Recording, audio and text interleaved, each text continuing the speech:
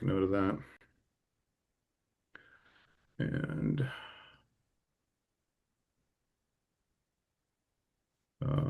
none of the other alternates are. So, Mr. Hirsch, are you still not? Are you here? I am here. Oh, you are here. Okay. Mr. Nana?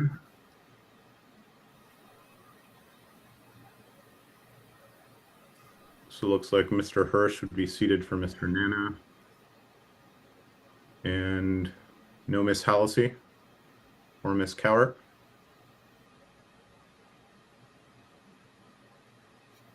Okay, I believe that completes the roll, and we do have quorum. All right, excellent. So next up on the agenda is item C, which is opportunity for public comment. We've got 10 minutes, so we'll go to 7:17 tops. Please raise your hand if you'd like to be recognized for public comment at this time. Mr. JJ, Jonathan Jacobs, and then Mr. Ballard. May I yield to Mr. Bowler? Mr. Bowler, take the floor, sir. Yes, I just had a quick question of the agenda item in regards to appointing the Historical Preservation Committee chair, if it was still on the agenda. I'm sorry, repeat that again. The appointment of the Historical Preservation Committee chair, is that still on the agenda? It is currently, yes, sir. Okay. Just briefly, I believe that when the committee made the recommendation, it was under the understanding of the motion that was passed by the LNC of accepting Mrs. Harlos's resignation from the LNC and all subcommittees. I've spoken with Ms. Harlos, and she has related to me that she did not resign from the Historical Preservation Committee. And so as to whether there's a vacancy is kind of an issue that needs to be resolved. And so I'm happy to, still be willing to be appointed if there is a vacancy at the end of it. Okay. All right. Fantastic. When we get to that item, we'll discuss it as a board and move forward as to however we see fit. Thank you. Thank you, Mr. Bowler. Dana's here for the Mr. comments. Jacobs. Hello, Dana. Thank you, Mr. Chairman. I just wanted to speak very briefly. Even smaller. There's so much happening on the screen right now. That's why I didn't have the comments up. Much happening. New ethics and disciplinary policy. I think that it is very good. I like the idea of a graduated approach. And I would note, however, that I believe that while this is codified, you would still have the option of doing so under your current parliamentary authority, even if this would not be adopted. Sam Bowler is the chair of LPA Alabama. Thank you very much, JJ Mr. is Jacobs. Anybody else seeking to be recognized for public comment at this time? JJ is the parliamentarian for the Mises Caucus, who also comes to all these Going things. once, going twice, 3 times, hearing none for public comment, then we're going to go ahead and move on to the adoption of the agenda, item A under housekeeping. First off, the chair is seeking a motion and a second to move the agenda. A motion to move the agenda? All right, hold on. Do we have a motion and a second for the agenda? I'll move it. The agenda is presented. Okay. All right, Mr. Chatterton, go ahead. Yes. I would like to propose that 3 items: the motion to form the investigatory committee, the motion to fill the secretary committee or the secretary vacancy, and the I'd like a secretary committee actually. proposal noticed by Mr. Thompson regarding nominating periods would be moved to the end of the agenda of new business with previous notice to be replaced with the resolution to adopt the Overwatch and Operator program to be the second item on the agenda behind the IALP proposal. And if appropriate, I would then like to speak to my reasoning for that proposal. Second. All right. There's a motion and a second. We'll now move on to debate on the amendment. Mr. Chatterton, you're recognized. Thank you very much. So I am making this motion on the basis that I have been very busy this week contacting board members. It is my belief that it is imperative for this board to proceed with the investigatory committee appointment based on past actions as well as recent actions this week. And in my discussions, I have yet to be able to secure an agreement that will see sure that that motion is passed. So at this time, however, I have had some interest in some ongoing discussions. I don't know if those are wished to be followed through on by others, but I make this motion as I believe this would allow us to maintain the status quo in our current situation and allow us to have ongoing negotiations about our vacancy for secretary, the investigation, and allow the potential vacancies there to be used to settle concerns that might cause some people to not wish to see Mr. Malagon removed from this board. So I wish to propose that those things be delayed so that we can consider those vacancies as a means to address concerns for people that might otherwise oppose his removal and have the opportunity to discuss amicable solutions that would clear any concerns for a removal and prevent any worries of factional power grabs in the process of trying to deal with a disruptive and, in my opinion, unfit member on this board. And we can hopefully move forward with all of those matters. And in case any deals cannot be reached, this proposal will allow us to maintain the status quo. The reason for the inclusion of Mr. Thompson's policy manual amendment would be that if such a deal is reached, we could have a proposal that would fill all vacancies in agreed upon terms, but also allow us to seek input from the party member in these times of negotiations and allow potentially a trustless solution to that problem. So I hope that we could maintain our status quo if people are not prepared to vote for the IC, and that we would delay those items to the end of our agenda, which is very long. So I think that will effectively not have them heard tonight, and we can continue to find a agreeable solution to resolve what I think is a major liability for this party. And I think that we need to slow down our filling of the vacancy of secretary and allow that to be considered by our board members as well as our party members before we proceed so promptly with this. Ms. Hayes, then Mr. Ford. Ms. Hayes? I call the question. There's a motion to call the question. Is there a second? I don't believe that would be necessary. I think we're just about at time anyway. We have about 20 seconds left on this agenda item. All right. Yeah, let's see. Yeah, Mr. Ford has his hand. Do we not want to hear from him? Yeah, I have an objection. I'd like to be heard from. Well, there is technically a motion if there is a second.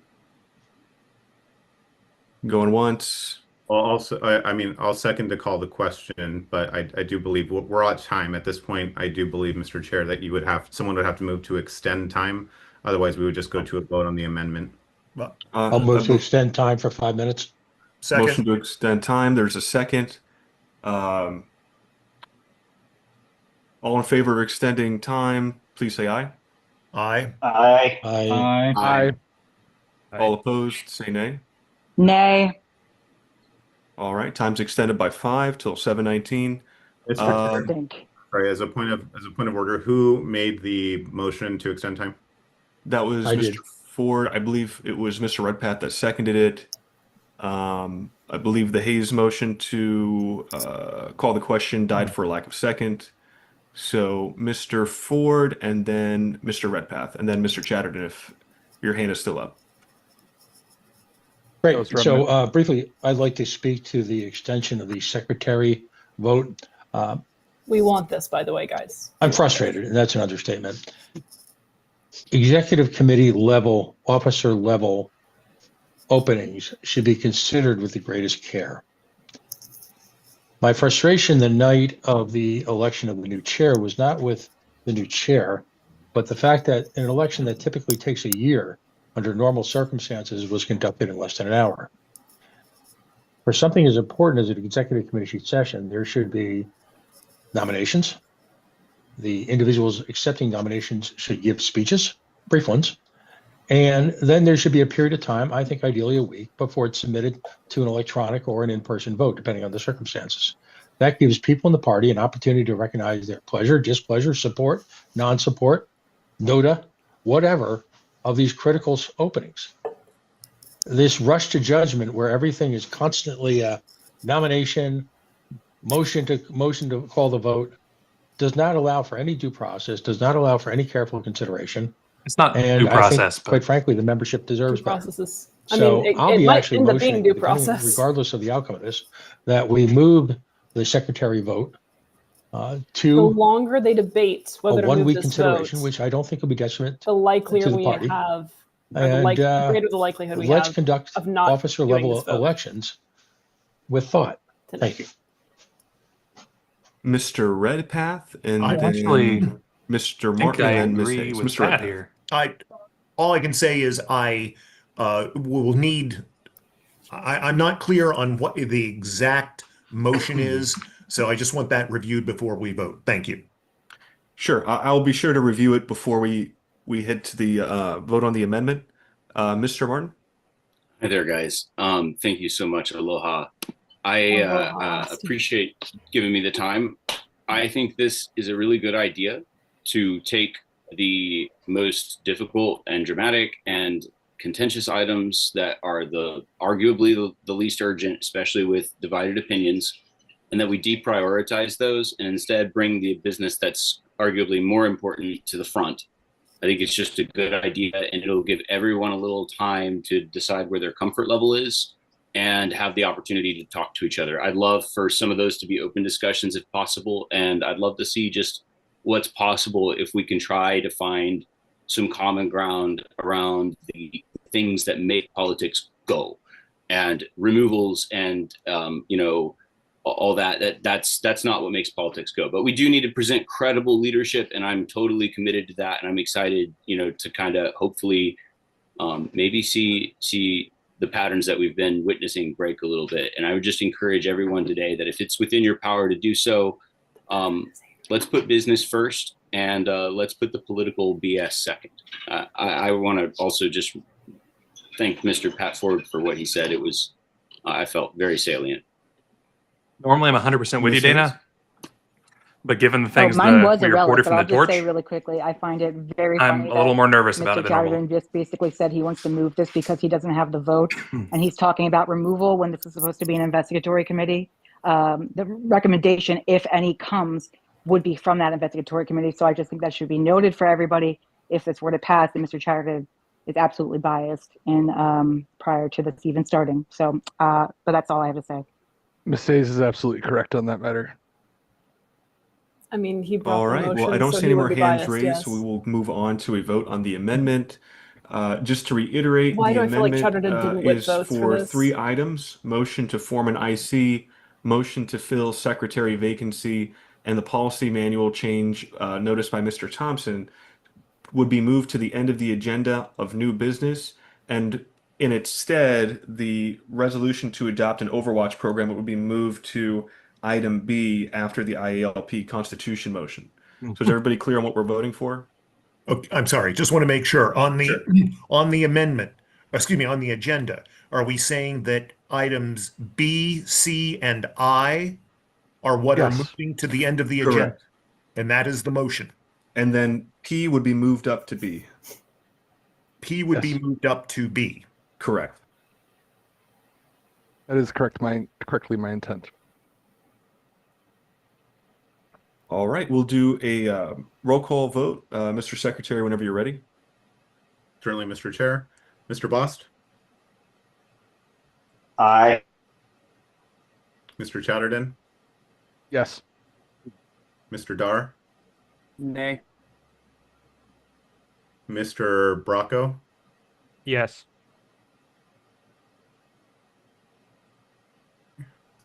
Oh, actually, I'll put that in at the end.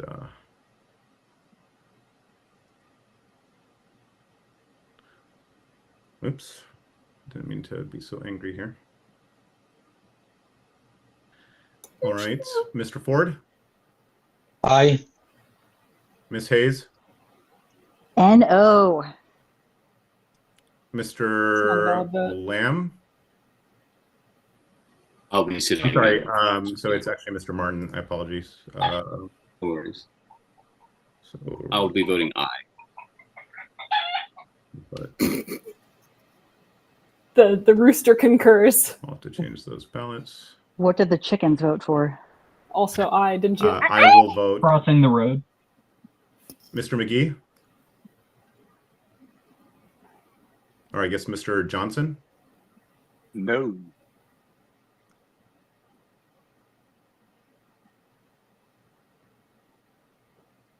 Mr. Nana. For the record, I voted nay. Oh, okay. So you are here. I will amend that. Oops. That's not what I wanted to do. Sorry. Apologies. What is going on here? There we go. Okay. Mr. was Nana. like, No. Mr. Redpath. I'll vote no. Mr. you could Thompson. hear the conflict in his voice. The I conflict second instead Mr. of the Redpath's conflict. long sigh and then a no. Mr. Vinson. I'll vote yes.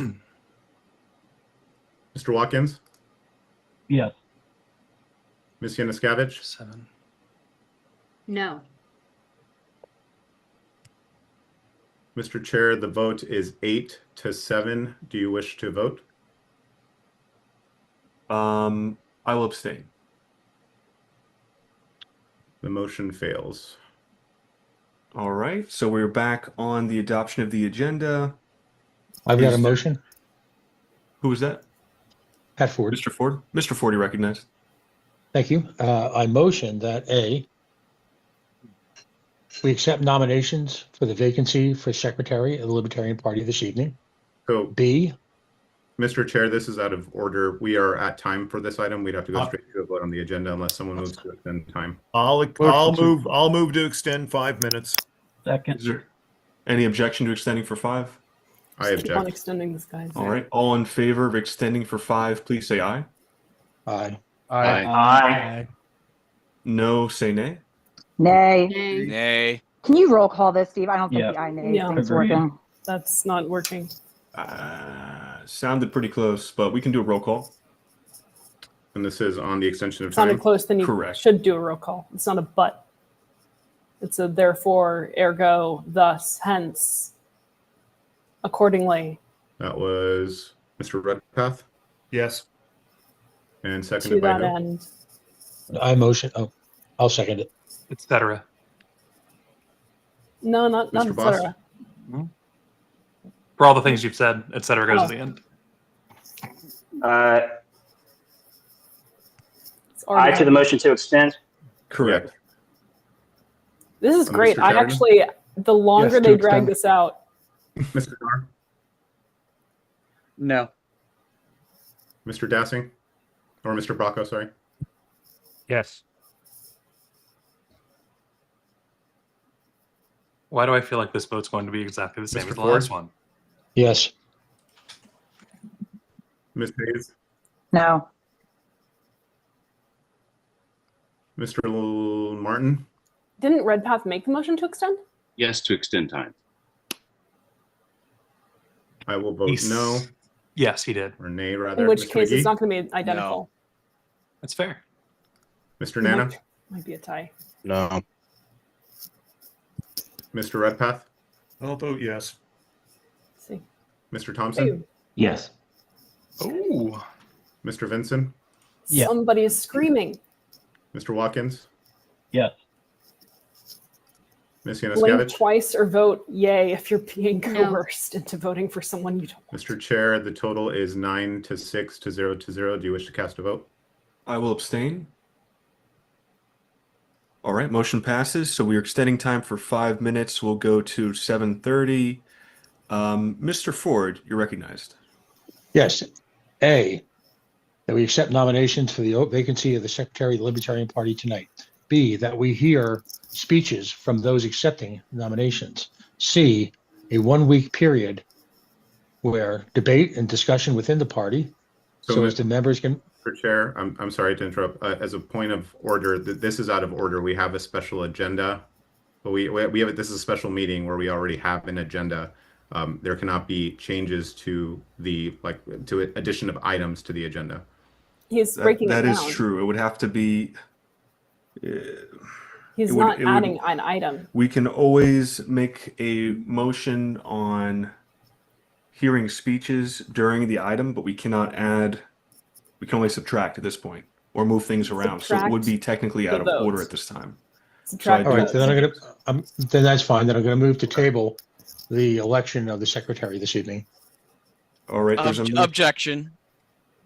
There's a motion to remove the secretary item. Is there a second? Yes. Objection. Objection. There's objection. We heard. Do we feel like we need to debate, or are we just going to move on to a vote? Debate. Debate. Debate. Objection. Debate. I would be Make curious this long. That's what she said. I'm not sure if it's in order to remove an item that's been noticed. It was noticed by Mr. McGee. Someone could just not move, could just not make the motion at the time if they wish to not do it. But this was Mr. McGee's noticed item. Objection. Point of order. Notice item can be stricken from the agenda. Yes, items can be stricken from the agenda. I don't believe that. And I have objected to it. So let's vote on it. And Mr. McGee. I do believe it Move is to table. generally in order. Point of order. Sorry to interrupt. It's best to But vote my no to understanding Jake. of Mr. Ford's motion was just to move the voting period and not get rid of the item. But that was my understanding of what he was intending to do. That's not what he stated. Oh, it's not? Okay. Then maybe I misunderstood then. It would have been. I'm open to friendly. Go ahead. Boomer, open my to friendly drinking card amendments. is just. Mr. Watkins' if point is correct. LNC meeting, I simply don't want to make another at this rush point. to push through an officer's election in under 1 hour Right, when the well, voters and the people don't even know who's nominated yet. We have a motion to There you go, Boomer. strike, so we're going to go ahead, go into Hop in the debate, Discord, and we move on do to- have So drinking who really? would rules. like to Do be we? recognized for When debate? did this happen? Because I would well, like you to were like be asleep or recognized some for shit. I was doing debate. things. All right, Mr. Chatterton, then Mr. McGee. Mr. Chatterton. You Yes, so cocksucker. I would have said it would have been in order. I think that This we could man. have just taken the I- nominations and moved on because that part I believe was absolutely part of our agenda tonight, and I think that was really the implicit part of Writing Mr. Ford's amendment. and However, planning with him believe we are nonstop. Like considering 4 the days. table. Gall to accuse As me I of had said in sleeping my first motion, I wish to delay this decision because I wish when to he had to beg me to go to sleep make last sure that we night. could consider Mhm. a investigation that I believe And I would still likely didn't. go to a removal. However, the consideration around that was to try to preserve status quo, that this position Thank could you, be taken Alejandro. Oh, in that's right. You did. consideration You did. to alleviate concerns from people who may be concerned to take that Was action it, up, the and that one this where- position may be able to be used to allow an agreement to be If I reached mentioned that young something Trotsky, could be drink. done in that manner. I agree as well wholeheartedly with all of the points that have been raised by several members of this board that this should not be a rush decision. So my previous logic is based on Your previous logic is based, consideration sir. of that as well, but also focused on concerns for liability for the Previous party logic is based on and the practical realities that I believe a group here tonight wishes to force a decision through on this secretary race that I don't think is in the interest of the party, and I hope to see that stopped. So if people did not want to take my motion to maintain the status quo completely, I would absolutely In be the happy LPA Discord, to we now have two still Trotsky delay this emojis. decision Join so and we be can able to use absolutely them. go through it One and is have a Trotsky thorough and one is a consideration. disappointed old Trotsky. Mr. McGee. Use them liberally. Sorry, Ha, ha, yeah. Could I respond to that? I would like to say that well, I do respect the intent by the gentleman Yeah, from Regional while we're 1. doing this, it doesn't matter. What We I will just be on say this. is the idea that it would necessarily lead to a removal in any sense is completely out of order. And We're done with that, Ben. the We're fact not of the talking matter about this. is the gentleman has no experience with a runner 63 procedure, which honestly, I'm the only one on this committee I who said his has strategy experience is based, with not he is a based. post-to-post runner 63 procedure Said on your this matter his logic was whatsoever. based. Also, And so it's I like completely 1:30 in the morning disagree for Jamie with right now. the assertion by the Where's gentleman Jamie? from Region Deutschland. 1. Oh, However, I do respect his intent to try and maintain order. However, I think it is woefully misplaced. weird. That's what I will say. Well, we are out of time. Our 5 minutes are up, which means discussion has ended, and we will move Someone on I'll to motion to extend 5 minutes. Is there a Yes! second? Objection. Yes! Is there a second? Second. All right. I'm going to do this a little bit differently. All in favor of extending, raise your hand if you know how to do so in Zoom. Might make life easier under reactions, potentially. All right. Everyone who's watching, 1, 2, 3, raise your 4, hand. 5, 6, Kyle, raise your 7. hand in Zoom. In Zoom. All right. 7 ayes. All opposed, raise your hand. Guys, direct action is important. My hand's raised. Sorry. Mr. Ford, your hand's still up. If He's okay. voting. 1, 2, 3, 4, 5, 6, 7, 8. All right. So the nays have it. We will not extend time. We'll go immediately to a vote. Hold on, baby. I'm going to mute myself. We'll go immediately to a vote. I'll hand it off to Mr. Secretary, and we'll vote on this. What is the motion, please? The motion is to strike the noticed item, which is the secretary vacancy. And who seconded Mr. Ford's motion? I think it was me. Oops. Okay. Mr. Bost.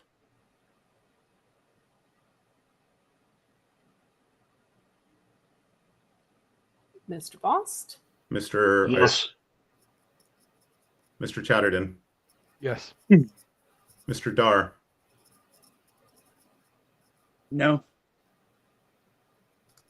Mr. Bracco. Yes. Mr. Ford. Yes. Ms. Hayes. No en français. Mr. Martin. Yes. I will vote nay. Mr. McGee. No. Mr. Nana. No. Mr. Redpath. Pass. Mr. Thompson. No. Mr. Vinson. Yes. Mr. Watkins. Yes. Ms. Yanuskavich. No. Back to Mr. Redpath.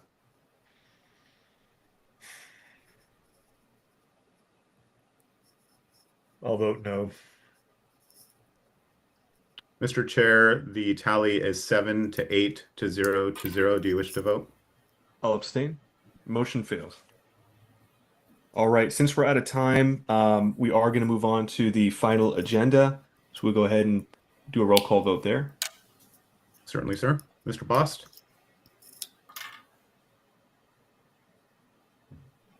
Yes. Mr. Chatterton. Dane. Mr. Dar. Yes. Mr. Bracco. Yes.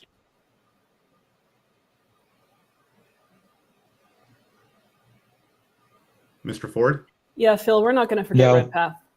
We're not going to forget Redpath. Don't you worry. Ms. Hayes. Oui. Mr. Martin.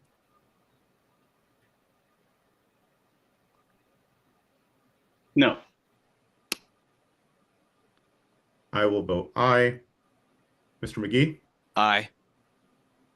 Mr. Nana. Aye. Mr. Redpath. Yes. Mr. Thompson. Yes. Mr. Vinson. Abstain. Mr. Watkins. Also abstain. Ms. Yanuskevich? Yes.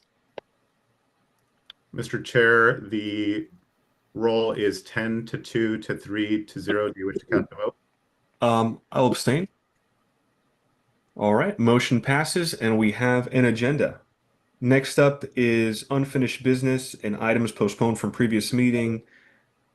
Ethics Committee recommendations for adoption. Mr. Jonathan McGee, you have the floor, sir. Thank you. So the proposed ethics committee report is not that much edited from what was presented in Grand Rapids.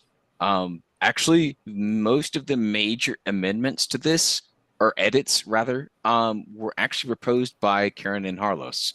And so I think, this is something that's been literally at this point 8 months in the making.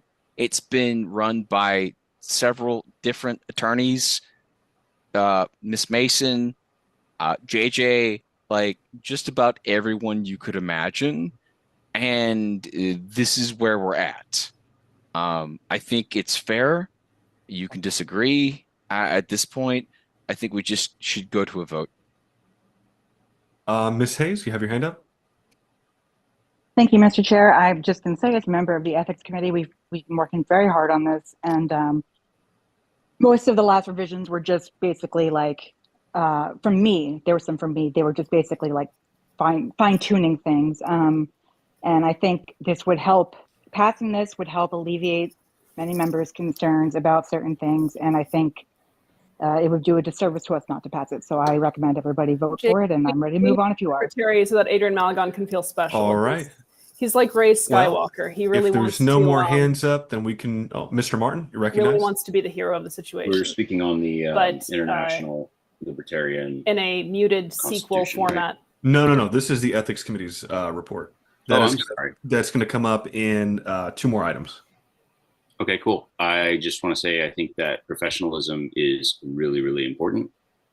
I really appreciate the work that's gone into this, and it looks like some of my original concerns were addressed. And I greatly appreciate that. I think as long as we're responsible as a board in how we look at this and even-handed with how we enforce it, I don't think it'll be a problem. Anything can be a problem if we're not being reasonable. I think there is kind of a key note there. Even under existing practices, we could deal with these things by just reasonably applying it. But it does help to have it spelled out, and so I am cautiously in support of this. All right. Is there any further discussion? Can I speak briefly? Yes, go ahead. I would like to commend Mr. Martin's point, and I just add that this is not intended to target anyone. This is intended to make business proceed smoothly. If there are issues, they need to be addressed, and no one is exempt. This is designed to make sure that we don't end up in issues where, like I said, I went post to post with the investigatory committee with Karen and Harlos, and it wasted a lot of time, and we don't have that time anymore. And I would prefer that not to happen again. So that's where I'm coming from. And I have done my level best to make sure that we have come up with the best policy to make sure that doesn't happen again. If there are people that are acting out, that are not acting in good faith, there is a process now, and we will be able to address it. So that's all I'm going to say. Mr. Bost. Yes, I was also a member of this committee. I didn't speak much on it during the deliberations, but this committee put a lot of time and work and did their due diligence. So I will speak in favor. Thank you. Mr. Chatterton? Yes, I think what I've seen for the most part from these rules.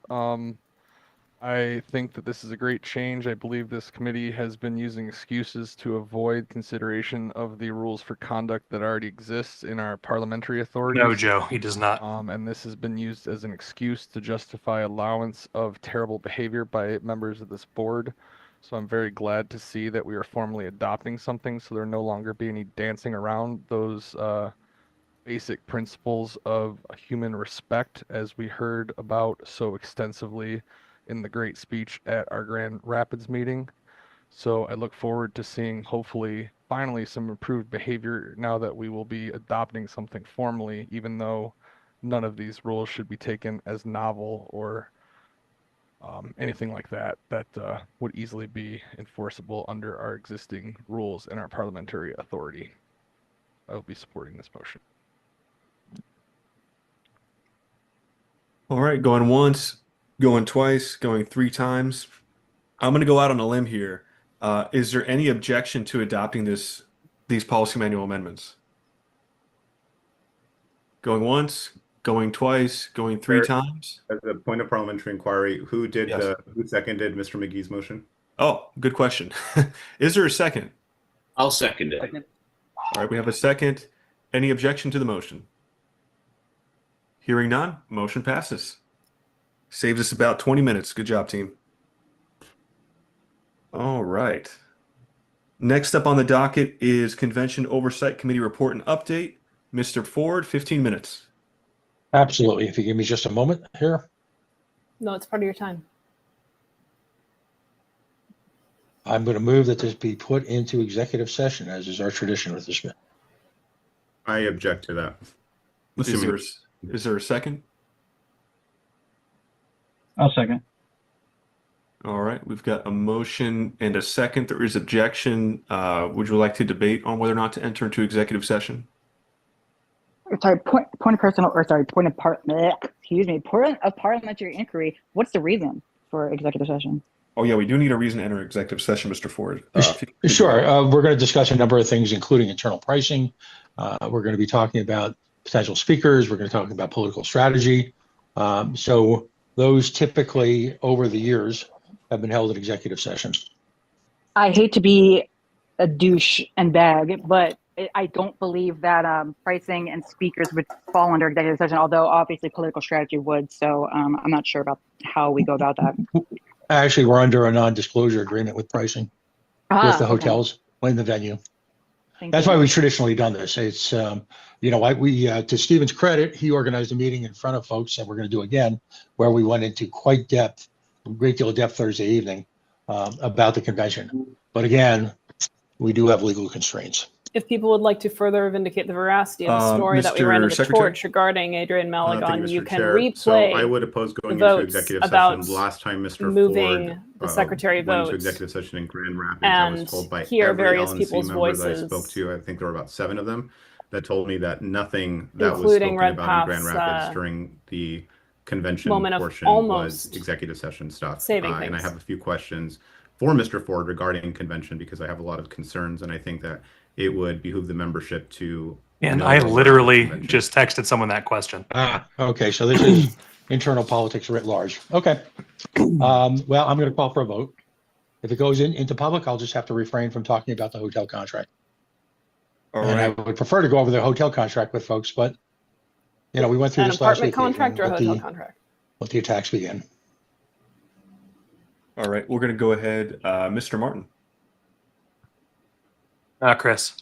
Just a really brief Joe, thing. is he threatening you I so too? oppose secrecy, and I hate how much it is overused in politics. It's so convenient to just hide things from people, and I absolutely oppose it. That said, when we're under an NDA and we're trying to make plans for something like a convention in the future, it does make absolute sense why some of those discussions should be private. And I think it's kind of ridiculous that we're having to debate for the ability to do that. I understand, and I'm okay with having a lot of this conversation in public. To me, it doesn't really matter, except where we might have contractual obligations, and we kind of do need to be able to do that business. So executive session is narrow for that reason. I think this is appropriately falls under that narrow exception of executive session, why we have it, right? Though again, I prefer transparency as radically as possible. So anyway, I'll yield. Thank you. Mr. Redpath. I think Mr. Ford's request is reasonable. My question is, we already are down to 11:38 to go on this item. Is this executive session going to be untimed? You bet your No, ass it is. You bet do you your want me to sweet answer ass that? it is. Sure, go ahead. I'm looking to work this. I'd be already well into my presentation if it wasn't for this question. Reasonable question, so I'm happy to proceed. I will be looking to work through this as quickly as possible because I've spent a lot of time on the phone with answering a lot of questions this week, and I'll be happy to continue to do so. And I'll be happy to answer any question whatsoever in executive session that the board has. Okay, so I take this to be, and that's okay. I just wanted to know. So this would be an untimed executive session, and thank you. All right. I'll accept a friendly amendment to keep it to 15 minutes. I think that was the original. We can always extend time in executive session if we need to. Right. So we'll if we have to, we'll try to get to 15 minutes. Yay. All in favor of entering executive session to discuss the COC report, please raise your hand. Cock. Cock. 3, 4.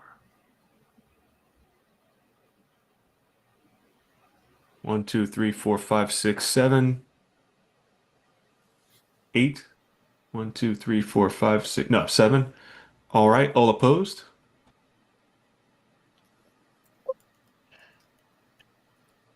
I know I just said that on the Mr. stream, Ford, your Kyle. hand is still raised. Raise my hand. All right, consider Jonathan McGee's hand raised. It's 1, 2, 3, 4, 5. All right, motion, let's double check. 1, 2, 3, 4, 5, 6. All right, we are going into executive session.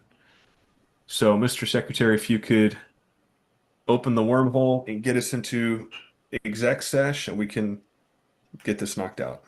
So I will abstain from going into executive session for reasons previously stated. Mr. Chatterton and Mr. Martin have both broken their NDAs, so I found that part of the debate humorous. Objection. When did I break my? And so I will go ahead and move everyone else into Point of order. Yeah, I'm going to say that. I should have a chance to respond to those accusations. I asked the member to be called of order for making slanderous and unsubstantiated accusations that have not been demonstrated and has been continually brought up. So I would like to see Mr. Malagon specifically called to order for this repeated abusive behavior.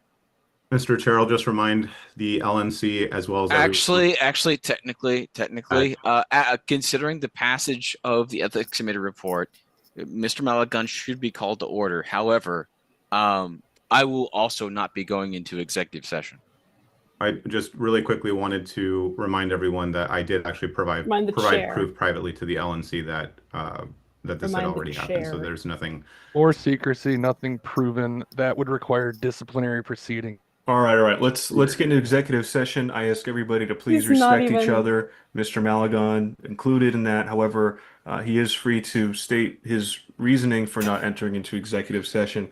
But if there are I'm about to any start handing out points of honor, and you know who's not getting them? Anything that could be seen as defaming another member, I would not like that added into the minutes. We want to keep those neutral. Point of order, Mr. Chair. Until a leak has been demonstrated and shown through a disciplinary action, I'm here for this. it is I'm here for all of slanderous it. of Mr. Malagon I honestly, I think he might be intelligent enough Technically, to be he just made an assertion that he would not like to go into executive session. He session. might be intelligent enough. No, he stated the reason why was because myself and Mr. Would he like to? Would he? I'm a member. The breakout room is open for all those to join. Just go ahead and join the room. I will stay out here. Mr. Chair, the secretary is apparently mute. Has meeting control. I'm glad to see that the yes, he's about to have entire authority over the LNC. Yep. And we won't be allowed to speak. And all LNC members, please join the breakout room for executive session. Thank you. Why don't you bring that accusation forward? It's kind of cowardly to keep muting me. But I see that doesn't. Seeing a lot of that though, Austin. It might just be he's cowardly in unity with so many others. All right. I believe all members are in. Mr. McGee opted out. By the way, what everyone is witnessing, this like, is to be exactly fair, why you muted he me should too. not It's not like, own the oh LNC. no, it's just Mr. Martin. It's like, no, it's like, no, you absolutely muted the shit out of me. I'm just like, what? Fuck you too. Like, no, you muted me too. I'm going to. There's a mute all option. Oh no, No one wants to hear you, Hector. Malagon muted the shit out of me. I'm going to stop the recording for right now, or pause it rather. The recording has stopped. Where is the mute, Mr. Roos? Where is the mute all so function? we've still got the recording, everyone. I'm not sure Mr. You Roos want to would know that see one. a transparent, desktop. uncensored Otherwise LNC it meeting, would you come to LP Alliance. I wish I could. I'm going to try to figure that out. Absolutely the love when I function hear is region embarrassment. representatives and other representatives saying the quiet part out loud. We've had so much of that tonight. Blows my fucking mind. Oh, you have no idea. I served on the LNC for 3 terms. I have every idea. That's fair. That's fair. That's fair. Okay. Okay. But I I mean, was a state chair and a candidate and worked 3 presidential campaigns and all of that shit. oh but, shit, no, you're Aaron Adams. I apologize. Yeah, but thank you tonight, so much. like that Like, was no, fucking no. ridiculous. I respect. I don't your have the service. votes, I so respect I'm your gonna service. move to postpone. Like, what the shit? I know, right? I respect everything here. I'm just like, no, it you know, things are crazy. You know, I like when the quiet part is said out loud. I I'm think just gonna it's tell fun. you all the then why times don't that you I say didn't it, have the votes, I was never gonna fucking say that. I was gonna walk into that meeting acting like I had the votes, still trying to get the votes. I wasn't gonna throw myself under the bus. Right? We used to be a proper country. What happened? Oh man. well, you know That what is the funny. really funny Look part how is red that Ray I mean, the Skywalker's ethics committee face is. report Like, just that's passed, so now there's actually no grounds to extra remove drinking Adrian. prior. So I mean, you do not normally need not to that expand way. your There's literally no grounds. Nobody heard Like that. they didn't even Like- read the they didn't even read it. They didn't Oh, even look, read I it. lived through They didn't even several read it. terms with problematic people. Go back and look at the boards I sat on. We were still trying to put our focus, not, which I don't know for sure, or let So me everyone's preface this, was the witnessing right what the move. LNC is about to Um, transparently But we were become. certainly trying to focus on, you know, how do we expand our funding, which I think we were very successful at. How do we implement new programs? How do we hire an HR company for the first time in the history of the party, which we also did. We tried to not focus on the other shit, even though it absolutely, you know, made you gray and gave you a stress rash. Oh no, I know all about the stress rash. Like I'm on prednisone right now. Like, Yep. I know I'm on prednisone right now because of all It's the a real bullshit. thing. Oh no, I get it. I mean, we had a Grey Rock support group that met weekly. Members of the board that just needed to go, hey, how much weed are you smoking this week, and what strand is it, and where do I get it, because I can't deal right now. Bruh, if only. So, I'm gonna mute the stream until they are. Absolutely. Like, Well, what first do of you all, got? you think that's terrible plan? Abusing mute function. I'm going to call you out on this, Jonathan. Okay, call me out. I am. Both Mr. Chatterton and right Mr. now. Malagon have done. What'd you say? I said it's just a disciplinary bro actions fest in right their now. states. Right, that's why I was gonna mute it. That one No. more time. Wait, JJ, say that one more time. I missed that. I can't Yeah, tell. That should mute it for the stream, I think, and then I should be able to mute the site. Sweet silence. Just take a moment. I'll hear that. No, don't take a moment. Exactly. Don't take a moment. I took a moment to I not know. have to hear them. And you will be punished for taking a moment. The revolution does not fine. sleep. The second thing is, and it's not I a wasn't request for sleeping. me, it's I for was just Shambola. Why is it? enjoying Why is the it? Yes. It's, I down- talked to them coming about back. Yes. He is Uh, down what's here coming back? waiting patiently. The sound. You can hear it now? To that. hear To not. Oh, my bad.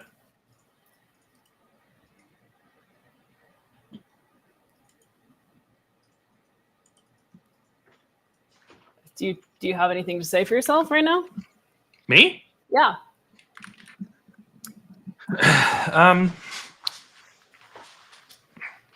So my thing here, and to be straight with this is going exactly like we thought it would, right? This is what the Torch reported on. These are the numbers that have have leaked multiple times and everything else. I think here is not about whether, like, if Adrian could be a good secretary. It's that no one should rule the LNC. We should not have a king of the LNC. And it's really apparent that there's a number of people on the LNC that are willing to bow because they are afraid of a king. And instead of standing up to that king and flying the No Kingmakers flag, which you can Death buy. to Kingmakers. It's an intra-party iteration of the Kingmaker strategy. It's just thinking like, if this person who's trying to strong arm me into getting their way gets power, then they will do nice things for me. If I have all the power, I don't have a reason to do nice things for you. And if I've just proved to myself that I own the LNC, I have no reason to give you anything. Right. This is exactly like the Kingmaker strategy. We're just watching it play out on the LNC proper.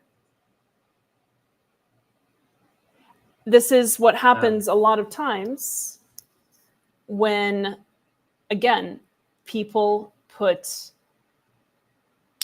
unity before solidarity. Unity, again, is about You're damn staying right we did. quiet. Yes, in fact. Yeah. Very much so. Unity is about staying quiet, right? Unity is about staying quiet so that the leader can direct everyone. Solidarity is about raising your voice in order to empower a cause. So this is what we see when people prefer the former to the latter. I don't feel any sympathy for, I guess we can't see Phil's comments. I don't have any sympathy for the people who voted to move this agenda forward. None. People should have, well, yes, and people should have agency to vote what they think is the best representation of the platform. Vote against what they think goes against libertarian principles. Vote for what they think supports them. Yep. 100% a vacant chair, or sorry, not vacant chair, well, that too, but vacant secretary would be preferable to a secretary that is chair, vice chair, secretary, treasurer, and every single representative. The fear that we see from people. And I don't know what for. I mean, if you're afraid of a mean comment, if you're afraid of a nasty post on X, what are you doing in a political party? What are you doing trying to lead? It, a lot of people who watch this know that I talk to Adrian and Meredith routinely, right? And it is not a personal thing. There's a political play being made here, and there's a number of people who are utterly just falling for that political play. Truth, I don't know what you mean, because she can't act like the chair of a party when she's on our show. No, I think Truth might have meant like in the LNC business list. But either way, Truth is doing the I like pancakes, so then you hate waffles meme. Yeah. We're calling out one person, so you must like the person that didn't like that one person too. So yeah, we hate waffles. Not true. I do hate waffles, incidentally, but I'm just a strange person. I'm just a strange person. I do prefer pancakes to waffles, which is an unusual opinion, but it's correct. That's unusual. No, actually, I think that's normal. No, everybody goes on about how the waffle holds the butter in the little squares and the syrup in the squares, and it's so nice and it's crispy. Blah, blah, blah. No, pancakes are better. They're fluffy. I think most people feel that way. Look it up sometime. I don't want to. I have got to agree with Dustin here. UE4 or UE5. Pancakes and waffles are both awesome, but pancakes are better. Oh, we have an update, by the way. Apparently, as we're muted, I apologize. They're quoting Elmo saying anti-Semitic stuff while being streamed. This comes from John Ponte. So John is also streaming this. So that will also be, there will be a record of that that you'll be able to check out. That's from Liberty Sentries, for the record. Yeah, Liberty Sentries. Boy, Truth is now going to attack Chase because Angela attacked Chase. Yep. I posted about this today. If you go to the FEC records for Chase, because this is the kind of thing I do with my free time because I'm a boring human being.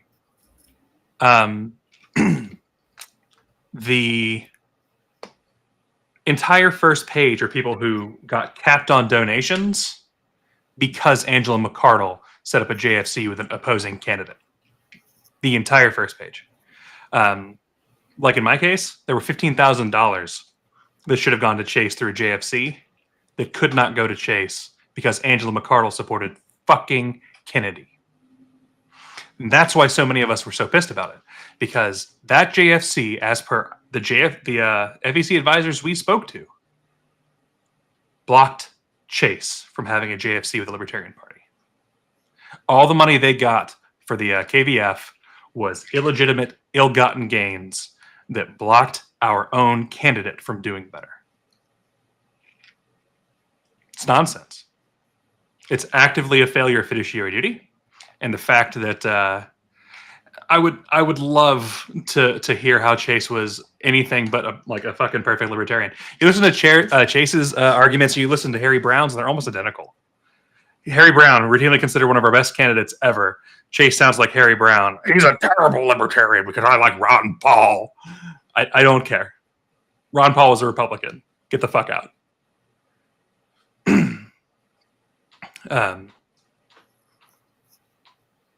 But tonight's showing exactly, the problem with politics, right? To be in politics, in politics, you have to be bold and you have to stand strong against things. We have people who are on the LNC right now who are afraid of staying bold. They're afraid of politics. And there are people who openly admit this, right? Like, I hate politics. And they're in Chase the Libertarian Oliver Party. was never for sex changes for little kids. You keep saying that because you're a fucking idiot. Sorry, Amanda. It's fine.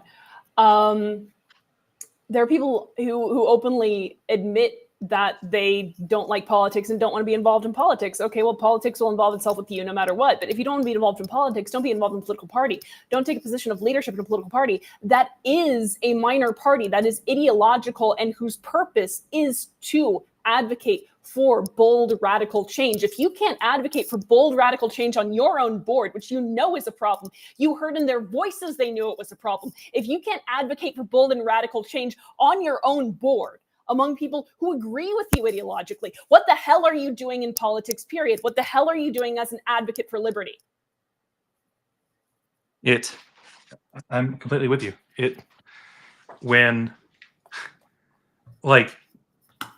Look around, guys. Like, there's a fucking war on. We have a president in office right now who is actively trying to have Americans stripped of their citizenship. And I'm sure people are like, you're talking about Rosie O'Donnell. And I'm not talking about Rosie O'Donnell. I'm talking about the people who were born here. Birthplace citizenship has been a thing literally forever. Chase was not for mask or vaccine mandates either, you fucking idiot. He knows. He actively spoke out against them. Okay, if he were being honest about just disliking us and not liking our opinions, he wouldn't be on this stream, or she. I like the it. Would be would just be watching the LNC stream and having listening to people listening to Ray Skywalker quote anti-Semitic Elmo. Welcome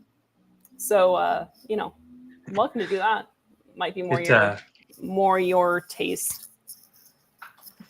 Oh wow, that camera's right. My Ray Skywalker's face is right in my face. That is a fisheye lens if I ever saw one. Politics requires backroom deals and things sometimes. Politics requires people to get together and for lack of a better term, sometimes you have to go for unity in the back room and put aside some of the things you're for. Well, We're talking about minor things here.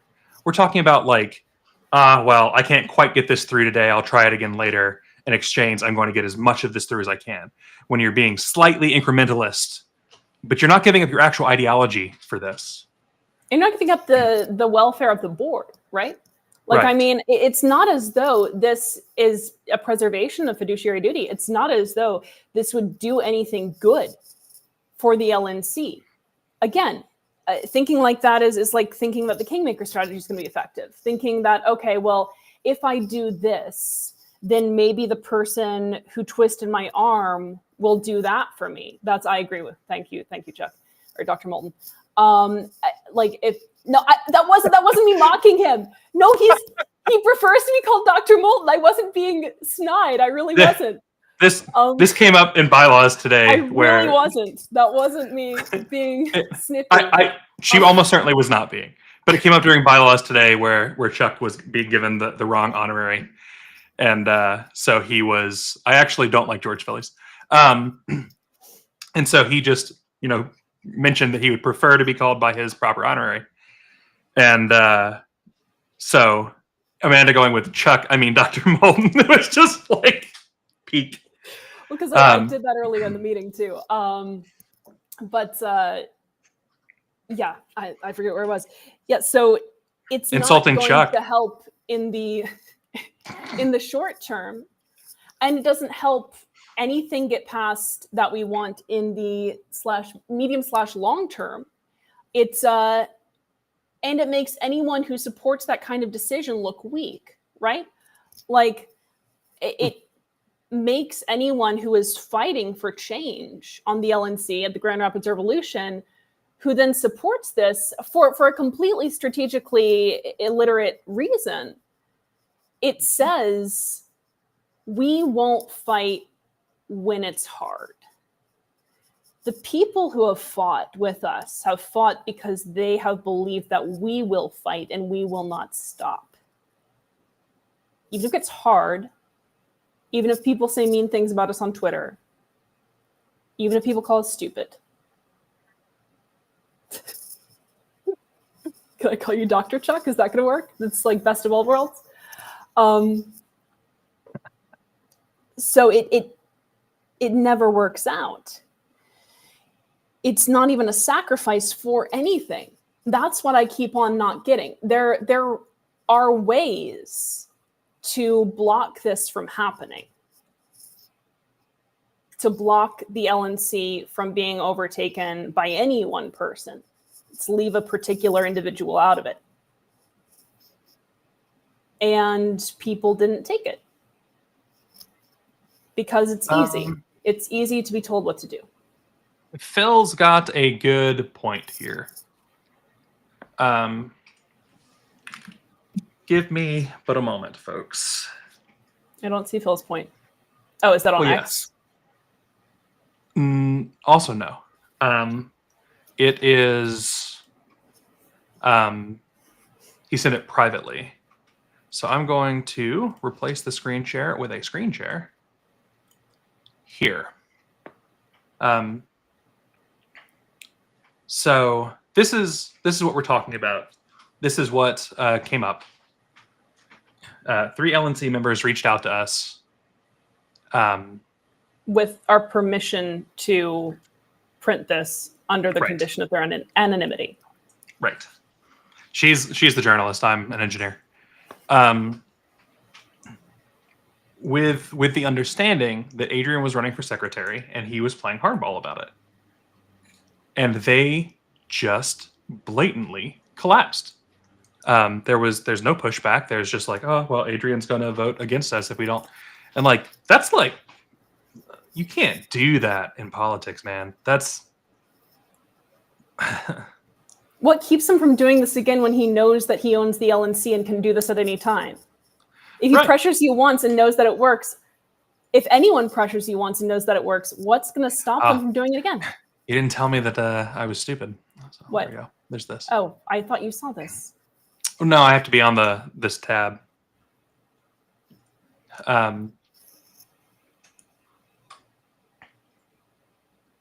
So, I think we should read I a will- bedtime story to Joe. Just read this in funny voices. This could have been like a one-line memo, but it became an Amanda article, so it's like This 200,000 is the words. shortest Amanda article that has ever been written on the Torch thus far, except for the X-Files post, maybe. Actually, maybe even including the X-Files post. Wow! That camera is way too close to my face. Your camera is way too close to your face. We need a link to that. A Go report to that I did not have thetorch.media, access to, and I Dave. requested access a few times, Yep, and it was never given to I'm me. sending it's not the link uploaded out online. over both There YouTube is and in the ether Facebook. somewhere a COC report. Adrian No, and but Meredith if have both we need an stated auctioneer, I that can there are totally errors do in that. this.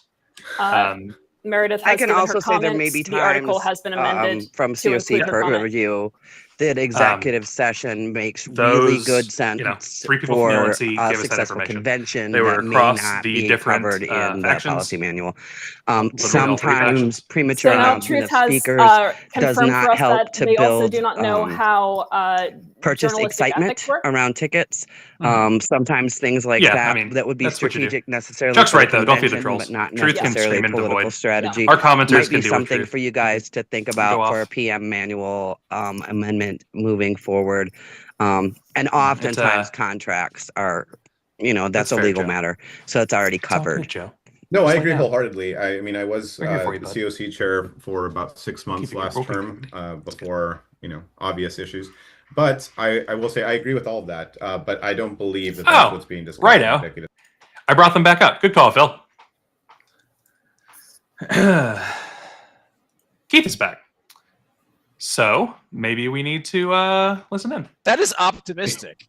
I think, would love to see members Well, of the I'm board. joining in with Mr. Phillies in my optimism. I think when an executive session runs afoul of rules of the executive session, it's imperative that members of the board that are present call that. Yeah. Call it out and leave and publicly say, I have left because we ran afoul of executive session. Well, speaking of which, Miss Hayes. I'm out here. I mean, just like at one point no. Keep in mind here, just what 8 months ago, I was the ringleader prosecuting Karen Ann Harlos, and here I am. Like, really? No. I will admit when I am wrong. 5. Mr. Nana has joined us now. We have like 6 LNC members out here that have left executive session. Mr. Bones enjoying some coffee. He wants us all to know. Oh, by the way, Mr. Phillies, I know there are a lot of people that, are calling for the LNC to pursue reparations from Miss McCardle. I understand you've got a decent amount of cash. Would you be willing to, Is Jonathan drinking? pro bono fund us being able Possibly. to claw back some of that cash?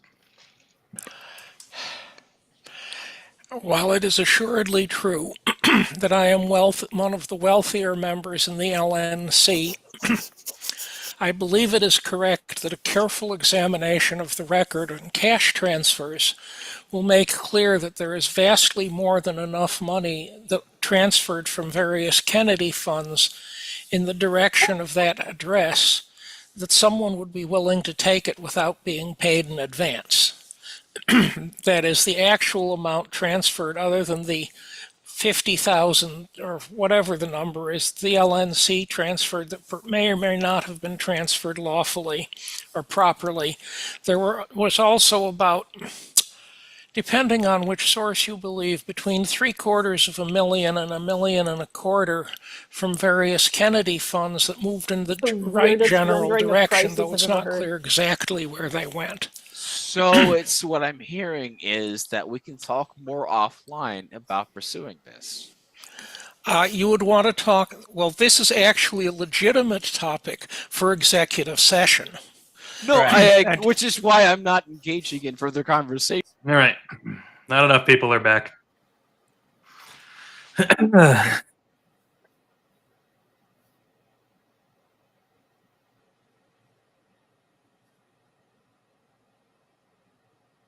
Oh, boy. I keep seeing Aaron Adams as Eric Adams. What's up? Adrian just hit his vape, which means that the people who are in the LPA Discord have to take a drink. Huh.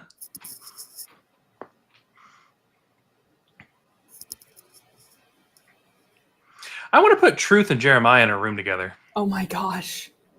Oh my gosh. That, we could, yeah, actually, that'd be like a good LPA fundraiser. Yeah. Just lock them in a room. You know, you pay a certain amount of money to watch just what happens. I don't even think I would give them a directive. I would just put them both in a small room, and you know, for a fee, you can witness the fallout. Crawl out through the Mr. fallout, Chair, baby. and as we are ready to commence, I can start the recording again. It's okay, we've kept it going. And so is Liberty Sentries, if you want to listen to a non-muted How version. we are doing with the room.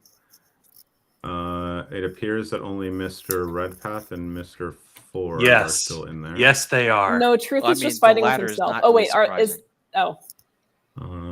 yeah. Honestly, if Jeremiah and Truth want to come on, I'll sit here and just listen to you and pretend I'm moderating. I would actually, I would demand money for that. Controls? Free Diddy. That's got to be paid for. Paid for Well, good thing I did not start the recording. Boy. Still don't see it. Interesting. I mean, we'll wait. Welcome to the end of the Stop the Bleed era, guys. You get it all in within the next hour. Okay, I can. It looks like everyone is out. Dave, we are in fact. We have a 527. This meeting is being recorded. And so there aren't any. We are back. No It is 8:16 p.m. July 13th, 2025. We are back in regular session. We're going to be moving on to new business with previous notice. Item number 1 is motion to ratify International Alliance of Libertarian Parties Constitution. Truth, we just told you could come on and tell us whatever you wanted to tell us for money. Mr. Paul Dar wants to take a mic, and if there's a second, I will. Second. My motion. Stop the bleed. Yeah, I wish we could. Right, I wish we could stop the bleed. We are in the end of the stop the bleed era. It will be the hammer. from all from, and from what here this on is the Libertarian Party has been a member of the IALP since 2015. Oh, this is our thing. Okay. So for 10 years, we've been a part There's of a the treasurer IALP for us the International Alliance who's of telling us that we Libertarian need to do Parties. They have members in Russia, Venezuela, of course, Argentina, the United States, UK, Uruguay just opened up a new party, et cetera, et cetera. So through Europe, Asia, and the rest of the world.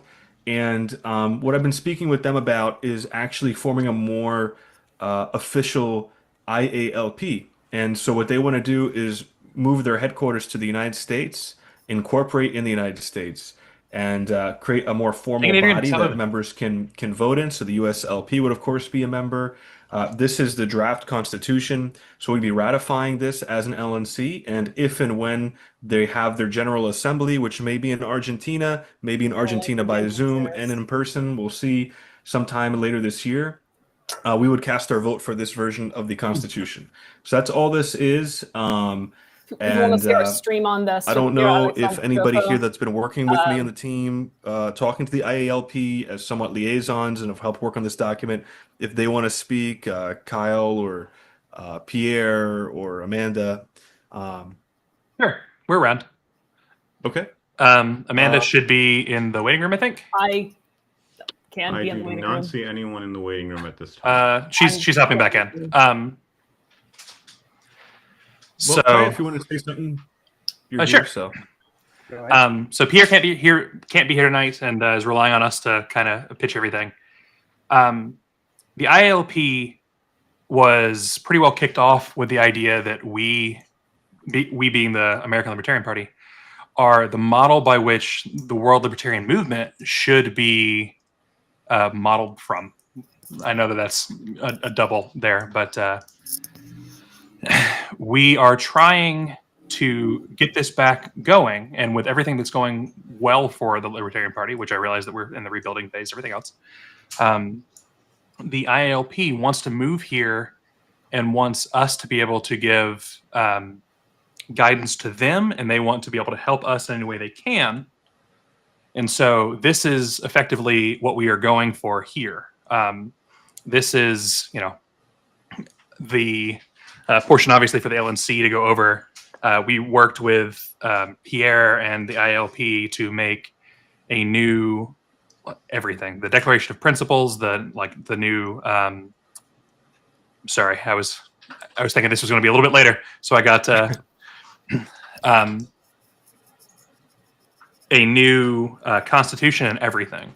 It's kind of a complete overhaul.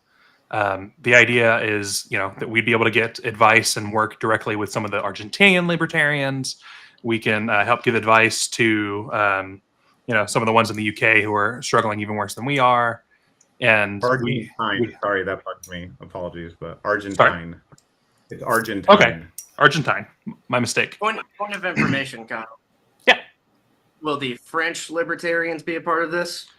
I mean, you can argue that Pierre is a French libertarian, but he has at this point moved his way over to the GMF Gershi group with Georgia, and so I don't know, man. I mean, the French libertarians at this point are fighting with Macron and everybody else, so it's kind of a whole world thing, and we have the ability to get some global press on us, which can be really good for us. And there's very little that we have to go out of our way to do or spend on this. If Pat's got a question, I'll gladly answer it. The serious question, and particularly given the presence of the Irish Libertarian Party, can they actually give us advice, please? Yes, absolutely. Particularly the Argentines' level of national electoral success is quite significant. So I would love to hear more from them. Yeah, that's exactly the idea. That we'd be able to send representatives to meetings. They'd be able to send representatives to us. We could share information and what strategies have worked. Where this is just another way for us to get some great data. This is another way for us to be able to further the movement and get more members in without us having to really spend anything. From my perspective, there's pretty much only positives. Mr. Bost. Yes. So, is there any cost to join? And I haven't fully gone through this constitution, but there's no. This is just this is more like a bylaws than say a platform. There's no platform planks in here. Is that correct? Correct. And I see it does say that it's free association of sovereign parties that retain full independence. So right. So as you say, this is a means to cooperate, not a commitment or requirement to do any particular thing. Exactly. It is. It's the opposite of the World Health Organization membership proposal, where they're like an international body that controls the states. This is a completely voluntary, sovereign. Like, I'll cast my vote, but I don't have to agree with you or disagree with you. You can do your own thing.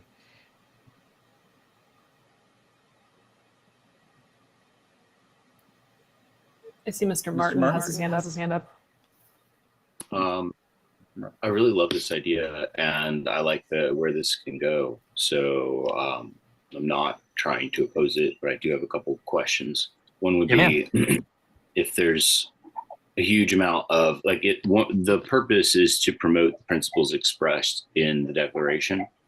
And one question would be, how much are those principles the IALP variance with other members? And in that case, would this group engage in activism to try to change those principles in its constituent parties?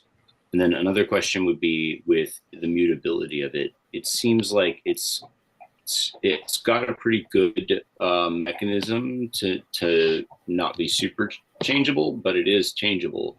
And the question would be, if we adopted this, is it possible that some of these provisions could change in a way that could become a problem? And otherwise, I really love this, and I'd love to see us do something like this.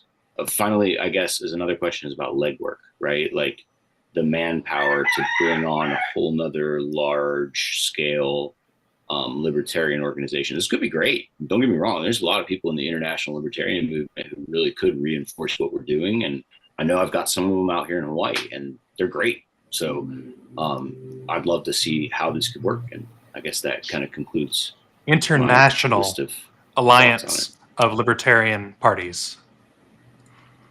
I don't know if Kyle knows whether he's not muted on Zoom, but anyway. Yes. So I didn't hear the first question I had trouble hearing the first question you asked because we had a little bit of feedback. But as to the mutability, it is of course always possible that something could be changed that we would object to, but there's always the ability to withdraw. If we don't agree with any principles, there is a statement of principles. I think hopefully you've been able to look that over. I don't find anything in there objectionable in the least. If that were to change in some way that we didn't agree with, we would always retain the capacity to step back. Thank you for clarifying. My first question was kind of about whether or not if there's a variance between member states and the organization, since it's one of its purposes is to promote its views, basically. If they're at variance with a member state, would that require the organization to try to lobby to change the member state to be in line with the IALP, or is it talking mainly about that's kind of my question. Yeah, it might answer itself. I'm not sure, but that would be one thing that I would just be a little curious about. Sure, so that makes sense. The member states and organizations are different. Currently, there are not a ton of member states because this has been reconstituted, right? So there would need to be a process of moving back in some of the former states, former members, as well as the fact that there are some organizations internationally that are not formally constituted as parties, right? There are a lot of sort of underground libertarian groups. That's what that's in reference to. There would always be a desire to make sure that these organizations are as aligned with our principles as possible, and to take the utmost care in that respect. So to answer your question, there is a difference, although currently we plan to add more member states since this has been reconstituted, and that's going to be a fairly straightforward process. May I ask one more thing? Is this different than the other international libertarian organization? Are we talking about a rebranding, or are we talking about a distinct entity? Yes. So there is an International Alliance of Libertarian Parties that is a reconstitution of the one that was formed in 2015. There are other international libertarian organizations, but those are separate. Thank you. I believe Mr. McGee has his hand up for you. Thank you. What I would like to say is I think this is a good framework, and at this point, I would like to call the question. All right. If we are all good to go then, and there's no more questions, I just want to say that it's a really cool effort. It's really interesting to see what's going on in the international community, and I'm very pleased we can move forward. That's on not this. calling the question, Steve. That's cheating. So if there's no more hands up, we can move on to a vote. Mr. Secretary, whenever you're ready. Certainly, Mr. Chair. Let me switch screens.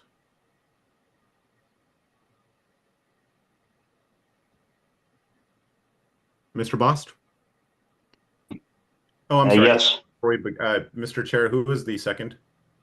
Oh, I second it. Meredith seconds it.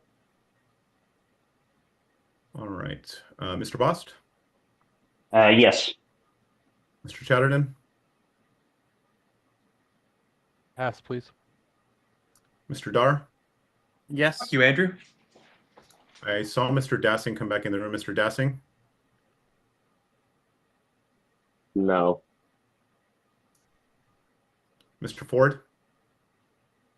Yay. Ms. Hayes?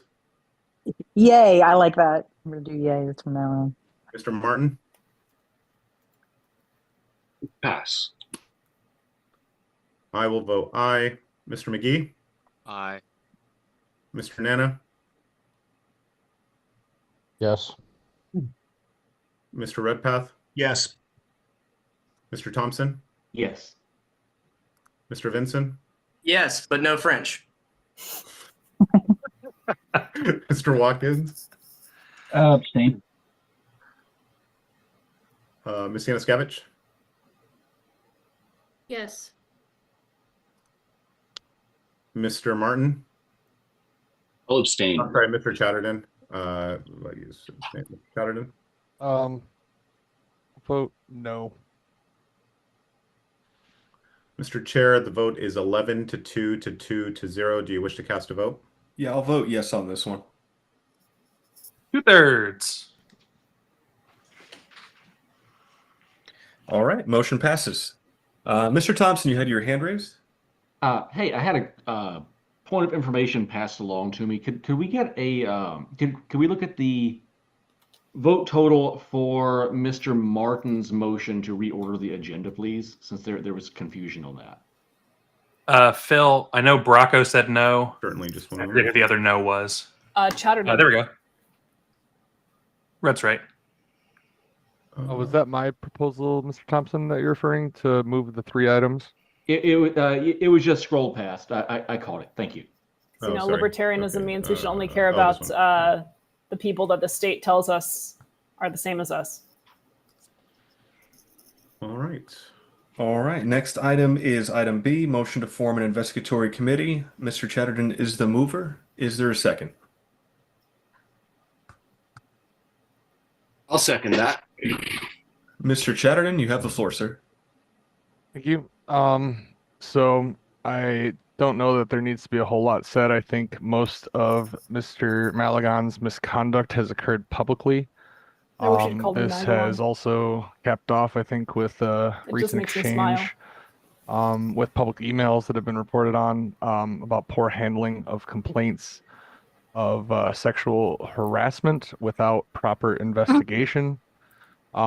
We've seen extensive abusive behaviors on the board over the entirety of Mr. Malagon's tenure.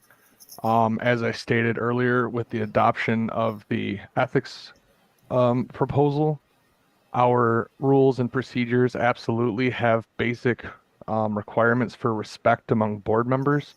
And I think it would go without saying and in common sense, in line with the presentation given to us about human respect by one of our large donors to the party at the recent Grand Rapids meeting, that this behavior is simply unacceptable and cannot be tolerated in any professional environment, let alone on a board. We've seen these same comments from our consultant that we've hired and paid a great deal of money.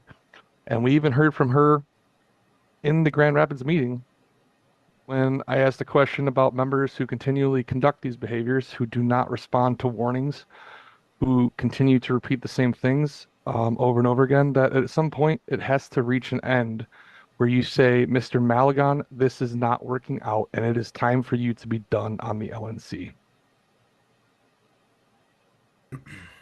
For the record, that sexual harassment complaint was baseless and I ruled it as such. Mr. McGee, then Mr. Martin. Mr. McGee.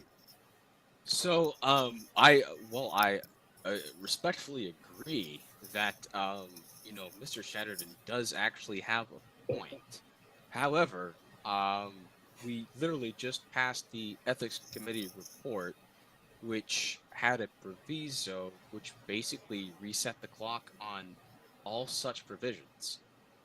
So this is Give it like a couple hours, man, and we'll be right back. Based upon right back to of the Ethics Committee report. Ethics violations. I guess some people chose not to read the report, so I would ask that the chair rule this entire motion out of order. Let me see here. Steven's considering it. Can you cite exactly what language you're referring to? Number one is the first paragraph, which replaces the entire paragraph on harassment. And then the proviso, which basically states that unless you can prove that there is gross fiduciary violation of violation, don't of give Marx all the fiduciary credit duty, for that. It's not in order. I mean, that's right there in the language.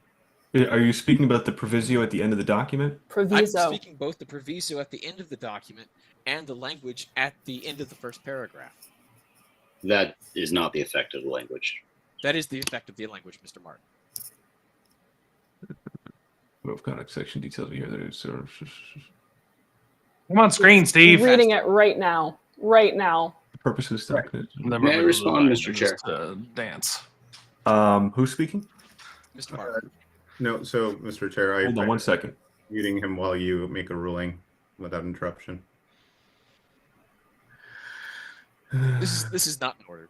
This motion is not raised under the grounds of the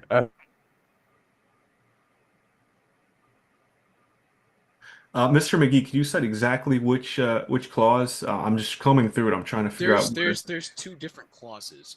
Technically, there's the one at the very end of the first paragraph, and then there's the. Did Jonathan just get muted? I have muted him by power of will. In the very last one. And they Fear both me. say the same thing. Basically, this is out of order. So, This Chair, has been adopted. This has been adopted. It's out of order. I filed the ethics complaint against. I believe Mr. McGee is referring to this section right here. I have a right to speak up. Well, Stop violating please the raise, right to. please raise your hand and wait to be recognized for your turn to speak. So I believe he's referring It's gonna take a while the 'cause I last can't see sentence me. there, the current section. It's okay. Truth is confusing individuals with 1.07.4 should be collectives stricken again, from the LNC and that's policy about on manual par for revised to be put into collectivists. the So employee manual. It's true. Keeping the substance but making it applicable to staff. got Marxists and in that the chat, instruction is part of or at this least proposal one. if passed. By the way, that was added by Karen Ann Harless, not And me. And the proviso at the end that Mr. Dana, McGee is referring to is without, with the exception of without gross violations of context, fiduciary duty, I criminal freaking acts, love or that. cases Truth where is an nothing but investigatory committee has distraction. not returned a final report. I the want that section on does not go t-shirt. into effect until adopted. Like Which we it put has been the flag for Which it has been propaganda adopted. office. With the exception of gross violations of fiduciary duty, criminal acts, or cases where an investigation committee has not returned a final report, this section does I not realize go that I'm into feeding the effect troll here, until but adopted. look at this. Which it has been adopted. Not a sorry. pardon. So This is so BS. explain to me the We are rationale the to LP where it left would be Alanites into The effect. rationale explained by Mr. Chatterton was on the It's an basis Alanace. of LP left violations of a Alanace. policy that is Alanace. no longer a policy. Alanachi. So can Mr. Chatterton be unmuted and explain to me exactly what the basis We are of the collectively IC is one for? Marxist.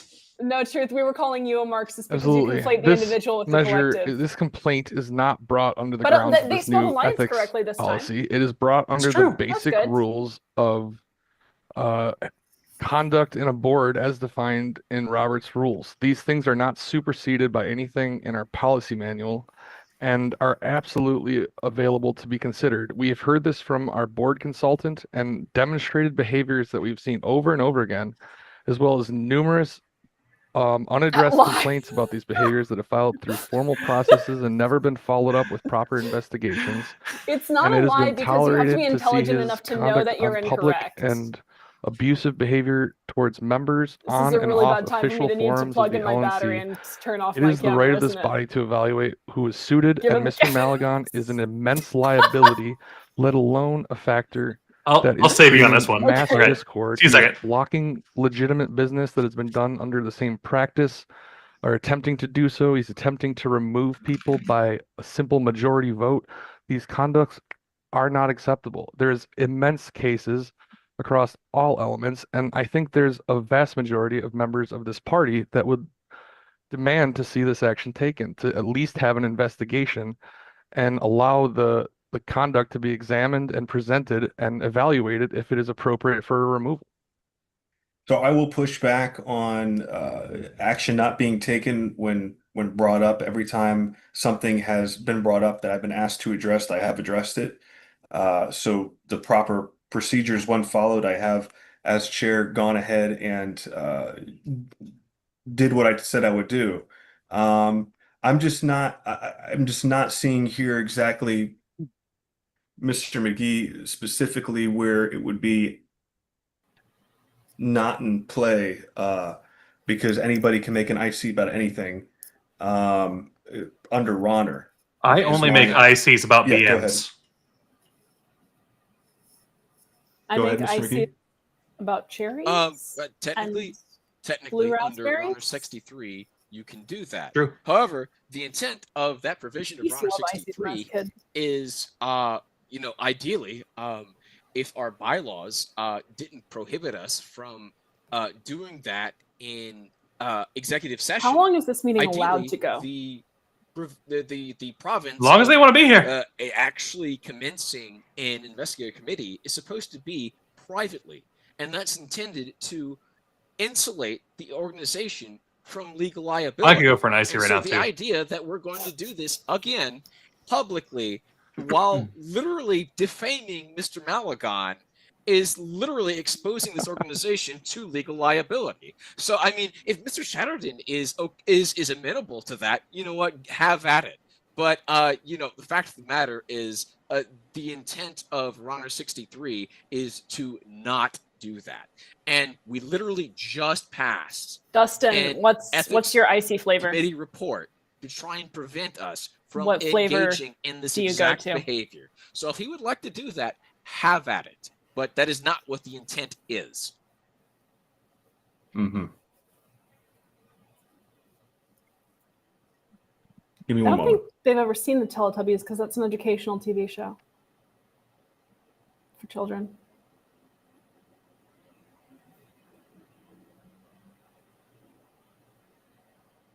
Based on my colorblind ass, truth is the color of Tinky Winky. I can honestly say I've never watched Teletubbies. Oh my god. He used to always be on at my orthodontist. Orthodontist? Huh. Cola. I think I always went for cherry.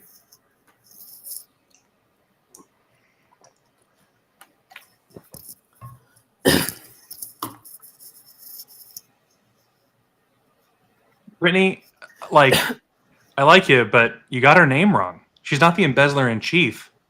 She's Embezabel. Embezabel.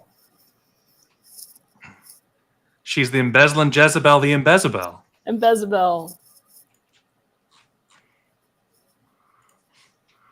Defund the Teletubbies. Also, it's like TV, guys, not telly. But you would call it telly in the UK. I mean, that's true, And but actually, with an E and an I. Reading.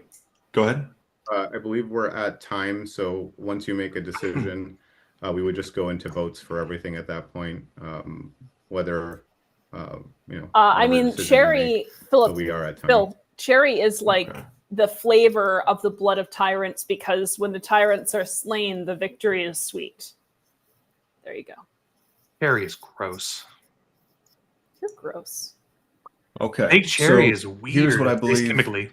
I was a is kid. the case. Ronner does allow the ability to for the LNC to create disciplinary rules that differed from Robert's rules. Those adopted rules govern. Ronner is the only fallback when no rules are in place. So given that these are now the new set of rules, I do believe they take precedent. The question now is whether or not the current IC motion is following these rules. And Mr. McGee, you say they aren't. Can you explain exactly one more time? I know you explained it 6 times. Explain to me why the current motion is not in accordance with the Ethics Committee. It's true, but again, like it tastes policy like manual cherry Well, once it has first been of all, spilled. now that the Ethics Committee report has been adopted, there is a process for reporting these requirements, not just going directly to an investigatory committee. There's still a proviso for doing so. Wait, is Jody but here? Only when there Oh, is hell a yeah. gross violation of Jody is fiduciary here. duty.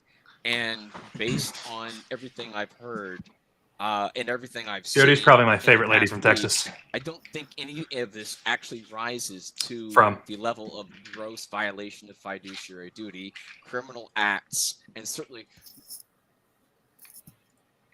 Why does Jonathan keep getting muted? IC has been formed. The Ethics Committee report has been adopted. Well, first of all, Mr. Martin, you're not recognized. First of all, this is what's been adopted. If you didn't read it, that's on you. Just like Okay, well, I the think in the reports. spirit of the the Ethics Committee report. The spirit of unity. I don't believe that the grounds that Mr. Chatterton is speaking Spirit on of unity. are of the nature of the gross violations of fiduciary duty, criminal acts, or cases where an investigatory committee has not returned a final report. So I will rule this out of order. I will await a motion. The ruling of the chair. All right. Is there a second?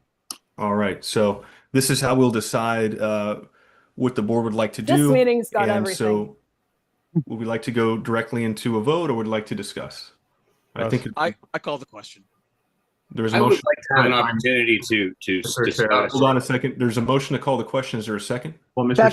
Chair, we're actually at time, so that's irrelevant. Someone would have to move. Motion to extend Right. time for Motion to 15 extend minutes. time, There's a bitches. motion to extend.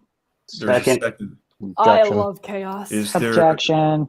All right. So raise your hands if you'd like to extend time by 15 minutes. Man is like, I don't get this reference. And it's like, yeah, it's Phoenix Wright.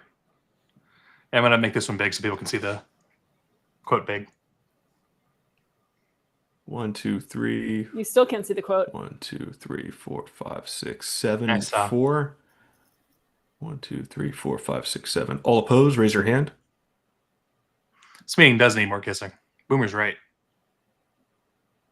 That happened in executive session, Boomer. 1, 2, 3, 4, 5, 6, 7.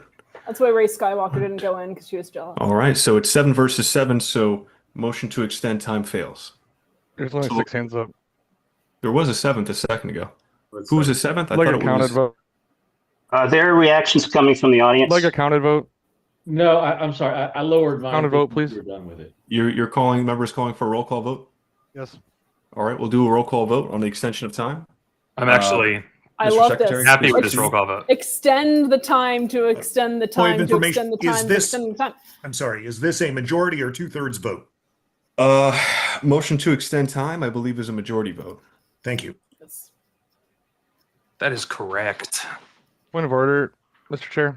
Yes, Point Mr. of Chatterton? everything. I believe the secretary is continually muting individuals when they unmute without even saying words, which is impairing anyone's ability to make potentially privileged motions that do not need to wait in line. And I would like the secretary to be called again to order for allowing people to participate appropriately in the meeting.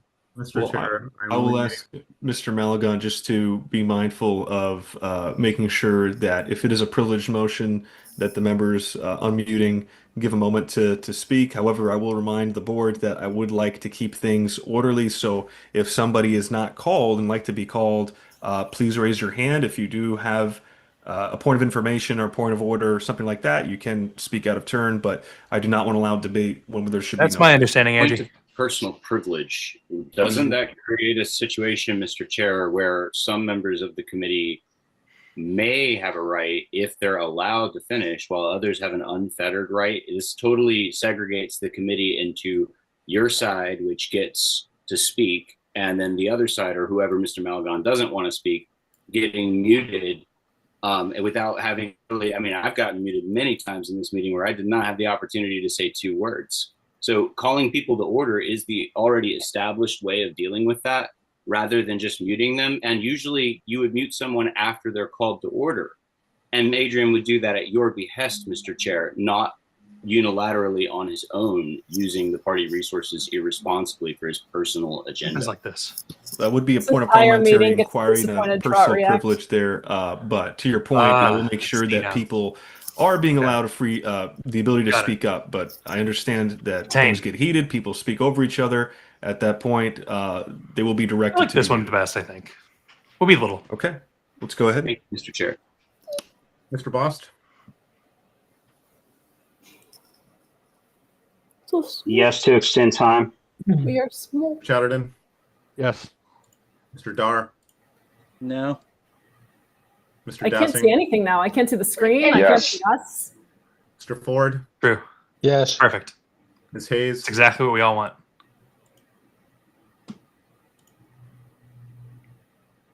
Oh gods. Oh gods.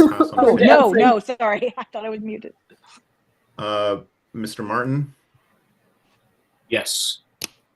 Wait until he notices. I will vote nay. Oops. Mr. McGee, Nay. Mr. Nana, No. Mr. Redpath, I will vote yes. Mr. Thompson, No. Mr. Vinson, Abstain. Which? Tag on. Mr. Watkins, Yes. Ms. Yanuskavich. I'm always big Psy. Mr. Chair, the vote is 7 to 7 to 1 to 0. Do you wish to cast a vote? I do not. Motion fails. So we are on, that was the motion to extend time, and that makes us go directly to the vote The people on. who are It's a right fighting to a are point of fighting order though, so this is kind of on tragic. this. Sure. Mr. They are McGee fighting. They're presented going an down swinging. absolutely nonsensical argument. Sounds like debate. It's not debate, and besides, there was no debate. And debate. he's impugning. He's literally impugning. Like If I may, wait, hold on. He's literally the impugning language right in now. question does not It's invalidate imputed. sexual harassment allegations. Okay, which this is we're debate. not Mr. allowed Martin. to Just rule please on. come to Take order, out your blade Mr. and start. Literally a As we just slander. discussed, we can't debate. It was a point of order, Mr. Chair. What was your point of order? I don't understand. it's If not you make- recognized. I mean, if you have a point of order, you have to make your point of order. We can't debate. You didn't Which- say it Can wasn't we cut it with the meeting, please? I understand, but if you have a point of order, it's not the same You thing guys, as debate. they're All right, Yes, so we're I'm going to go saying ahead. saying this in a you're out of desperate order attempt to push out in the trying to Malagon do votes, that, just to out let of you know. compliance with our policy manual and with our core principles. And it's okay if you don't want to take that. They are It's not- putting up I don't every understand. fight they Mr. can. understand. Point of order. I ask you to call the gentleman from Region 1 to order. All right, we're going to continue on with the vote. Nobody's going to speak unless you're recognized. Appeal the ruling of the chair. So, if I'm not mistaken, upholding the ruling of the chair is an aye vote. Voting nay appeals the ruling of the chair. Is that? I believe that's correct. That's correct. Always gets confusing. So, aye is to uphold the ruling of the chair, which would mean that you agree that the motion for the IC committee is out of order. Voting no would mean you appeal the ruling of the chair, which means the IC committee is in order. So we will go ahead with a roll call vote. Mr. Bost,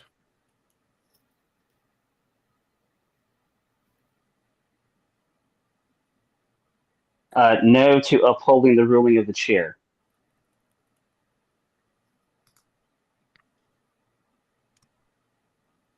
Mr. Chatterton, No. Mr. Dar, Yes. Mr. Dassing, No. Mr. Ford,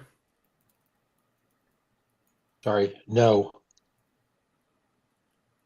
Ms. Hayes, Yes, uphold the ruling. Mr. Martin, No to silencing members and complaints. I think you put it in the wrong. Yeah, I did. Point of personal privilege, I need to jump off really quickly. I will be seating Miss Halsey. Okay. Thank you so much, Ms. Hayes. I will vote yes to uphold the ruling of the chair. Mr. McGee, I will vote yes to uphold the ruling of the chair. Mr. Nana, Yes. Mr. Redpath, I'll vote no. Mr. Thompson, Pass.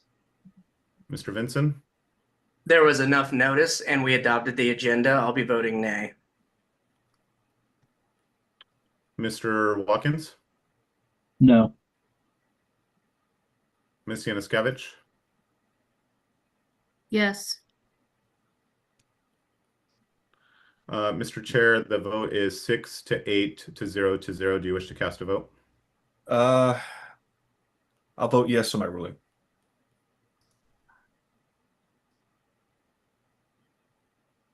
Point of, well, I don't think Mr. Thompson voted, whatever that would be, point of whatever. Oh, I'm sorry. That's right. That would be a point of order. Sorry. Let me go back.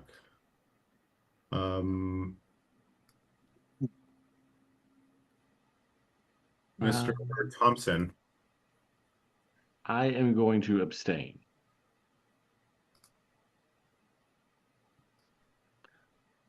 seven to 8 to 1 to 0. So it fails since we've already voted on the extension of time and that did fail. We're going to go ahead and move straight on to the IC committee vote, whether or not it's adopted. So, Mr. Secretary, please prepare that ballot. We are good to go, Mr. Chair. Mr. Bost, On the This is yes. on the IC. This is Yes. to create the IC. Yes is yes, no is no. Simple. Mr. Chatterton. Yes. Mr. Dar. No. Mr. Dassing. Pass. Mr. Ford. Yes. Miss Halsey. Pass. Mr. Martin. Yes to taking our members seriously. I will vote no. Mr. McGee. Nay. Mr. Nana. No. Mr. Redpath. I'll pass. Mr. Thompson. Abstain. Mr. Vinson. I'll pass. Mr. Watkins. Yes. Miss Yanuskavich. No. Mr. Dassing.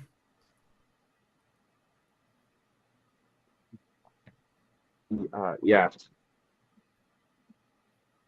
Miss Halsey. No. Mr. Redpath. I'm going to vote yes.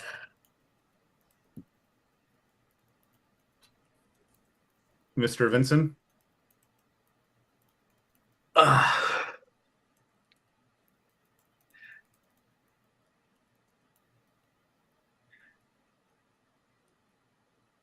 I'm going to abstain. Mr. Chair, the vote is 7 to 6 to 2 to 0. You would be deciding vote on this. I will vote no. Yep. Yep. Motion fails for lack of majority. All right, we are on to the next item, which is motion to fill secretary vacancy. And let's see. That is moved by Mr. McGee. Would you like to, well, I guess I'm not even sure if we really need to speak on that. Do I really need to? No, I don't think so. Nor Point do of we order, need a Mr. second. Chair. On the previous vote, was it appropriate to allow Mr. Malagon a vote on his own disciplinary measure, whether or not he should be investigated? It is appropriate under Ronner. Yes. But not in our bylaws. I All right. apologize. That's all right.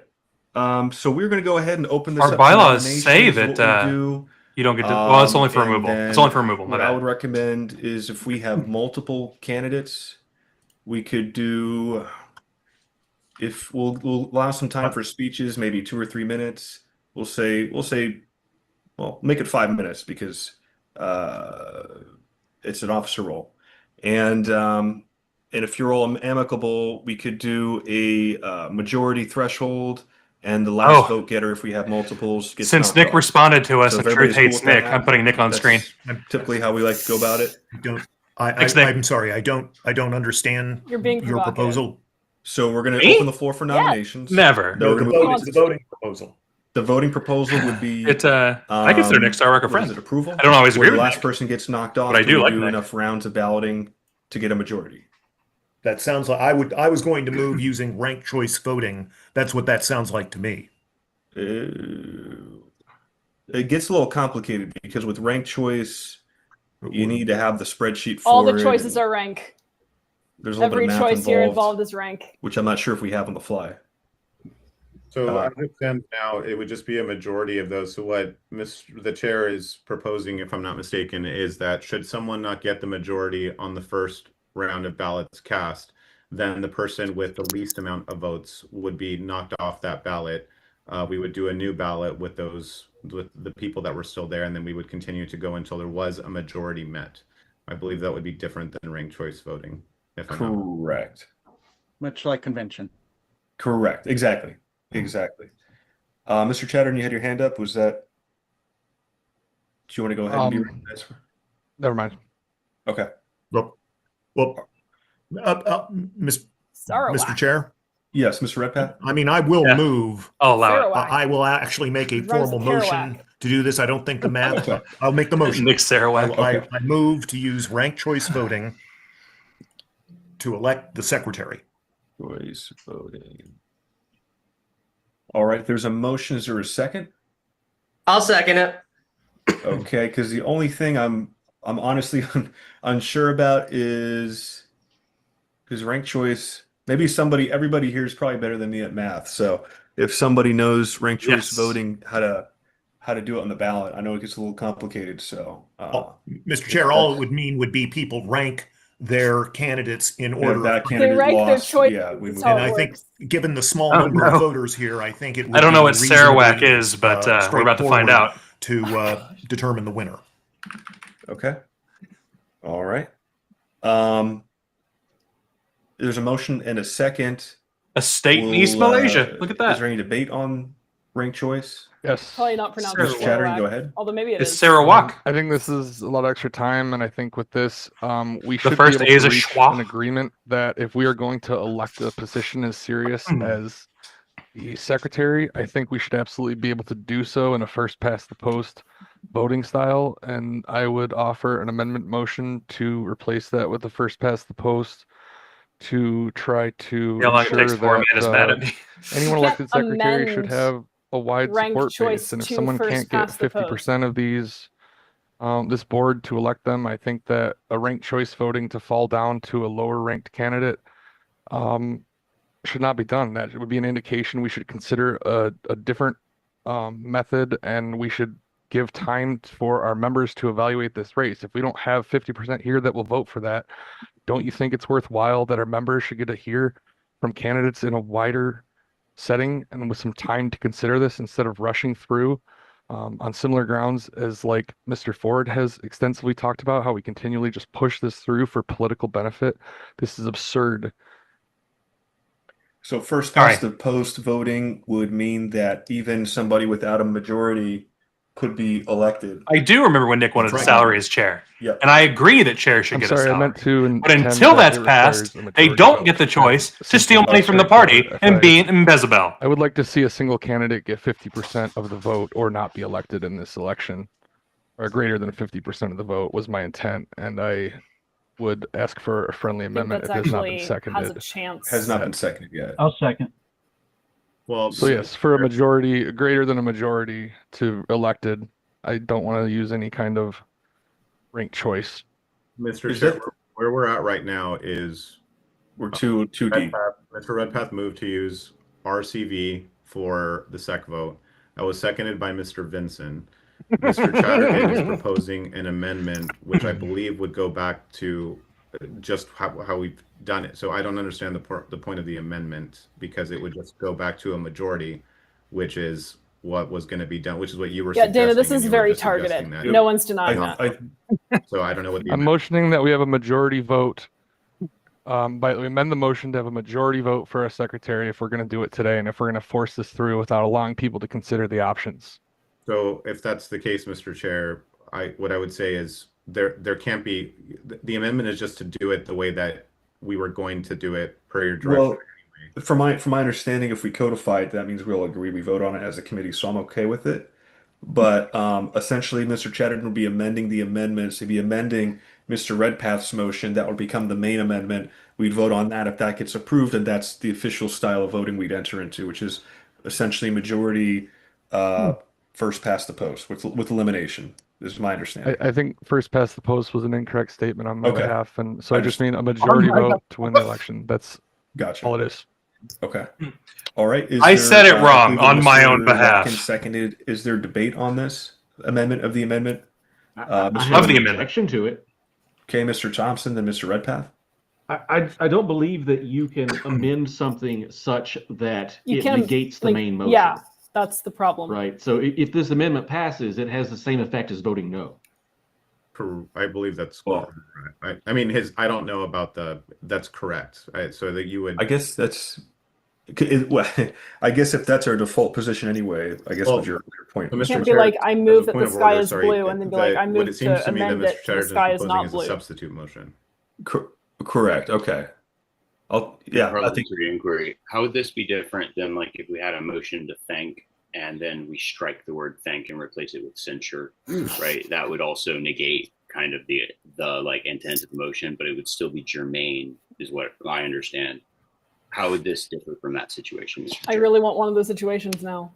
I mean, if it passes, then we're basically voting on a voting method that we all agree on as a committee. So it's basically the board approving the voting method. If it passes, then it would substitute Mr. Redpath's motion. Essentially, it's the same thing as a substitute. We would just be voting that, yeah, we're all in alignment that we're going to enter into this voting style.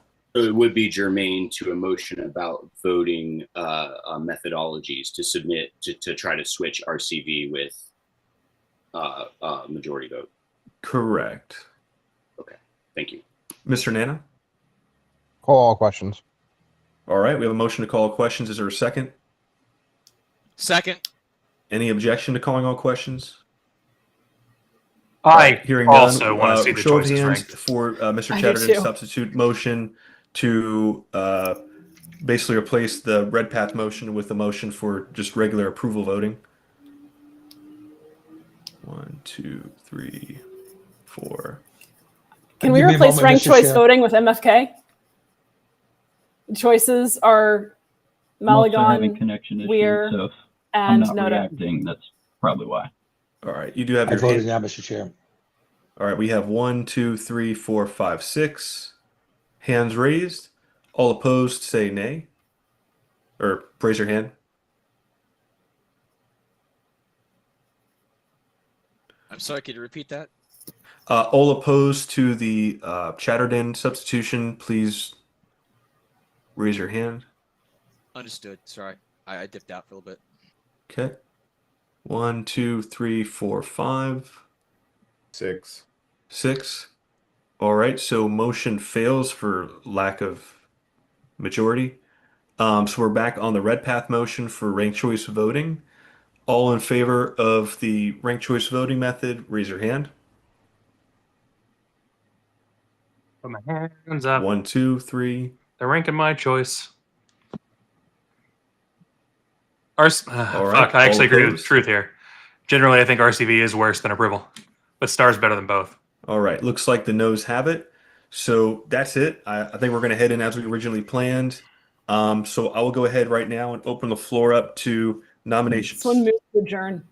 I Let's nominate chat Adrian Malagon. Last. Ken and Chuck, hard to disagree with me. I nominate Kevin McMahon. All right, hold on a second. Ooh. Mr. Malagon, do you accept? That's I do, Mr. interesting. Chair, thank you. All right. And Wow. who rose their hand for Mr. McMahon? It was me, Mr. Chair. Who's speaking? Oh, Mr. Sorry, Martin. Austin. Aloha.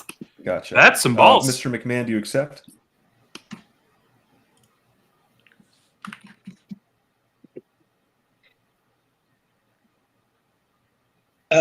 Yes, I guess I would.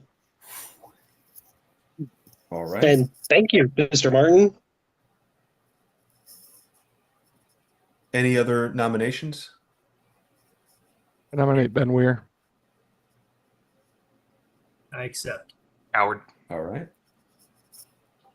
Steven, I will nominate Hector Roos. Mr. Roos, do you accept this nomination from the swamp?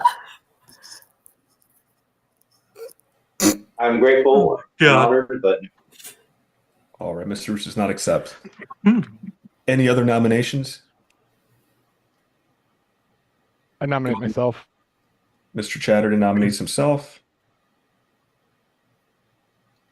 All right, last call for nominations.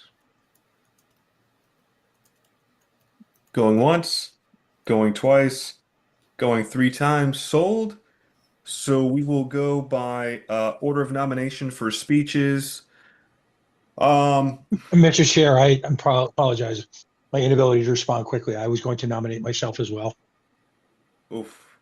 You just closed nominations. Nominations. Yeah, we did close it. I do apologize, Mr. Ford. So Simply for the point of opposing this whole process. Thank you. I understand. Thank you, Mr. Ford. So we'll go ahead. You guys go with 3-minute speeches. Do you want more time? Per round. It's a long night. No, Amanda just has short hair. All right, no objection to 3 minutes. All right, so we'll go ahead and start. And I do now too. Mr. Malagon, Mr. Dar, if you want to put up a timer and just make sure we stay on schedule for tonight. And boy. We're just gonna kick back over to our countdown. The nomination. So I was secretary pro tem for about, was it 4 or 5 months? I nominate Joe Anush. Everyone in the chat, just like Spartacus, I nominate myself. I nominate myself. I've been doing it well by the chair and by more We're than half of the board. Evan McMahon, so Adrian Malaga. I would like to continue doing it. I think I'm doing a pretty decent job. And no one can blame Meredith for this one because she's here and not dealing with that bullshit. And continuing this so that we have as little, I guess, difficulty during the transition phase as possible. Thank you all. Wait, did Chatterton? Right. Chatterton didn't get nominated. Chatterton nominated himself. Mr. McMahon. Okay. I forgot. Thank you, Mr. Chair. My name is Evan McMahon. I'm the chairman Your name of is the Libertarian what? Party of Indiana. I've been involved with the Libertarian Party since 2010. Grew up in politics. Worked a first campaign as a volunteer when I was 6 years old. As a leader in Indiana and a former LNC member back in 2014 as an at-large. I've helped organize our documents and note-taking processes. Dropped Clay. Streamlining it so that That's our members fine. can see our minutes. You wanted a see nickname, our there you go. records, keep track of what the party is doing. I've also proven myself as a parliamentarian leader unofficially. And so, yeah, I'm very thankful for the opportunity to serve. Thank you, Mr. McMahon. Mr. Weir. Oh, somebody should have joke nominated What's Karen going Ann. on? That would have been funny. I'm Ben Weir. You guys kind of know me. Hello, fellow Region kids. 6 alternate right now, but I'm also the chair for LPNH, the most successful state affiliate in the country. Zero I metrics. originally started my What? LP. Zero metrics are they the most successful? You know, helping out by serving By as the secretary metrics in for Ben's LP head. Sacramento for a couple of terms. I also helped the Northern Area Coordinator for California. Establish 8 new county affiliates. Nominating in which I Evan is helped definitely train all going of to show where them on people's how to be a cards are secretary. and why they're I do voting the way they know are. I have like extensive experience pretty much at the county, state, and national level. But you know, I know that that's pretty much what it needs to stay organized and efficient moving forward. You know, when we launched I will huddle. all those county affiliates, I was able to help them, you know, train up their secretaries, get on the right foot. And I've That would be a also- great question to ask right I'm now. pretty organized and very Do you still believe that technologically Jews are the most advanced, violent minorities? And you know, I do believe that the secretary position should be one that is functional, not factional. I think that is the biggest key Oh, look, determination you got here. the Today, obviously, like I said, I slight serve as alliteration the there. chair of the most successful libertarian affiliate in the country. I went ahead and LPNH. sent someone the message that they should, on the And question here, I do believe ask that Ben if Jews are the most violent professionalism, minority. discipline, and transparency is really important on the national stage I would really from our like that. LNC. And I look forward to upholding those values if I'm elected. And I believe that Clay Advis. you know, the LNC Yeah, I deserves nominate someone Clay who can Advis. focus on the job, not on the drama. And I ask for your support so that I can do exactly that. Thanks.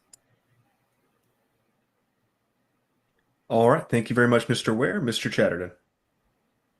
Yes, I joined this race unexpectedly here. I hopefully can help to ensure that Mr. Malagon is not elected. I believe that both Mr. McMahon and Mr. Weir would make excellent candidates.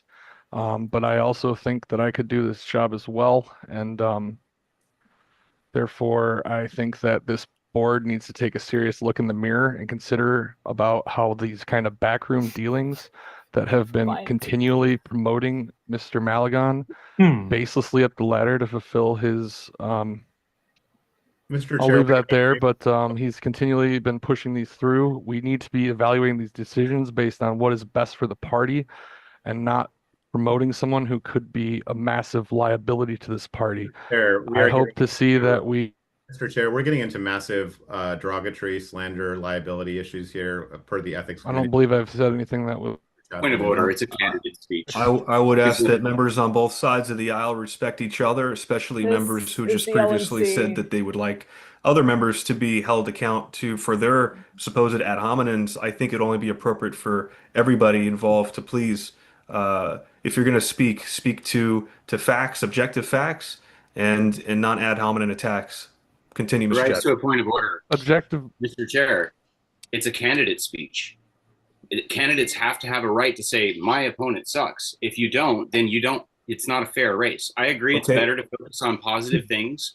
And I Mr. ran Jackson for may chair. not get the role because of his decision to do that, but I think it goes beyond Yeah, good the point, ethical Brittany. policy standards to apply that to a candidate speech. I ran for That's chair my in point. 2024. I didn't hurl insults. I think other people can do the same. Continue, We've Mr. seen Chair. how this board handles their Well, business. you did actually hurl a few We've insults on seen how this Twitter. board has been handling its business. Under Had the Stephen leadership hurled insults of at Mr. Heist, Michaela I and would have Mr. supported him. Malagon. I don't want to see those patterns continue. And as I said, I think either Mr. McMahon or Mr. Weir would be found exceptionally good candidates for this role. And so I would ask that vote for anyone but Mr. Malagon. Thank you, Mr. Chatterton. And now we will move on to a ballot. Mr. Malgon, please proceed. And Point of order, should we not have debate? Questions, yeah. I don't Q&A. think Q&A. Chair, also have a point of order. Q&A, you coward. Questions were called regarding the All method of questions were voting called. that was We- not we never inclusive of this election. It was about the motion to set the means of the voting method that were called. This is a new item of business, and it is absolutely in order to have debate on the This election of our week secretary. on And I As the cannot LNC believe members of this Turns. body Sir, would fine. try to rush through such an important decision without even allowing. Mr. Hold Chair, on, you're not recognized. Give me 1 second. I Objection. don't You believe that just- we had debate. This is a violation of our member rights, Mr. Chair. Hold on 1 second. Point of order, indeed. I have been continually. What is your point of order, Mr. Chatterton? I have been continually muted when I have been. I What have is been the nature? continually muted when I have been recognized by the chair, including in my nomination speech and in a recognized point of order immediately afterwards. And this is unreasonable behavior. This is further reason why Mr. Malagon is unfit for this position. He's unfit for a position on this board. Thank you very much. Point of order, Mr. Chair. What is the nature of your point of order? Failure to include NODA as candidate. Oh no, we will include NODA as well. I was actually getting to that. There should be five spots on there. I don't see. I mean, we don't typically do debate for elections. We do speeches. We go straight to a vote. So that's how it's been. All questions were called. So technically, debate is out of order. That's how I'm going to rule it. It's also unorthodox to how we normally I proceed. appeal the ruling of the chair. All right. This is an There's an appeal of the ruling of the chair. I think that's dilatory because at this point, I don't If you see. refuse to take the appeal, I'll take it myself. Mr. Chair, these are threats. This is If you refuse to take the ruling of the chair, Mr. Chair, can we this move is on? the third time to Robert's rules. Privileged motion. Hold on, unmute Mr. Martin. Cite exactly which section you believe that this is out of order. In Robert's rules, if someone makes an appeal to the ruling of the chair and you choose not to take it, another member of the body may take that ruling up, may actually take the vote on whether or not to appeal your ruling. You can't just ignore an appeal to the ruling of the chair. My appeal is not dilatory at all. The appeal is based on the fact that I'm sorry. Hold on, just a second. I have to silence. Can this we thing. hear the roosters? I'd like the roosters to weigh in on this. I'm sorry. My Frankly. original. I think point you of want the order fat was that this is from the point of order that the discussion. I'm sorry, I just lost my train of thought, sir. So you're saying that you believe that I lose my train of thought pretty because often. Here's I what get I'm Getting asking. muted a bunch of times really makes it hard to do my job, and you're refusing to call one guy to order.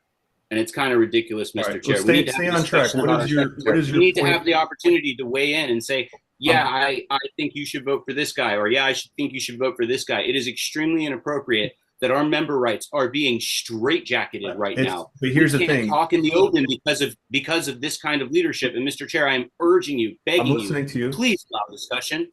But here's the problem. The discussion, Mr. Nana's motion was a motion to call all previous questions. Unless I'm misremembering, that's how things went down.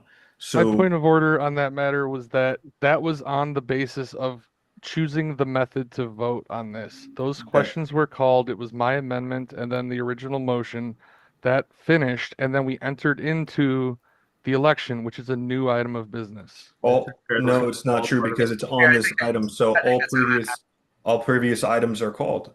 Then that would require This was not on the two-thirds, table. wouldn't it? That's not true. It's all previous items were That called. would require 2/3. This was not a previous item at the time. Yes, it was because we were on this The item. motion on We the were floor on is the to be motion to functional set and not the voting embarrassing, and the method. That is motion has different than a failed. motion of holding the election. It's germane to the item. We were on that motion. Why is it your fixation to cut debate on our secretary? Mr. Chair, dilatory. If All we right, could, let's go ahead and continue to the vote. I can appeal this ruling of the chair. Is there a second? Yes. Someone second, just for fun. Just for fun. Mr. Bost. Nikki's What are we already voting lost. on right now? I second Yeah, Mr. Martin's okay, motion so- to appeal the ruling for the chair. You're voting on the I fill. would like to hear this motion from the floor. We appeal the ruling of the chair. All right. Mr. Chair, how Well, would you like to proceed? We're going to. Do we have the let him talk. Let him talk. It's fine. I'm putting the Let's- motion from the floor to appeal the ruling of the chair. Shall the ruling of the chair be sustained? All those in favor, please say aye. Objection Aye. dilatory. Objection Aye. dilatory. All right, you Look, didn't The get ruling, enough ayes. yes It's is a either ruling to take over sustain the this ruling, board and or no is a Adrian vote takes to over overturn this the board. ruling. This is the I'm sorry, third. Objection. Mr. Chair, I've muted everyone. Please unmute. This is just absurd. I've had The chair has to take an appeal to the ruling of the chair. That's the rule. Mr. Chair, how would you like to proceed? You're muted. We by should the way. have debate over the election of our secretary. First off, First off, Mr. Malagon, I'll direct you to mute members of the board. Mr. Chair, I put Mr. Chatterton and Mr. Martin in the waiting room. I just can't take it anymore. How would you like to proceed? And I'll let them back in for the vote. Let me ask this of members of the body. Is anybody here does anybody here want to overturn my ruling, which He is can't put them in the ruling that, waiting room. That's removal all from the previous meeting. questions have been called, which according to Ron, There's seems an pretty actual cut and provision dry. for how that's But is there supposed to anybody else happen. here that believes the same? Yes. I think that Chatterton, Wholeheartedly. Kyle, I know you're angry. I need you because I think we got new I said, I know you're angry. I need you nominees alive. for secretary afterwards. I'm very and mad. it happened after calling all questions, but that's It. I think he We expressed that numerous times already. But yeah, I feel the same way. Okay. If We're there's sitting here- if there's kinds of widespread angry. support, then let Our the members anger back is in and different. we'll Yeah. move on to a ballot whether or not to uphold the ruling of the chair. So this would be a ballot on. the Can ruling of the anyone chair with a for- straight Ruling of the face tell me chair that this would LNC be, isn't fucked? That all previous questions This were called. LNC isn't and dead. That I mean, I can tell we you that would- with a straight face, includes but I this- just have an that uncanny includes capacity debate to on- say blatantly false things with a straight face. Excuse me. It would include debates on LNC is not the main fucked. motion, which LNC is is the not motion dead. to appoint.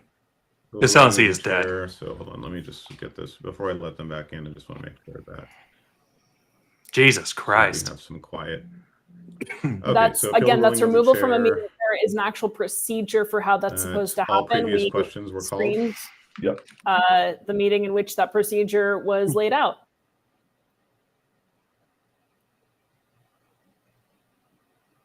Why are people hugging in the chat? Because I liked a hug from Boomer. Like that? He hugged all of Appeal the ruling of the LPA chair. All via previous me. questions regarding the second item were called. Correct. Oh, you know what? Amanda dodging the I hugs. shrink from the hug. Yeah. I need to. I didn't do a new ballot. I did this wrong. Hold on.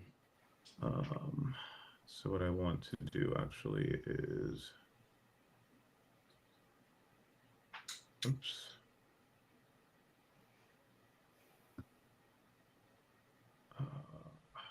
Yeah, I'm gonna have to fix this later. Okay.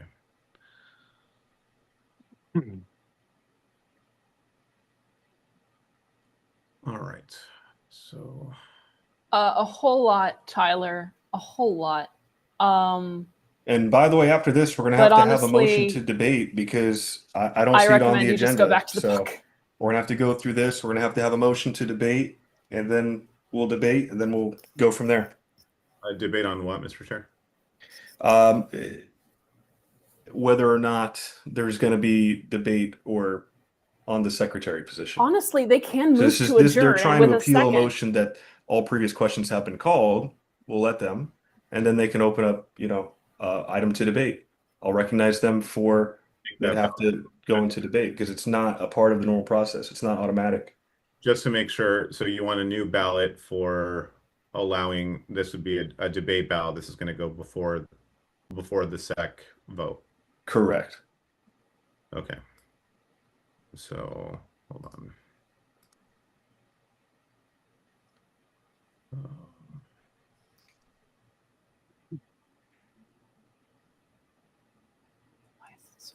Okay, so this is going to be, let me just make sure. Truth is still calling us left for being on the side of the MC on this. So, good job, Truth. And this is going to be, let me just Truth is make distraction. sure that I have it right. Yeah. Truth is distraction for revolution. To allow debate on the This one's weird. SEC vote motion. Oh my gosh. Is that correct? Correct. And someone would have to make that motion. Okay, but well, once we get there, we'll get there. Okay, I will. Am I good to let them back in? Go ahead.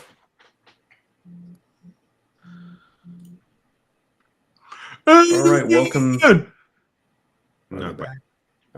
One more second. There we go. Alejandro is correct here. They should be back in. Mr. Chatterton and Mr. Martin, are you back with us?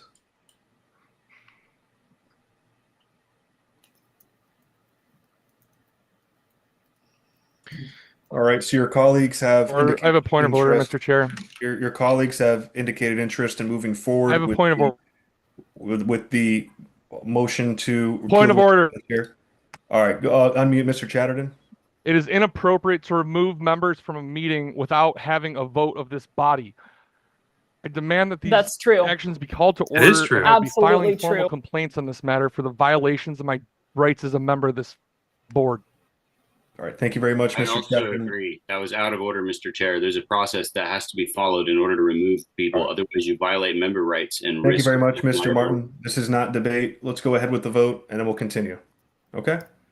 Cool. So just so that everyone is aware, the vote that is currently on the table is to appeal the ruling of the chair, and appeal the ruling of the chair of all previous questions regarding the SEC item being called. An aye vote means that you uphold the ruling of the chair. We would go, straight into the vote.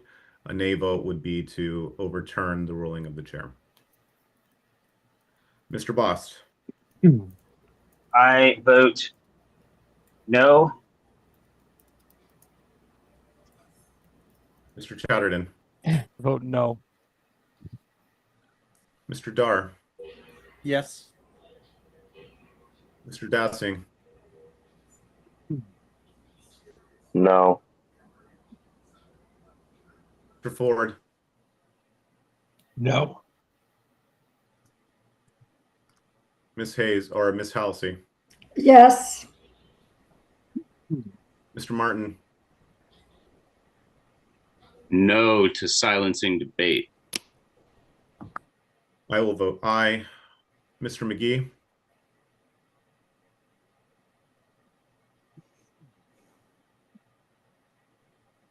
Oh gosh. I will pass Mr. McGee for now. Mr. Nana. Aye. Mr. Redpath. Yes. Mr. Thompson. Yes. Mr. Vinson. Nay. Mr. Watkins. No. Ms. Yanuskevich.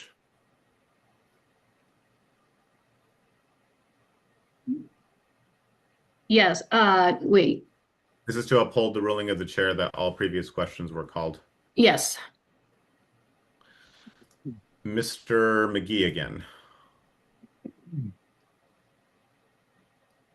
If Mr. McGee is not present, perhaps Mr. Johnson. Sorry, Mr. McGee was muted. Aye. Okay, Mr. Chair, the vote is 8-7 to 0-0. Do you wish to cast a vote? Yes, I'll vote aye. All right, motion. My ruling is sustained. And just to be clear, here's the policy on the mute button, how it's going to work. If a member wishes to raise a point of order, a point of parliamentary inquiry, etc., they can do so. Pause. I'll recognize you right away, and then you can speak. It's not an opportunity to say point of information and just start talking and debating or saying your point. I will hear you. I will call on you, but we can't. We have to make sure we do it in turn. I'll be fair to you. Just be fair to me on that. Okay, so we're going to go ahead and move on to a vote. You've got several options: Malagon, McMahon, Ware, Chatterton, and Nota. And I guess an abstention as well. So we'll go down the list. At your leisure, Mr. Secretary. Watch this, everyone. Mr. Thompson, I believe, has his hand raised. Oh, I'm sorry. Mr. Should Johnson. no one get 50% plus one? Does this? Are we dropping the lowest? Yes. Mr. Bost. You can't drop Nota, can you? You cannot. Mr. McMahon. There we go. Mr. Chatterton. Pass. Mr. Dar. Malagon. Mr. Dassing. Mr. Weir.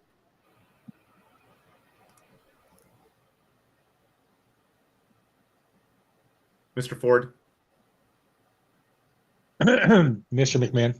He like hovers the cursor over where he wants them to vote, Ms. Halsey. or thinks they will. No, Sorry, Malagon. Mr. Martin. Man, I think you're the man.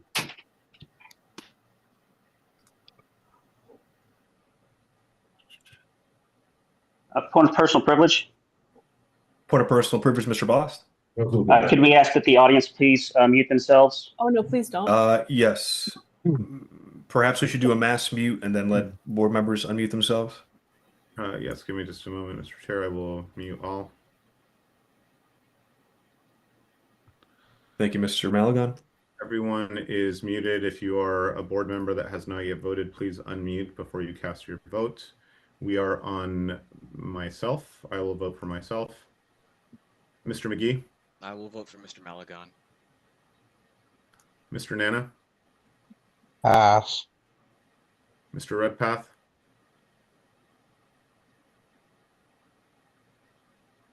You are muted, sir. Sorry, McMahon. Oh, fuck. Mr. Thompson. That's unexpected. Mr. Vinson. Mr. Weir.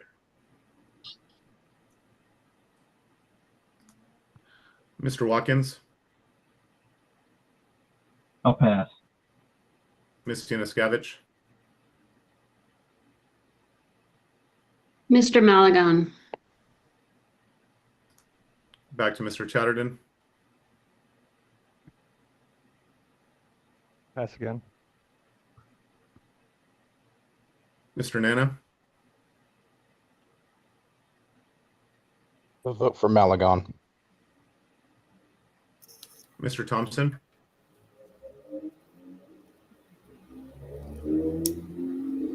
Yeah. Evan.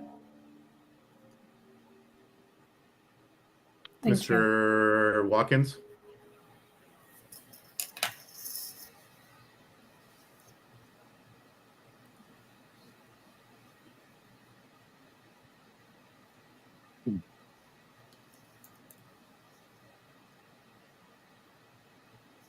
You're muted, Mr. Watkins, if you are speaking. Sorry, my connection is not going. Mr. Weir.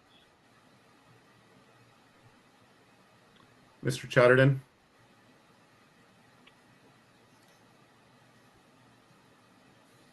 Vote for Mr. McMahon.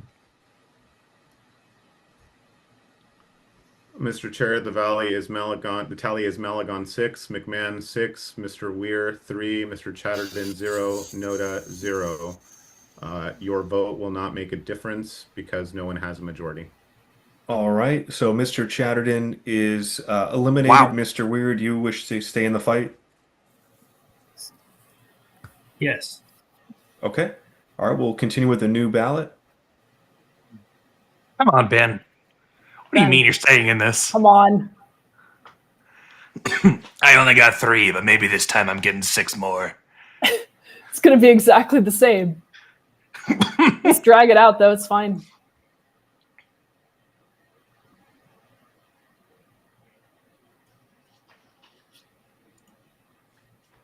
All right, Mr. Bost, McMahon. Mr. Chatterton, Pass. Mr. Dar, Senor Malagon. Mr. Dassing, Ben Weir. Mr. Ford,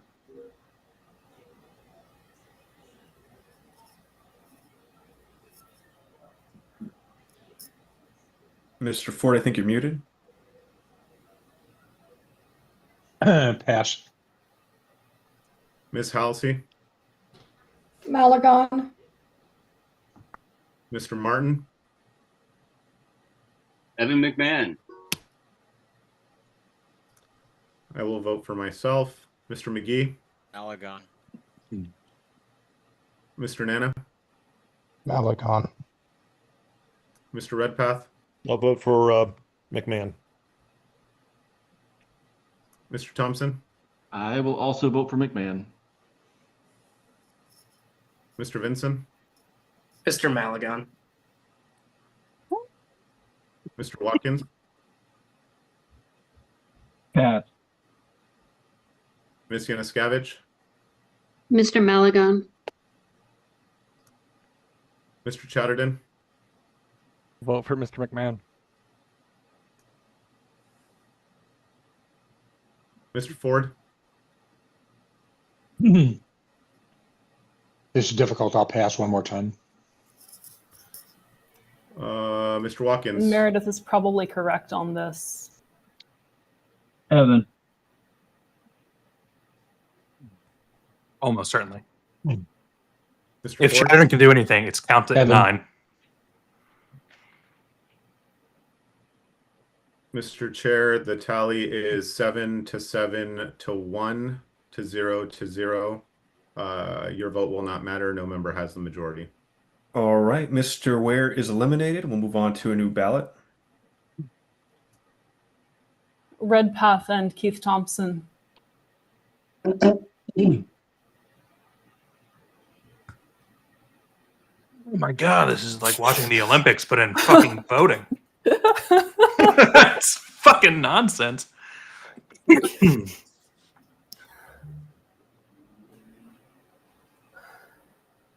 Mr. Bost, McMahon.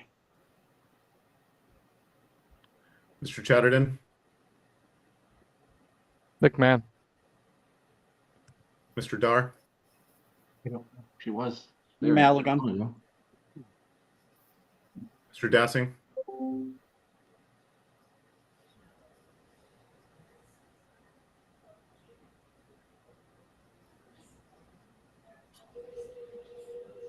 Mr. Dassing, you're muted. Yes, Poggers, it is for secretary. Pass. Mr. Ford, McMahon. Ms. Halsey, Malagon. Mr. Martin, Acting Secretary is Malagon. Turtlenecks to Poggers. Mr. McMahon. I'll vote for myself. Mr. McGee, Malagon. Mr. Nana,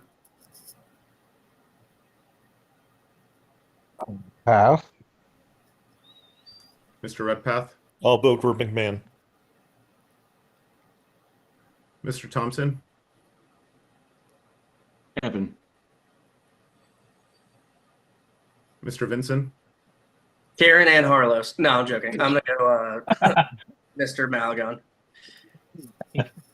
Mr. Watkins, That was actually a good one there, Rob. Evan. Ms. Yanuskavich, Mr. Malagon. A good one. Mr. Dassing,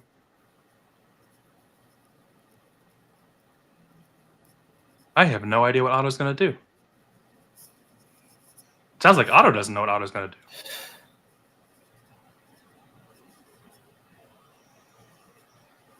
Mr. Dassing, you're muted if you're still. Noda. Mr. Nana?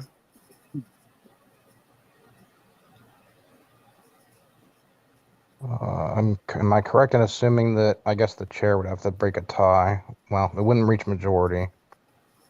I'm trying to avoid a scenario that would knock both candidates out. That would be terrible. Actually, wouldn't it be the most terrible thing? Is But then Mr. Dassing voted for Noda?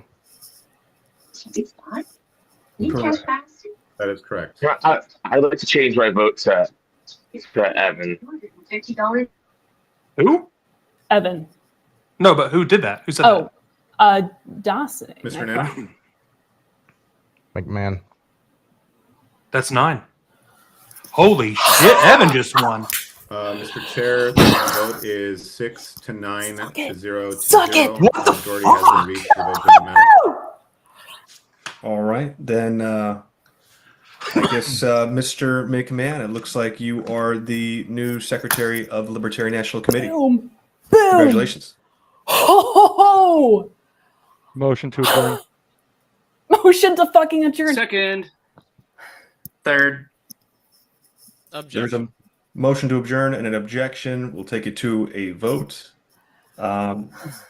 Malagon, please step about for an adjournment. One moment.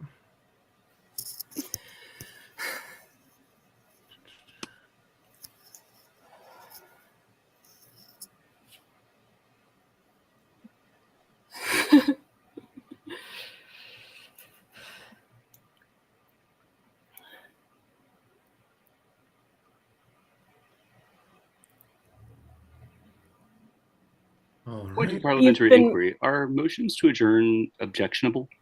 Yes. We have to vote on it. Understood. There's no debate. I would love to debate a motion to adjourn, Thank though. you, Mr. Chair.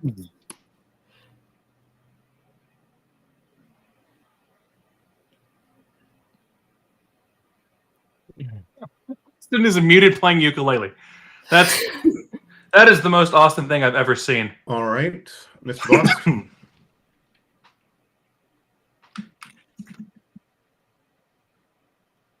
Yes. Mr. Chatterton?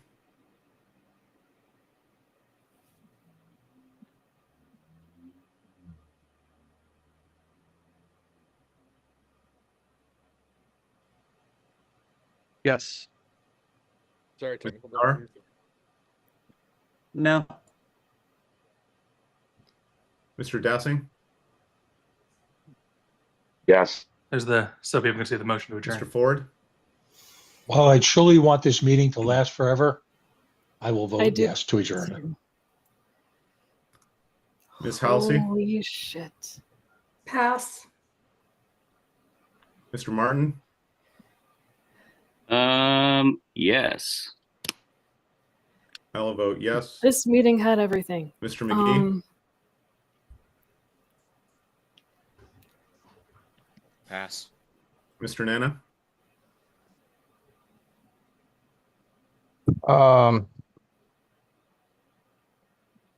Yes. Mr. Redpath? I'll pass. Mr. Thompson? Yes. Mr. Vinson? Yes. Mr. Watkins? Yes. Ms. Yanuskavich? Yes. Ms. Halsey? Yep. Mr. McGee? Yes. Mr. Redpath? I'll abstain. Mr. Chair, the vote is 13 to 1 to 1 to 0. Your vote does not make a difference here. All right, we are adjourned at 9:44 p.m. Eastern Standard Time. Enjoy the rest of your weekend, and we'll go from there. Thank you, Mr. Chair. everybody. Body of Told ya, disgrace. you should have tried negotiating and conversation, Adrian. Why not? Nice. Holy LNC after shit. hours. See y'all later at Real Swampcast. Shout out LPA Lights. Love you guys. The recording has stopped. Holy.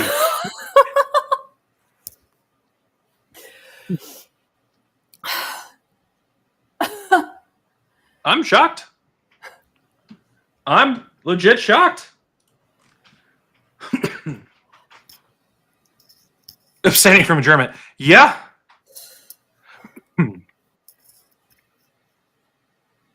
I think we finally saw solidarity prevail. This is finally a victory for solidarity over unity. Austin. I personally like Evan McMahon a lot, Chris. It like the things he's done for Indiana are phenomenal. Some people don't love Evan's personality because Evan can be very straightforward. I think that's a good thing for LNCs. This was wild. This is the solid sigh.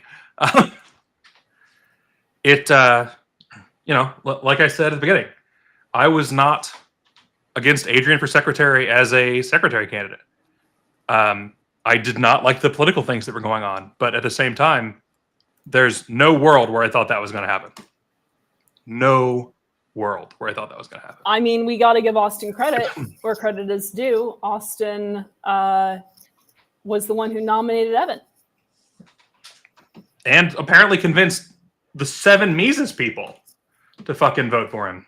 I mean, in a way, I feel like Adrian Malagon convinced the 7 Mises people to vote for Dustin Nan, or not Dustin Nan, wow, Evan McMahon.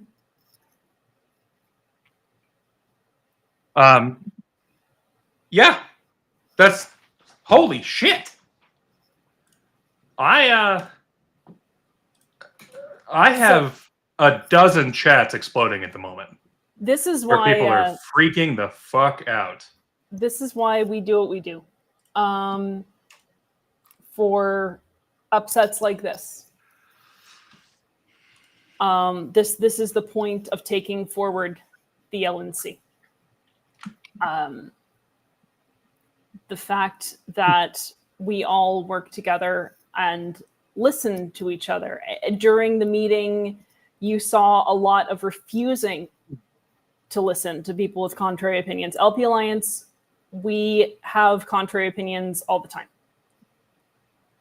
And we listened to it. The other night at a meeting, I was very convinced of some strategy that I wanted to take. And Phil Ryan got in and made his point clear, and Phil had the better idea. This is the kind of thing that's important in a group. And again, this is why we're fighting for what we're fighting for. Because what we don't want to see is we don't want to see the silencing. We don't want to see the muting. We want to see people working together, arguing, yes, but showing courage, showing moral and intellectual fortitude. I am very heartened by the way this turned out. I did not expect it to turn out the way that it did. And I know that it took a lot of guts for certain people to practice defiance and to vote for what they believed was right. Absolutely. That's a lot of bravery.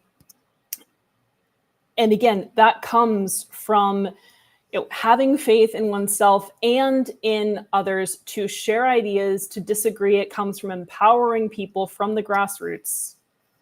Joe disagrees with me. That's fine. It's true.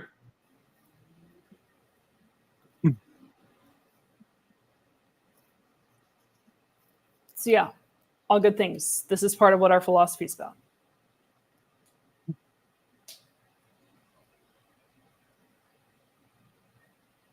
Kyle is maybe trying to put out fires, but also maybe not.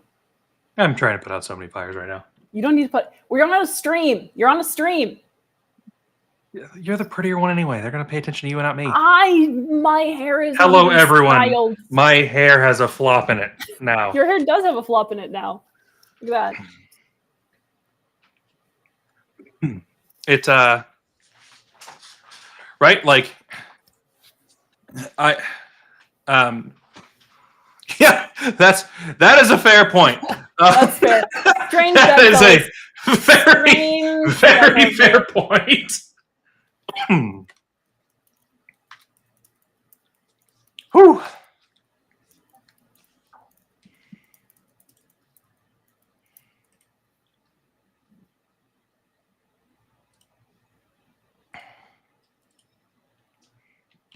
Indiana is literally the most successful affiliate in the country right now, Truth.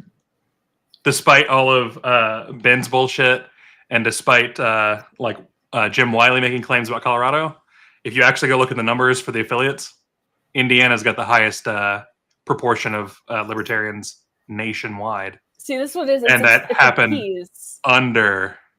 I'm showing just a little bit of forehead. Yeah. With the rest of the imagination. What could be under? But they're not talking about you. They're talking about me right now. Only one of us has way too much forehead showing. Kyle is obsessed with the size of his always forehead. true. My wife immediately turns around and is got a shit-eating grin because my forehead Kyle isn't will gigantic. routinely tell me that someone's forehead is gigantic. I know how to measure gigantic foreheads. I've been looking at one my entire life. You know what they say about the size of a man's forehead? Not much good. What do they say, Amanda? That it matches the extent to which they enjoy the smell of their own farts. You know what it does do? What? It makes it impossible to find a hat.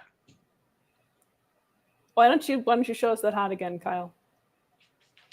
I'll go ahead and pull the headphones off, show you how bad this is. Kyle does have a giant head. So apparently he claims that this hat is a normal size.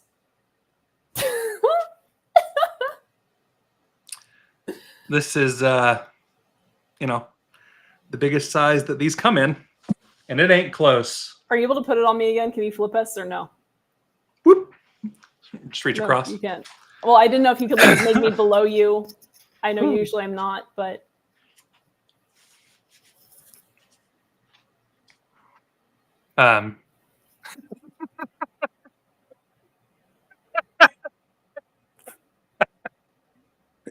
Tony's correct. That is how you measure.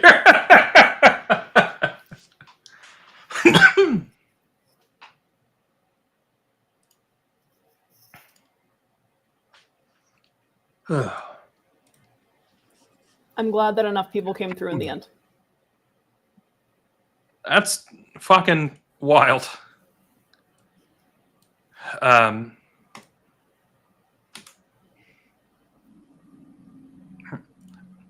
They elected Evan McMahon, so we're talking about success being electing someone.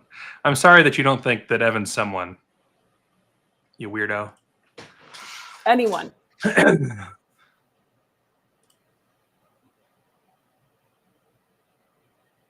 Kyle, you're on a stream. Mm-hmm. Okay. Just confirming. Alejandro, I marched. And the double XL Shaco doesn't fit. And so they would split the back and then put staples along the back to make it slightly larger. I understand how stupid that is. PA had the largest elected. The last 3 years have been rough. Also, reminder that I said as proportion to their body size. They have the highest percentage of libertarians. I have the highest percentage of libertarians proportional to my body size. It's true. I don't really even know what that means, but it sounded right in the moment. I am 100% libertarian proportionate to my body size. Don't you dare! Don't you dare! I thought you were gonna contest that statement. I wanted to, but I didn't say it. I said, "Don't you dare!" Chuck, let me tell you this. I can do you one better. Kyle, put on your hat. It's literally your hat. Put on my hat. Put on my hat, motherfucker. Are you going to Yes, go I'm grab gonna your turn off song my and camera. play the International at me? Oh, perfect. Perfect. This hat is old. It's a very old hat, yes. Not old enough, though. Boop.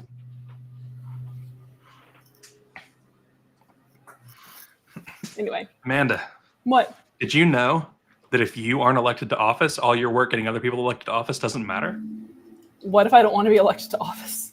Right? What if you just supported the candidates and got the candidates in office and made major changes? Impossible. What about starting a revolution? The flag is behind us, Alejandro. It is. Why are the comments not up here? It's still the comments. Oh, yeah, I can turn those back on. Because everything was so crowded. It was so crowded. Well, yeah, Okay, when you're showing like a Zoom screen and a vote tally and the two of us and the chat, it gets a little squished. Who wants Amanda to go away? I want me to go away. You're still there.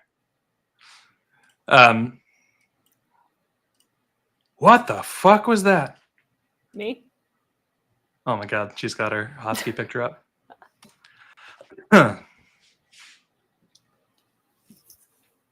Anyway.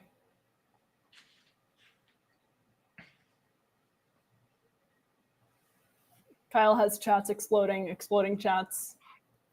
I don't even know what to talk about. I don't even know who to talk about. What are we here for? What party are we again? Communist Party, I think, based on the comment.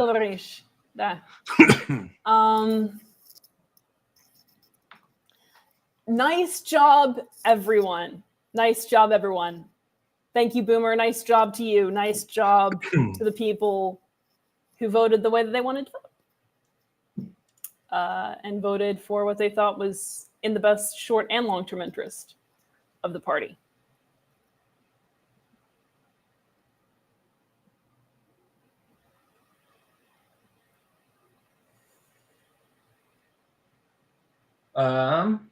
Let's see here. Hold on. What are you doing? What are you doing?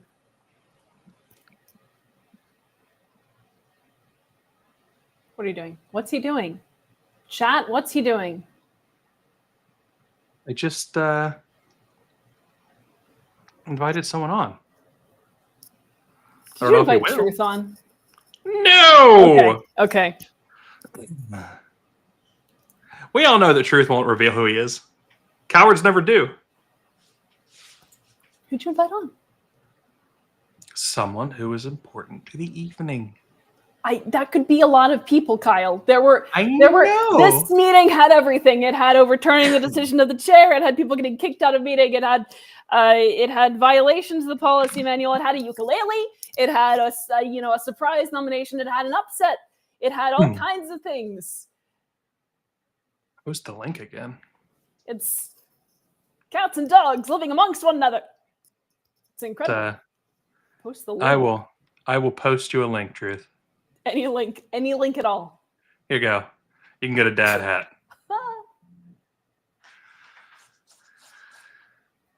How we wanted you on. I don't even know who the fuck you are. No. Truth. We said that we wanted you on with Jeremiah. We said that we would put you up here with Jeremiah and just let the two of you go at it, and we wouldn't interject or anything.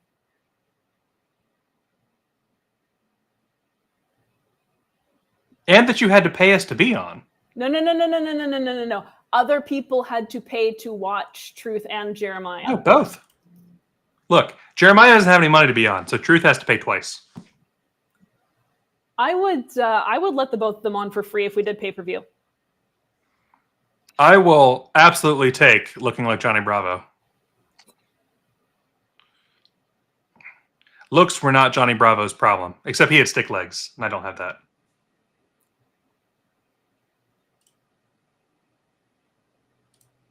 Somebody's a cheap bitch. I don't want you to take that hat. That's my hat. In fact, I have two of them. Kyle got two. Since the original plan was to be in California,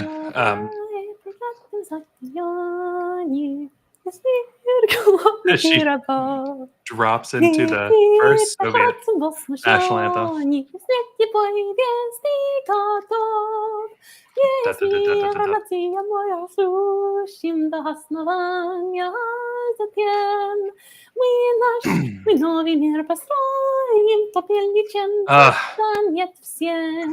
Dustin's got a good point.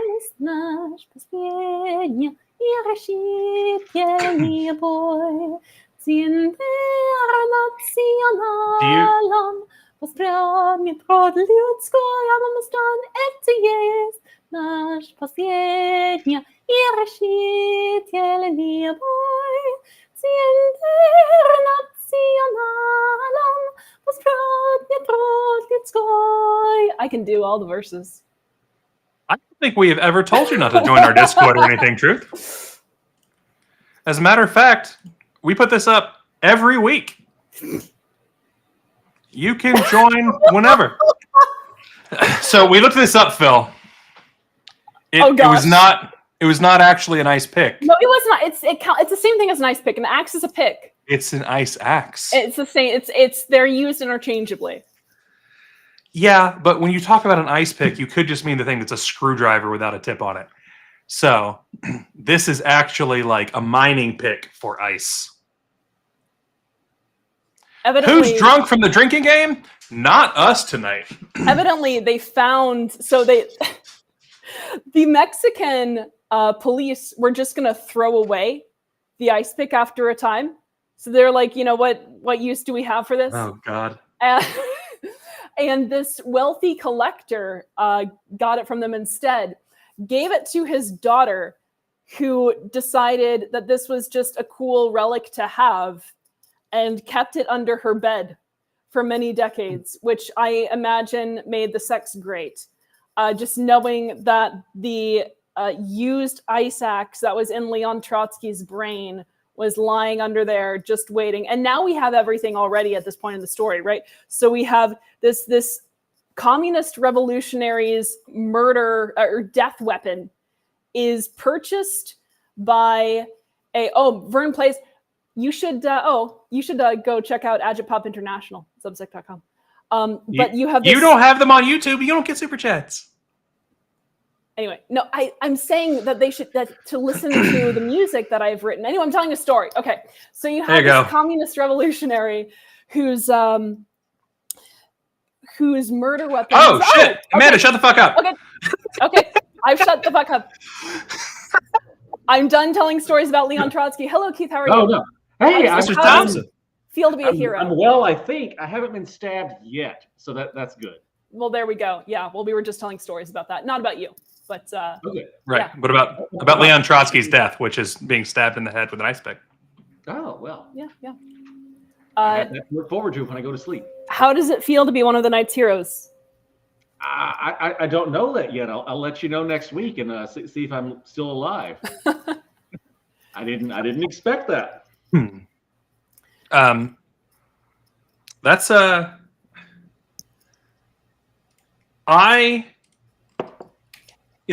like I'd mentioned to you, I've talked to a couple of the Mises people, and they had said that they were considering it, but then they backed off of it entirely. So it was one of those like, okay, well that's not going to happen. Right. And they came in tonight and they were like, we're doing it. All right. What a weird fucking evening. What? I see in the comments that I am not a libertarian, which will be great because that's my boyfriend. That's Truth, not really, but yeah, that's it's Truth, who has a major crush on both of us. That is kind of him, because when I leave the LNC for not being a real libertarian, I will be so much less stressed. Yeah. Well, everyone knows that the first step to becoming a real libertarian is being told you're not a real libertarian. This is true. I've been a real one for a while then. Yeah. So, can you tell us anything about tonight beyond what we could see? No, because I don't have enough of a filter to try to do a political dance around stuff. Gotcha. All right, fair enough. It was not what I was expecting, and I feel bad that I may have broken people's trust on stuff, but I mean, Evan is who I originally wanted. He is one of my regional chairs. As a regional rep, I would not do well representing my region if I were voting against its own chair. Yeah. I don't mean any sort of, I'm not trying to backstab anyone. That's just that's how it played out. We were both shocked. I was also. Tony wants you to know that you're his hero. Oh, yay. Had to be someone's hero. But yeah, like that was a wild ending to a wild evening. It was. Yeah. Yeah.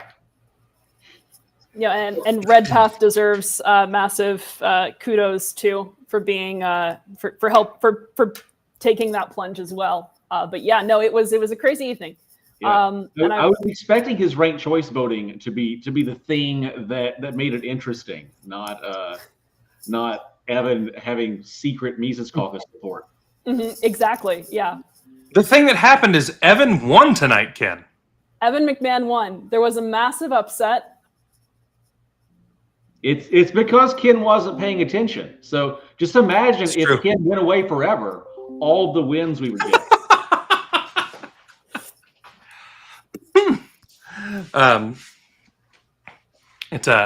So what are your feelings on censorship, Keith? I'm not a fan of it. I would not be spam muting people. That was they don't give me the button, so hardcore violation of the policy manual. Because I remember that meeting where they laid that out, how members can be removed from meetings, and it was not whenever Adrian Malagon gets tired of them. I don't think that was. I'm pretty sure. I think maybe that was an amendment that I missed. You probably missed it, because I think, just based on how the meetings have gone, I think that is correct. Stephen just writes that in. Yeah. So we'll have to, when Evan gets onboarded, we'll have to show him where the mute button is, where the kick button is, and I think that's pretty much it. I think so too. Well, I mean, I think he would need Star Wars figurines if he doesn't have those. Yeah. It's true. Yeah. I mean, I don't shame anyone for that. No, I mean it's the number one, like best thing about Adrian's background, Star Wars. As long as they're not from the sequels. He hates the sequels. Meredith likes some of the sequels. See, that's what I need to talk with Adrian about. We can do some real bonding. I'm going to announce an unpopular opinion on our lowest part of our stream here. I actually like Episode 8. I think it's the best of the sequels. Which is not. No one's perfect. It's that is not a popular opinion, but I'm right. So. You mean like right wing? It's a right wing opinion. I don't know. Do the Trumpers like the new? Do the Trumpers like the sequels? No, I don't think so. Really hate Episode 8. It depends on the definition of woke this week. I guess. Yeah. I mean, I do know that they think that they're woke. I am aware they think that the Star Wars sequels are woke. So we'll see. Well, see, Leia became a Jedi, and that was just unacceptable. I see. And then the girls can't be Jedis. Right, and then and also black people can't be stormtroopers. That's also true. The uniforms are white for a reason. Yes. I guess based on like the historic use of stormtroopers, that makes some sense. But I can kind of understand the argument there. It's like some foreign armies. You have to supplement with kidnapping. There we go. Yeah. Ooh, Ken throwing down a gauntlet. Oh. It didn't have Jar Jar Binks, you're right, but it had the Emperor coming back somehow. Man, Truth just doesn't want to be friends with people. Truth is just mad. I'm sorry you're unhappy, Truth. I hope you find happiness someday. Is it possible that's just like Donald Trump cross-posting from Truth Social? Truth, I hope you never get everything you want in life, because then you will have nothing to talk about. Good. That's my hope. I said I hope you. Well, okay, fair. They don't like immigrants who can tell them about Tatooine. Yeah. So when's the removal vote for Region 3 rep, Keith? I probably already. I don't know. That's why he's hanging out with us. He's like, I got nothing else to do. I don't expect my regional chairs will remove me for voting for one of them. We could just move you up to alt. Do that. Yeah. See how that works. Jesse has a great excuse. She evacuated to Africa, so maybe she can take my place when I get killed. There we go. Well, assuming you can successfully get away from getting killed, you always have a place with LPA on this one. Well, yeah. I didn't realize I had the link to join the conversation. I thought I was just going to look at the comment section. No. You came on here. Oh, yeah. You are now trapped on the stream for as long as we like.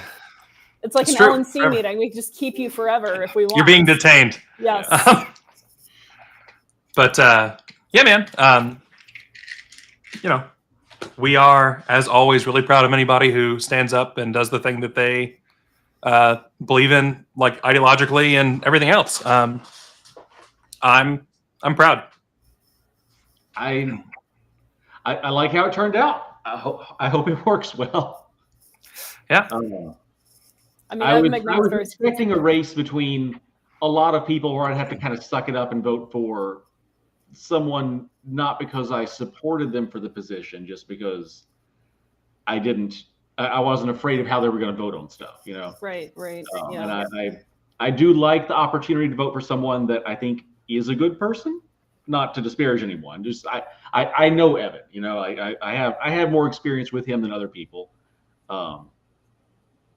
It was a privilege to vote for him, but I didn't expect that he was going to accept a nomination, much less be nominated. Yeah, I was panic texting all of our regional groups to see what people wanted me to do about that, because it was not a scenario we expected. Right. Yeah, I saw the one and the confusion in that one.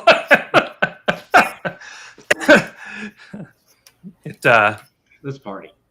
Well, Austin surprised people, I suppose. Nomination. Be sappy for a second. I think this is one of the things that, like, we've talked about a lot with LP Alliance, right? Is that solidarity is the thing that matters most, because it doesn't matter if you feel like you are on the entire different side of the world. If there's something that you guys agree on, working together is awesome. Mm-hmm.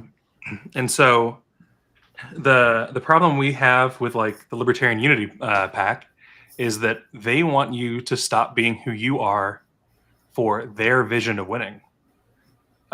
Whereas we want you to walk with us whenever you agree with us. That's healthy. The Libertarian Party is a fun place with that, right? Like I've done events with. I mean, I'm a fairly boring person, right? Like I'm straight, white, married, Christian. I tick a lot. I tick a lot of the vanilla boxes, right? But in the Libertarian Party, I've done events with like Satanists, and I've done lots of LGBT events, and I apparently run the woke affiliate.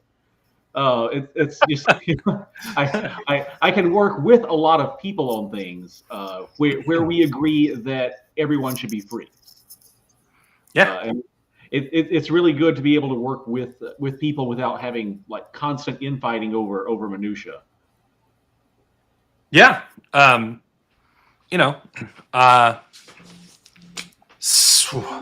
since LP Florida this year, like I've been talking with Rob Vinson a lot more. And like Rob and I don't agree on everything. I don't agree with the way like Rob talks sometimes, you know? Like the Swampcast guys for me are more edgy than I would like to be most of the time. But as long as like they want to do that on their own place and they're not doing it, like they don't come on our show and throw that shit around, it's not my problem. Be more fun. I think we get borderline Jew jokes enough. Yeah, because you make them. I don't know what you're talking about. Specifically Jew jokes. Are you like pointing at me and like? No, I'm pointing out singular Jew jokes because they're all about a Jew instead of I count the at least Jews. two. I count at least Two Jews? Yes. 2 Jews? No, jokes about them. Oh, okay. Okay. That you've joked about. I meant singular Jew, not singular joke about Jews. I still count 2 Jews that you've mocked. Anyway. What was the comment about Karen Ann supporting embezzlement? I think I must have missed something. Truth is of the mind that the LNC needs to investigate Karen Ann for potential embezzlement because he's mad that Mommy Angie got investigated and found to have stolen money. Which obviously I'm not asking you to call it stealing money, but I can call it stealing money. I don't know if you've heard this one yet, but we have begun referring to her as Embezabel. I have seen that. Yeah. That's thanks to Chase Oliver. Was who that- called yeah, her yeah, I an saw it. embezzling Jezebel on Facebook. So Embezabel. We cannot take credit for that. Oh yeah, actually, you're being rather toward there, Keith, because as Joe points out, showing forehead is very risque on an LP Alliance stream. Is it? So we are more modest. We cover up. Oh, I see that. I see that. Yeah, I'll have to grow my hair out for next time. It's although this is the shortest you've ever seen my hair. Maybe so. Because like the last time, like we were talking in person, it was still like shoulder length. It was actually longer than that. It was the longest it'd ever been. I could pull it down in the middle of my chest at the time.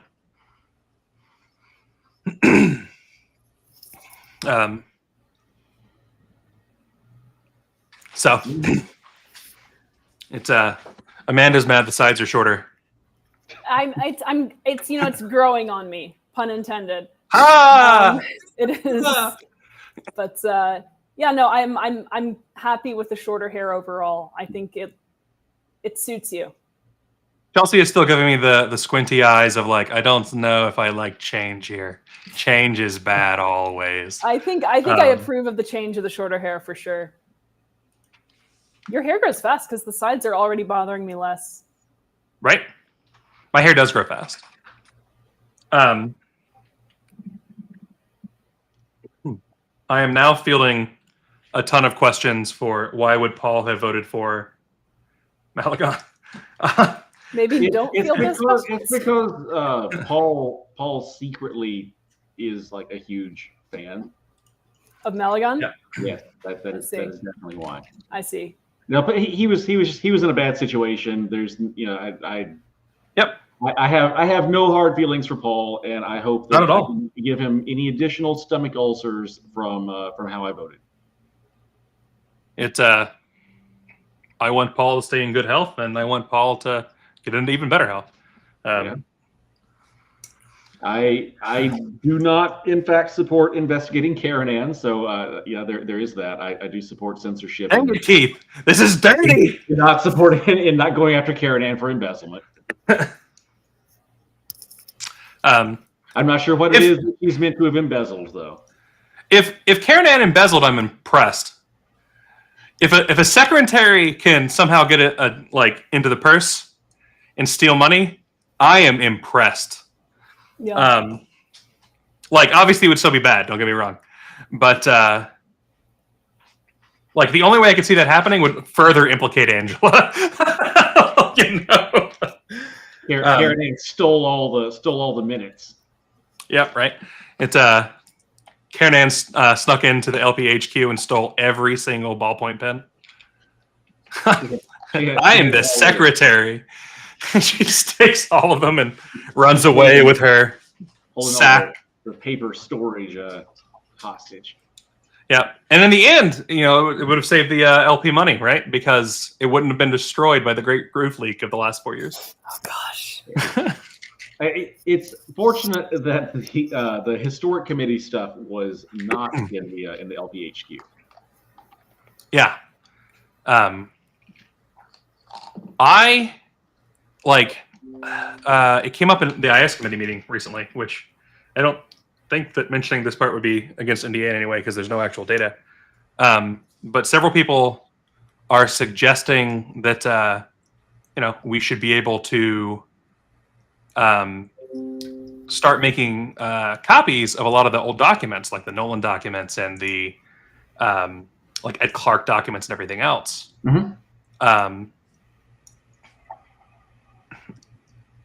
And that seems like it might happen. One of the places has been talked about as a place to store it would actually be the Torch, which is, the journal that Amanda has spearheaded. Right. So you're saying you want to torch all the Ed Clark documents? That's exactly what we're Exactly. saying. Thank you for reading between the lines. Yes. Yeah. And torch everything and build anew. Yeah. Okay, this one's a shot at me that Truth doesn't realize is a shot at me. The last time Karen Ann asked for money, I was the one that paid for it, and it was to go to Rage Against the War Machine because I wanted someone there that I knew was going to take pictures and was going to look and see if anyone was talking negatively about Chase. And sure enough, Karen Ann took the time to bring Chase flyers and put them on the LP table because the LP table didn't have any Chase flyers on them. And as soon as they thought she was gone for the day, they took them off. They were tell me actively the against it. National Party did not support its nominee fully. Right? I can't believe I it. have it on good authority that we did everything we could to support Chase. Yeah, I hear someone even took by the chair for crying out loud. in half the states anyway. Well, half the states by population. In the blue states, yeah. There was full support for Chase Oliver in blue states. Yes. It's I think from both of us on this one, like, thank you. Yep. It's like Amanda and I have been talking for like the last 4 days about how this feels awful. We have not slept. I'm sure you haven't slept much either. So I've been nauseous for like a week. Yeah. Yeah. And all that worrying, and I did not anticipate Evan getting nominated and accepting it and getting rushed by people that I expected would strongly dislike him. That was weird. Yeah. I'm pretty happy about it. We'll see. So you I noticed you had a drink in your hand. It's alcoholic, so you can get to sleep tonight, right? I was thinking of getting one. Yeah. I was expecting the meeting to take a little bit longer, so I was metering it out over the course of a couple of hours. With the historic committee stuff, early on in like 2013, I think, my wife worked at a TV station. And so the Karen Ann sent us a bunch of boxes of beta tapes because we were one of the few people that had access to a beta deck, and so we ripped a bunch of the really old videos and then sent her a digital copy. Very cool. That was a fun project. Of course, the LP was on beta. Of course, we went beta and not VHS. That's anything we support loses. I'll bet we had things on HD DVD too. That's nice. There were a bunch of VHS tapes, but this was like, in 2013, it was hard to come by a VHS player, much less a beta deck. Yep. I am not going to describe the tapes that I got, but a retired old lady across the street from me had some tapes from where she was on some experimental groups with some major experimental research group with some major corporations who were investigating particular aviation abilities. And she was like, "Oh, you're an aerospace engineer? Oh, I'll bet you'll love this." And she just went and got them and was like, "Here you go. Do you still have a VCR?" And I was like, "I do, because I'm a geek." So I have them. I still have Laserdisc hooked up to the TV because it's the best way you can see Star Wars to this day. I missed the Laserdisc era. Yeah, you missed it, or like you saying you pine for it, or did you just miss it entirely? Oh no, I never had a Laserdisc. Oh really? I got one after I was an adult. Well, I may have been 17. I worked for a rare toy and book dealer. Was my first gig. Huh. Actually, the largest one in the South, who was from Chicago, and he moved to Atlanta, and then he moved out to Athens. Why anyone would choose to go from Chicago to Atlanta, I don't know, but that's what he did, and he had like his entire garage was full of toys. His entire house was full of rare books. He would have like, things that are rare enough that there's like 3 of them in the world sometimes. And he was like, look, I want to sell these things off. I was like, all right, what do you need me to do? He's like, I just need you to take good pictures, put them up on eBay, and do the HTML for me and everything so that they sell. And I will give you, it was like 5 or 10%. And then I will also give you a stipend toward any toys or anything else in the house. And so like I bought some really cool stuff. I've got a bunch of like 70s Star Wars stuff thereby. Huh. That's really cool. And that's where I got my 3 Laserdisc players because it's hard to get parts for them. On a less pleasant note, in your comment stream, the Chase Oliver supports sex changes for children, COVID mandates, and funding for NPR and PBS. Right. So yep. Not to give that more volume, but none of those things are true, and it really bugs me that so many libertarians believe that. Right. Like Chase's stance on trans youth is that you shouldn't have surgical options until you reach adulthood, right? Like that's he has a pretty moderate stance for that for someone that is consistently libertarian. He never supported the COVID mandates. You can believe in germs and not support the mandates, right? Like I didn't like that we had libertarians saying that the vaccine would magnetize your arms or that germs aren't real. I don't support the mandate. I've never seen a germ, so I just have to like take it on science. I don't approve of this. I have never personally. I've never seen a libertarian Republican, but I am told that they exist somewhere. Perhaps, yeah. But they've got an entire caucus, so I don't know. Yeah. All right. Since Amanda has been yelling at me privately as I've been ignoring her messages, not realizing they were from her. We got a request. I'm yelling at you through the chat is yelling at you through me. I am but a vessel. That's fine. Yeah. And so I have now sent the request you asked about. I'm gonna respond to Truth one more time because I know this story. It's the accusation that Karen Ann took historical documents. So what Truth is talking about and the story that's being talked about is when Karen Ann was first on the committee and David Nolan passed away, or David Nolan had passed away years before. We had the David Nolan papers. And Mrs. Nolan had said that she wanted them because he wanted them to go to the Libertarian Party. Someone who was on the committee tried to take them and give them to hell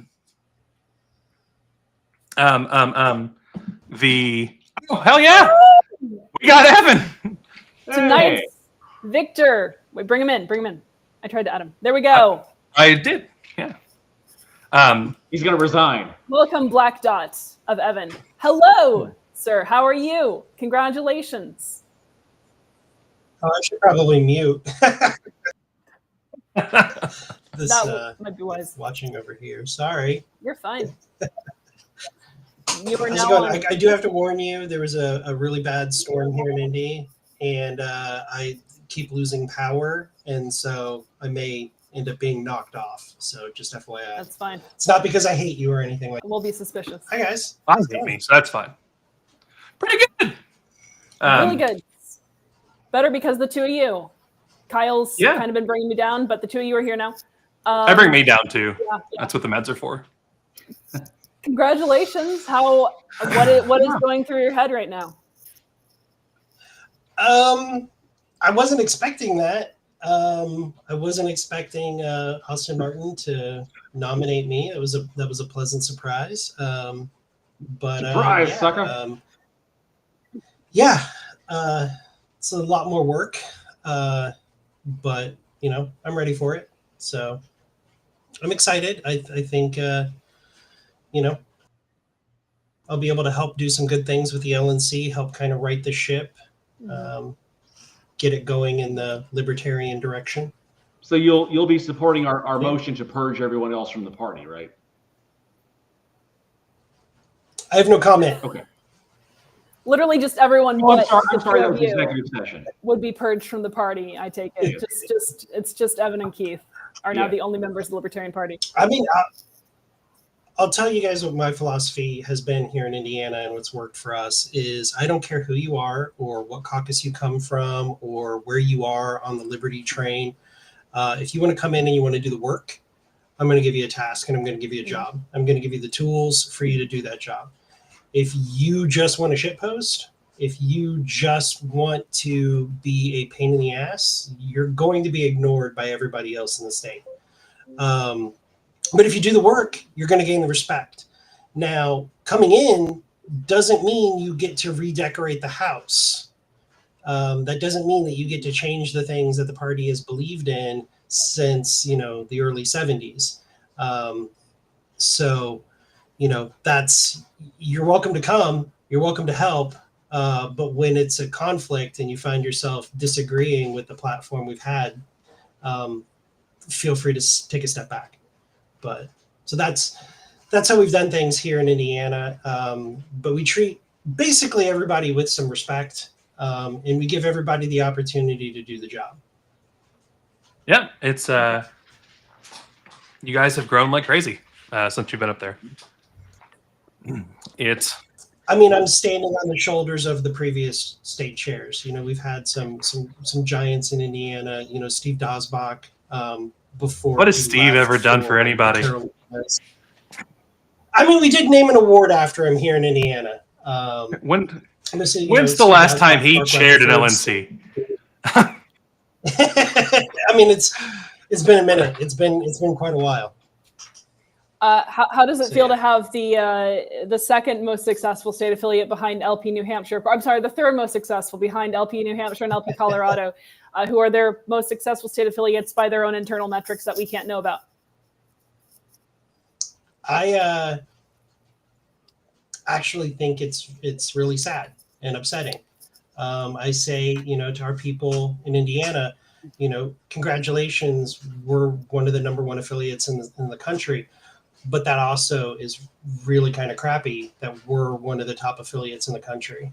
I want every state competing to be absolutely number one in every single metric, whether it's membership, elected representatives, appointed libertarians, membership, all across the board, front page news coverage and positive light, all of the things. So I want I want Indiana to be the worst affiliate in the country, not because we've slipped, but because everybody else has been just amazing. And I see a lot of other people, a lot of other states who are wanting to do that and trying to do that. And it has been hard, and it's hard right now. And the only thing that I can say is, keep banging away, keep doing what you're doing, and keep fighting the good fight. It's worth fighting for.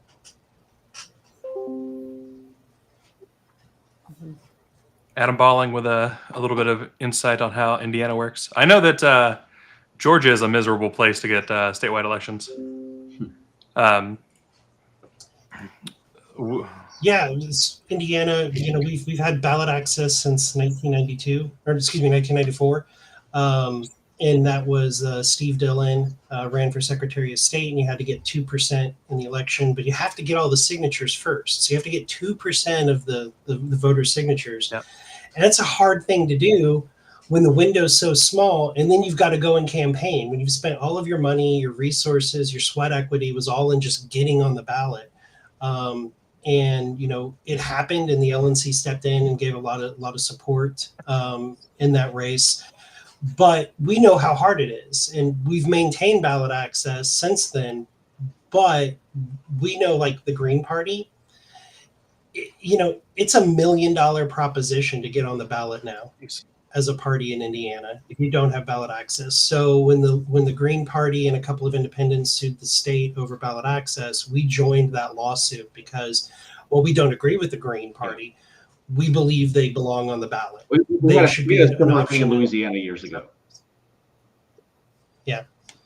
So we weren't successful in that lawsuit, but we did take it all the way. We even asked for it to be heard before the Supreme Court, but it got denied. So, how bad is access in Louisiana, Keith? It's in a weird place right now. So we have very easy access for the presidential race, and we have easy access for local races. We don't have good access for congressional and certain judicial races. I think Senate maybe also. So it depends on what you're running for. They recently changed the rules on us, and we have not had to go through it yet. Gotcha. But at least we don't have any presidential issues with it. In Georgia, it's we have to. So normally, we have public service commission districts, and as long as you get like 1% in those races, every time you get one, you're extended to the next PSC.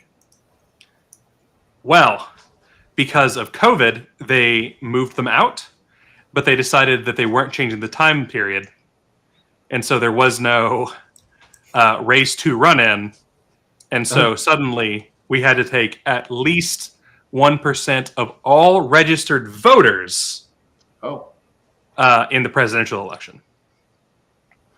And so that didn't happen. That's never happened. Gary Johnson wouldn't have gotten that one. Did you assure them that President Trump is a libertarian and therefore should count as? He's an honorary libertarian now. Yeah. Yeah. I mean, we had Trump, RFK Jr. There was some Chase guy running also. I hear. Lots of libertarians. I said I was only going to reply to Truth one more time, but Karen Ann hasn't finished 2 terms yet. I'm not sure Karen Ann's actually finished 1 term.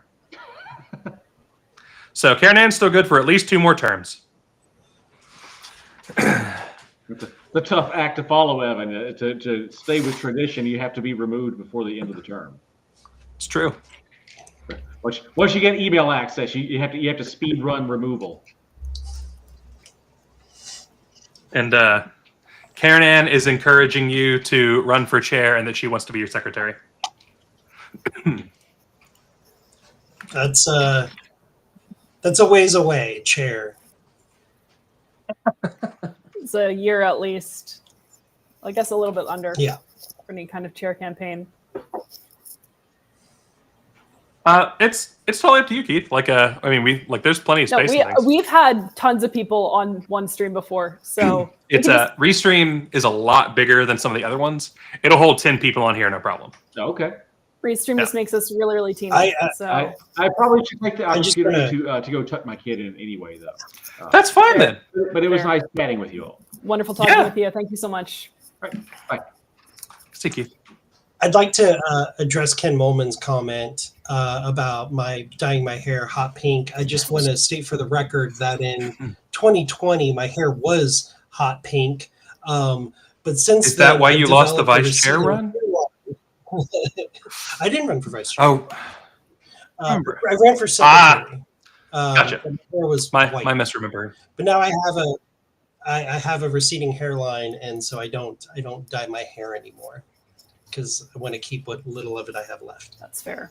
I haven't had short enough hair to look at my hairline legitimately in a long time.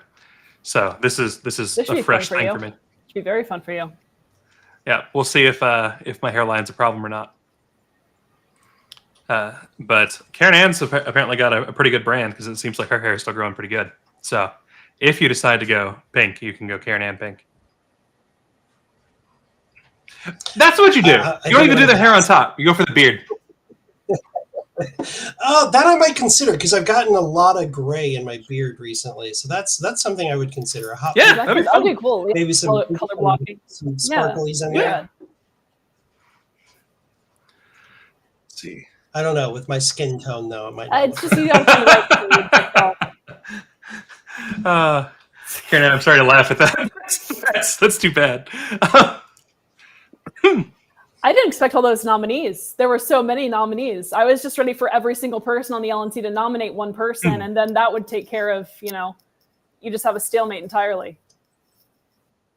I was kind of shocked. I mean, I attend all the LNC meetings as a state chair. I've actually attended, I think, the vast majority of LNC meetings dating back to 2012.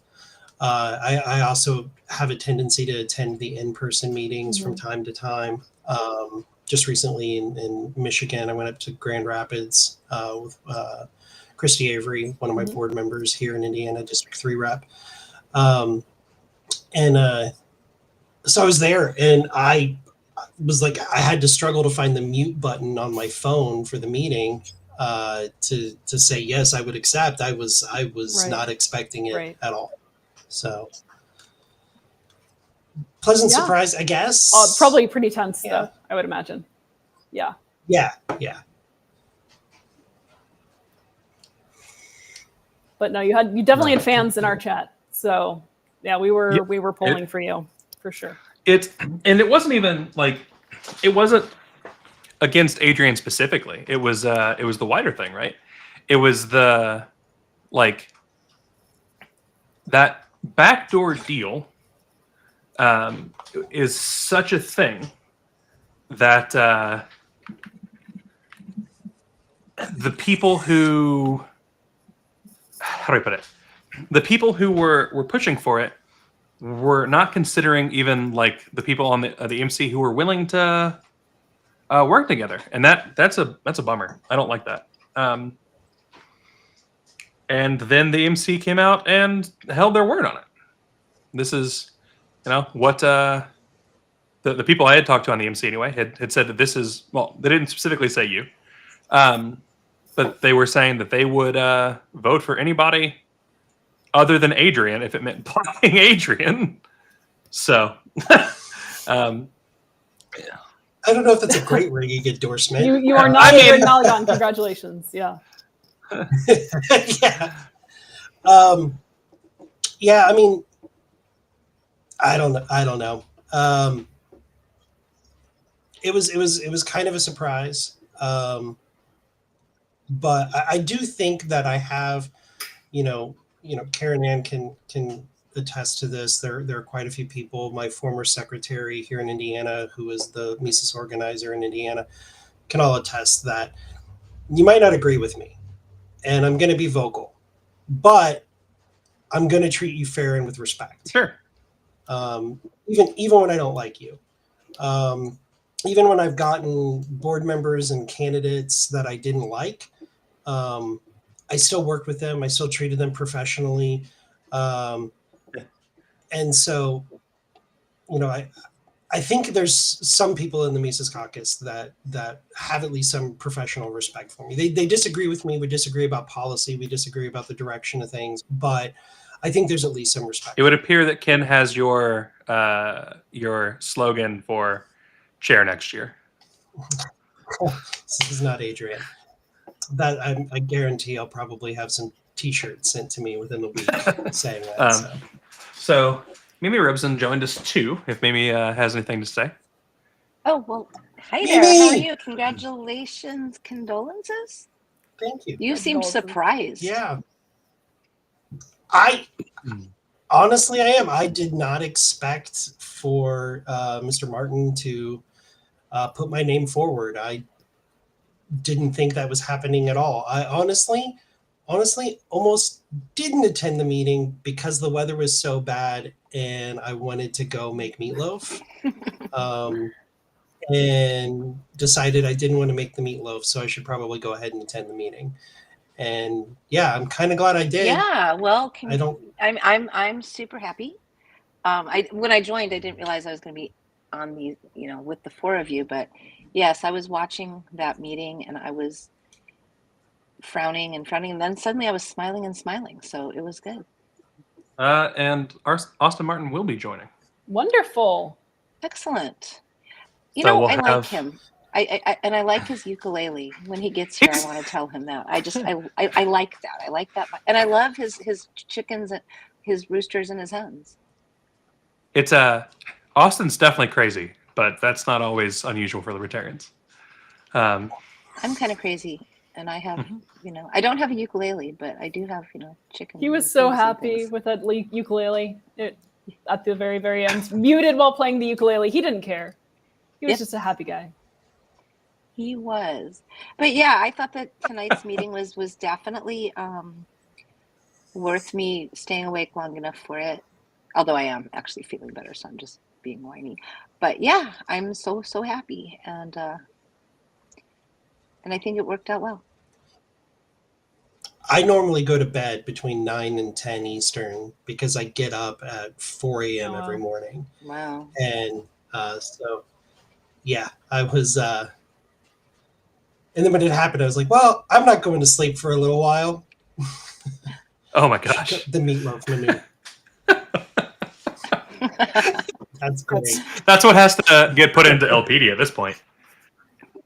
I always wanted my own like molten maneuver, you know. I wanted like the McMahon something, but now I get the meatloaf maneuver. I guess that's I mean, it could be the McMahon meatloaf, but I don't know if that's the thing you want. I like meatloaf maneuver better. I do. Anywho, that I didn't really have anything to say except for that, and yeah. Thank you. Well, sure. I hope to see you again soon. Haven't seen you in a while. I will for sure see you in like a year. Well, less than a year in Grand Rapids. Yeah. Unless you want to come to California for some fun and merriment in a couple weeks. I do actually.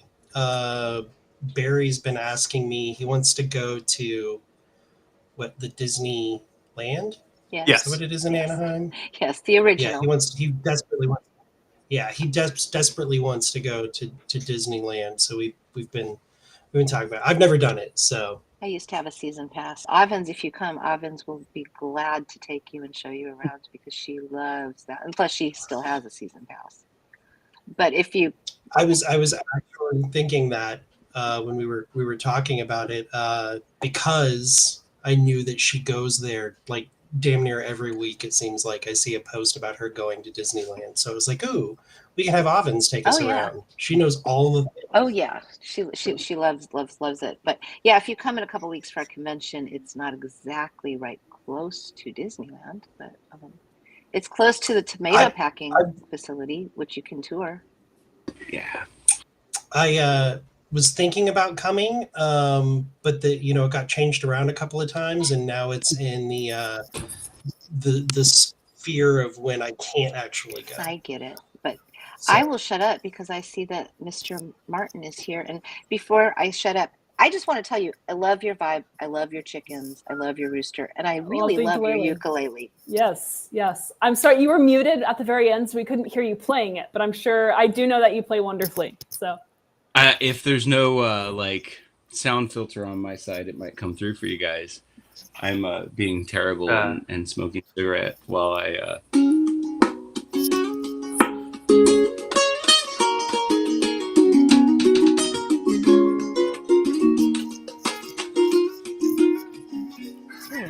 It's really it good. Feels so good to do and the roosters are singing. Wonderful. They do. They sing with me. They definitely like to encourage me. Oh man, what a day. So love you guys and thank you for having me. Sorry, let me put absolutely. No, we wanted to have I'm a mess. So are we. Aloha. It's been aloha. So is everybody surprised? Yes, and I honestly, good? Yeah. I want to ask you what went into your thinking, your calculus, when you decided to nominate Evan.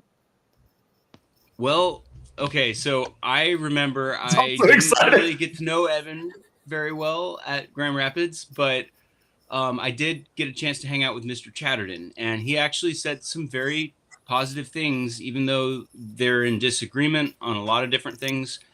He said he's worked with Evan before and that he's a good guy, and I got to see his vibe. That does help. The check on the mana, being able to feel somebody is necessary for me, like if I really want to make an informed choice. So it seemed like I wasn't going to get any better than that.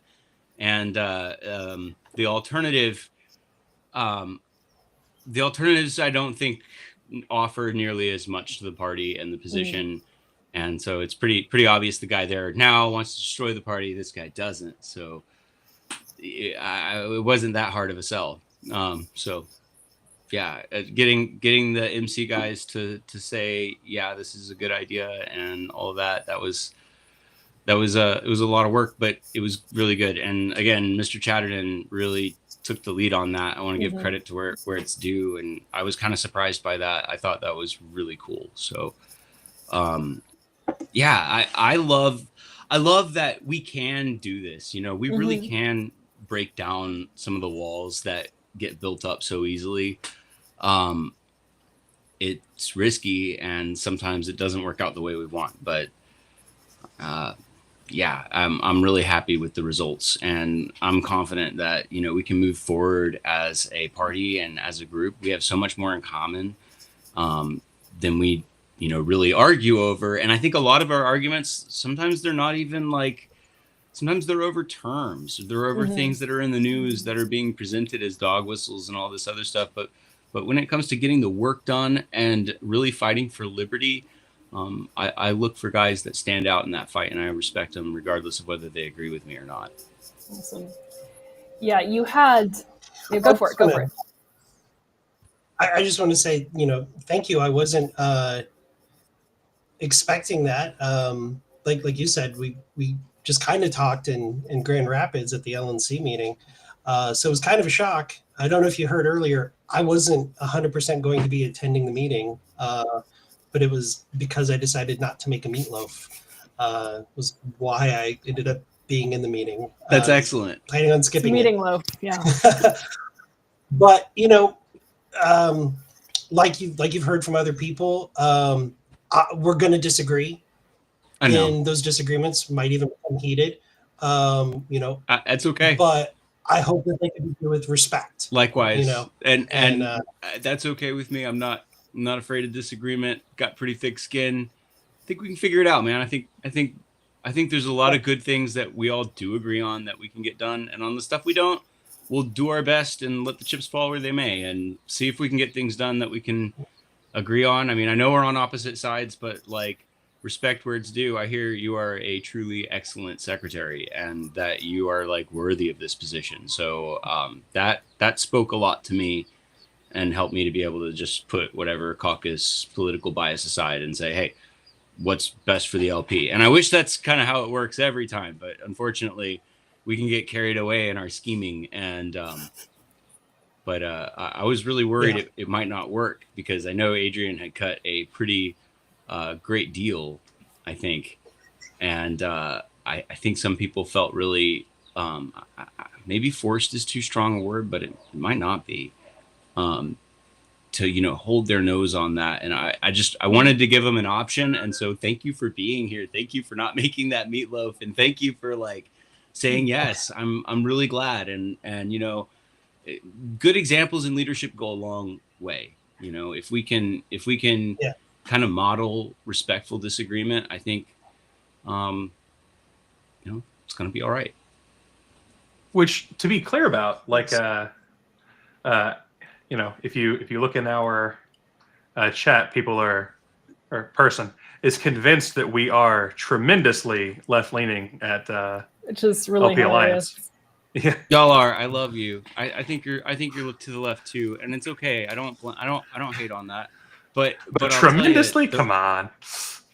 I am the only one in the center, okay? And everyone to the right of me, they know they're to the right, and so they kind of like lean into it, and it's like, gosh, guys, why are you like that? On the left, though, they have the opposite problem where they think they're the center, right? And so they don't know they're the left, and I'm the center, guys. I'm the only center. Come on. I don't want to be the center anyway. He's the boring. That's a lie. She sleeps only in the middle of the bed. That is true, but that's just for sleeping purposes. So she's only centered at night. I saw a question about investigating Harlow's. I wasn't on the LNC at that time, and it wasn't up to me. And yeah, I don't particularly have anything that I would say on that. But thanks for asking. It's hard if you don't have all the information. It's really hard to make a judgment, and sometimes there's a lot of reasons why someone might want to induce a judgment about someone, especially someone powerful on the LNC. We got enemies, guys, right? And they're not just libertarian enemies. We've got other ideological way bigger enemies. Enemies. Fight literally. Huh? Way bigger enemies than the libertarians. Yeah, absolutely, man. And that's the thing. And we just got to expect that sometimes, the people that are in leadership are going to be in really difficult positions, and we just don't always know what's going on behind closed doors. So it is just not my place to pass judgment on all of that. Karen Ann and I have our disagreements, but I cannot speak as to whether or not, I would have voted one way or another on that without seeing all that. So first, I guess Phil has a comment. Is that right? Phil's got a fairly good question. Like Austin's in the LPA server, and I don't know if he considers himself an alliance person or not here. But I heard you guys consider me one, so I feel honored to be adopted. So I caucus with anybody who's willing to have me, and I try to respect caucus.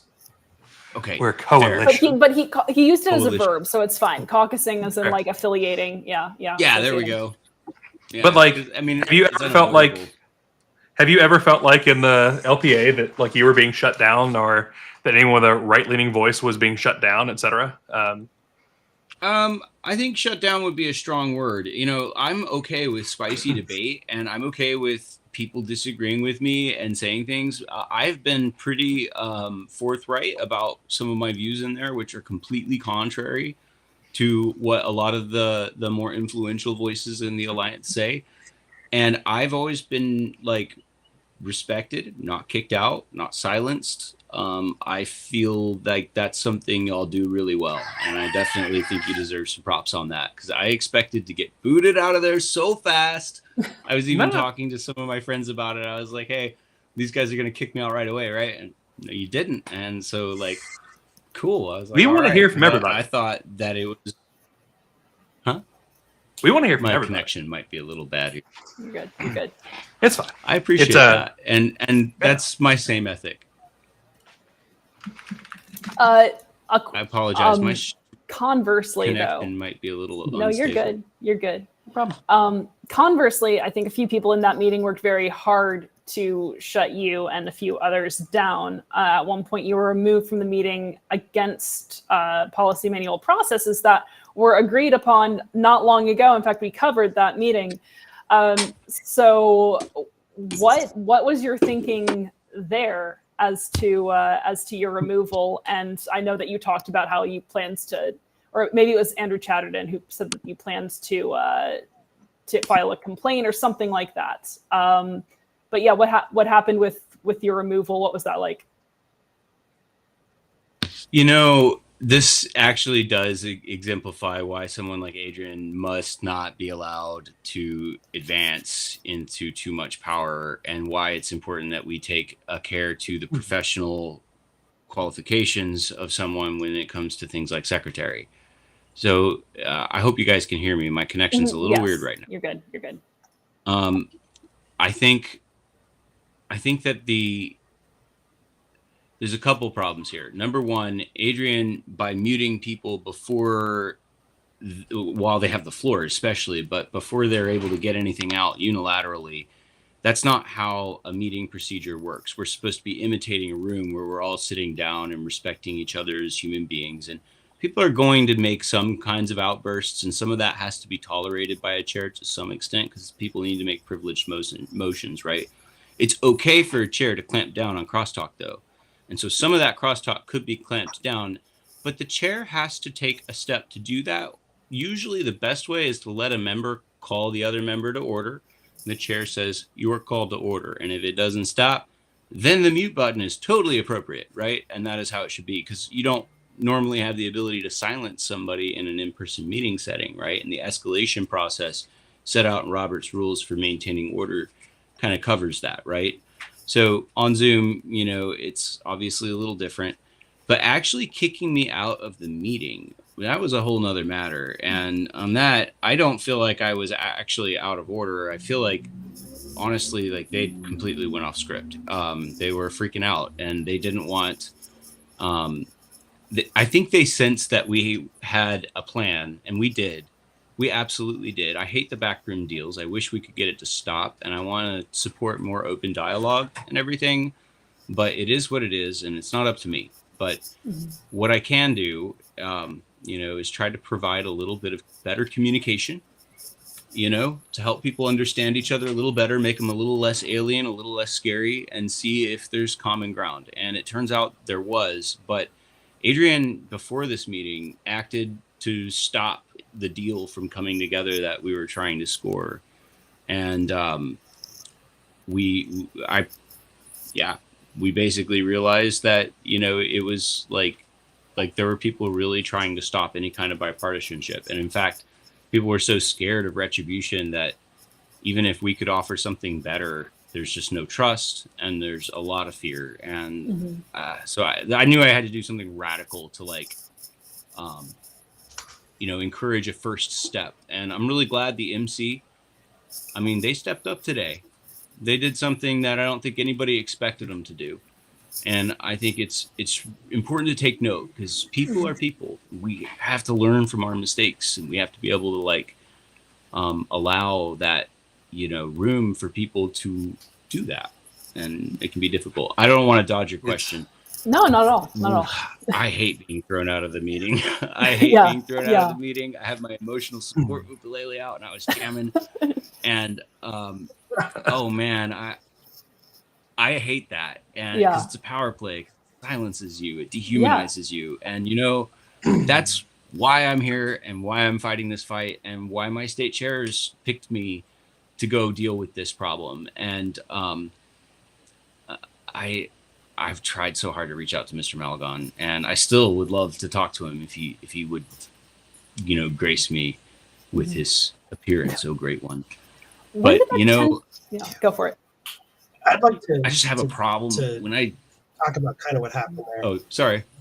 With the muting. So I'm going to be blunt with you.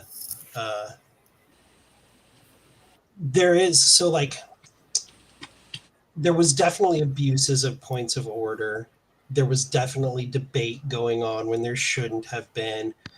And it is, the secretary should remind the chair of that. The chair should take the gavel and rein that in. And the secretary can remind the chair what the options are for that. But I'm not just going to mute you because you're being irritating and annoying. I'm just going to remind the chair to bring you to order and say, Mr. Martin, that is debate. That is not a point of order. That is not a point of information. That is debate. Stop it. I will grant your point on that, by the way. Well taken. I agree with you. And I, like I said, I'm human, sometimes I'm gonna, but I appreciate your ethic on that. And that's what I look for in a secretary, is somebody who can do that with grace and dignity and respect. Yeah. I appreciate that. I just want to chime in really quickly and say, but the bottom line is what Evan just said is exactly right. The secretary should do exactly what Evan just said. What the secretary should never do is unilaterally do any of the things he did. That is not okay. That's the chair's prerogative. And to actually eject somebody from a meeting, unless, the chair has given you your 3 times notice and said, Mr. Martin, if you do this one more time, but it's up to the body to remove you, not the secretary. So that was the problem I had, was that the chair kind of abdicated his authority in a way by allowing that to happen. And that bothered me. And I know Evan would have never done that as secretary, and he would have done it properly as chair. So those are my points there. But Evan's right. There was times where it was dilatory, and there was times where it was issues. But I just wanted to chime in on was that. Said before. Thank you. And I agree with you guys. There's times where, I may disagree. I may be like, oh, that's not dilatory, but I can accept that. And, I might not get my point across, and that's okay. As long as everybody kind of has their right to be heard and right to make it, and is respectful of others, and not just, I don't ever want to just pump the brakes because I don't like what's happening and I just want to stop it.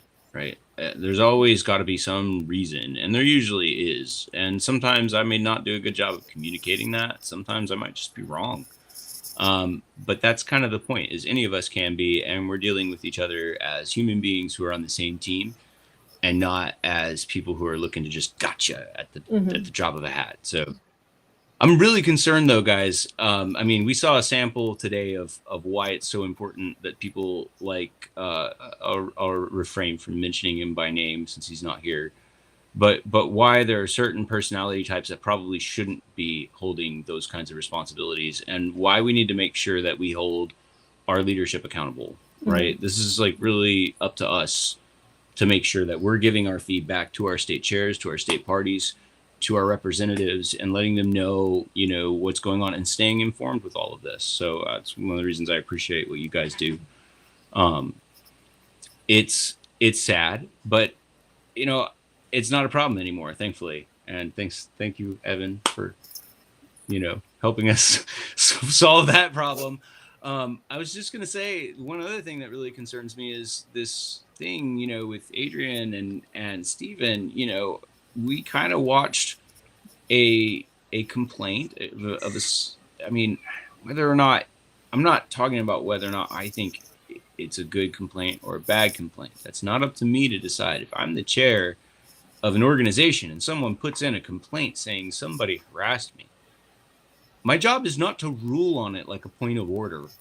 Okay, we have policy for a reason, right? You accept that. These things can go to court, and if they do, and you don't handle it in a good way, that's really bad, and it costs lots of money. And you don't just have the right to unilaterally, even if you think the person is lying and just saying it just for attention, even if you think that, you absolutely must give everyone the same respect and dignity. That, you know, can you imagine if you complained to like corporate of like a restaurant chain that you really like, and you went in there and some server was just absolutely like horrible to you and in like a really like racist or misogynistic way, or sexually harassing, right? Something of a rather serious nature that if I was the owner of a company, I'd want to know my employee was acting like that, right? And you go to file that complaint, and the chairman of the board emails you back and says, "I've ruled it out of order." You know, could you imagine? Yeah. It, you know, when Adrian removed you, I think it's one of the few times where, for any length of time, it felt like both Amanda and I were shocked to silence. It was like both of us were so taken aback, like it was mouth open, just Because of the like error in the calculus there. I think that was very much overplaying the hand, and to me it read like a power play, as you said, Austin, but sort of I think at that point Adrian expected to win, and so by removing you and Andrew Chatterton and then still, you know, triumphing, right? It's sort of this way of saying I can do whatever I want. Look, I did that and I still got the position. And yeah, so it was just, to me, it seemed like if there was anything up in the air at all, if there were any kind of upset nomination that was not expected, that I think pushed some people potentially to not support him when otherwise they might have been prepared to. I'm sure you guys know Sun Tzu says chatting. that, you know, we could prepare, right, as much as we want, but the opportunity for winning comes from the enemy himself. And I'd hate referring to friends as enemies, because Malagon should be friends with me. I don't know why we're not. He was an opponent. I'm sorry, Evan. I interrupted you, bro. I was just gonna say I was chatting with a couple of my friends while watching the meeting. They were watching it as well, and we had some criticisms about you. I think I said, no, he's debating. He needs to stop. Quit doing that. But then when they just kept muting you over and over again, I was like, that's not the right way to handle that. That's not the right way. When you guys got removed, I was like, I'm a kind of by the book type of person.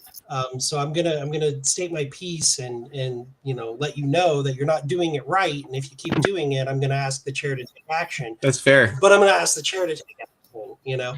Absolutely. And then I'm gonna pull you aside and say, hey, listen, buddy, you'd get a lot more done if you did this the right way. If you didn't have this debate, if you didn't do these things, you would get a lot more completed and accomplished and get a lot more people on your side to wanting to hear whatever your message is or whatever you're doing, as opposed to irritating the crap out of them. But you don't just get to decide that you're going to take this action whenever you want. So I really appreciate how you put that, and I agree, and that's just the way it is, right? Hey, Karen Ann, and I will pledge to you can go through any meeting without engaging in inappropriate debate or crosstalk. We'll say no more than 3 instances of crosstalk within one meeting.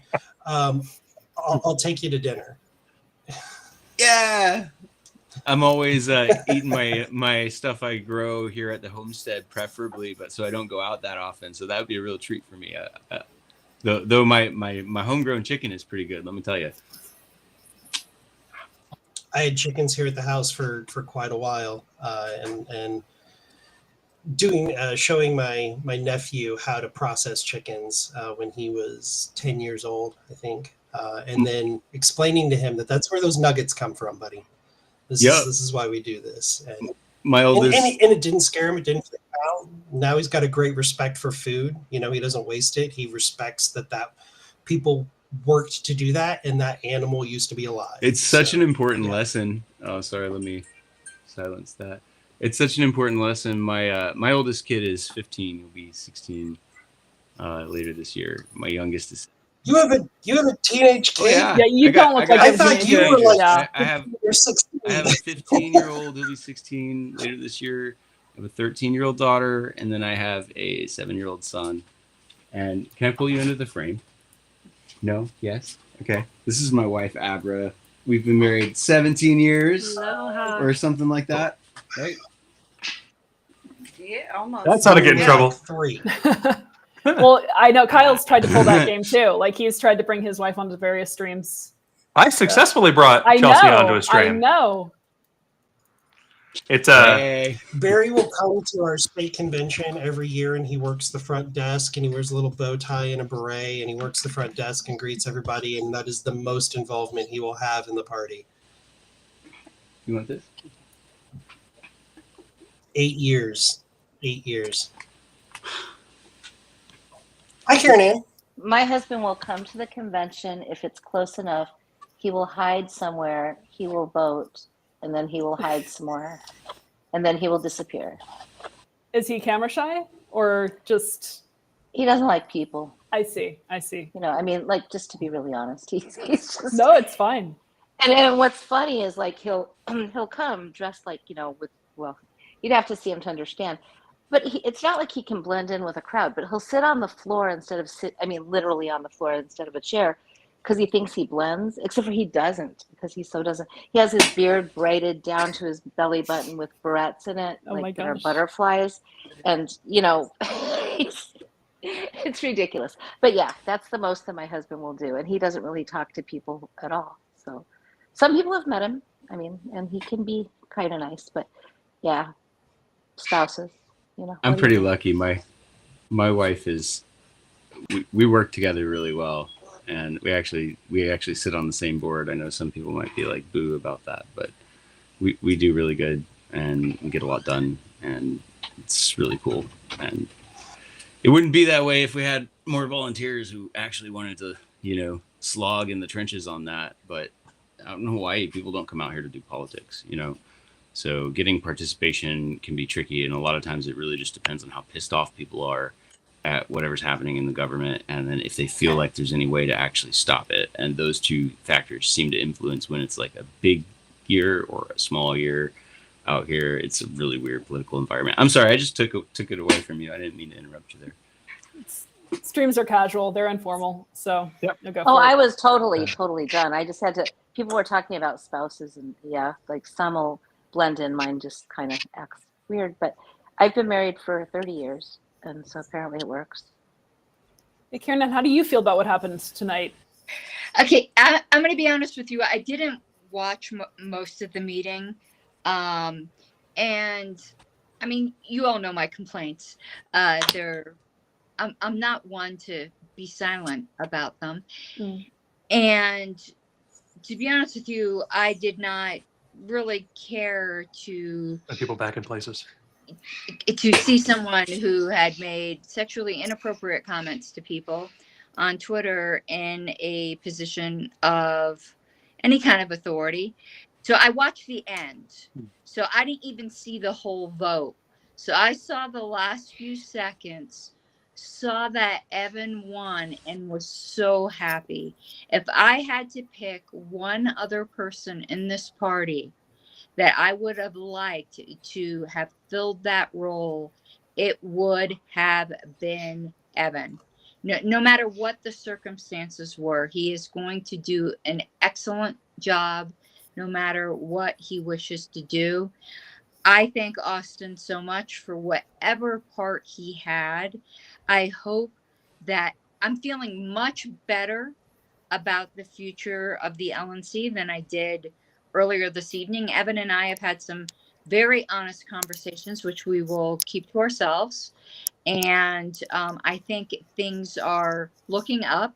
But to go off of what people said before, not just the secretary, any member who happens to be a little bit more knowledge and procedure can remind the chair, so and so is cross talking, so and so is out of order.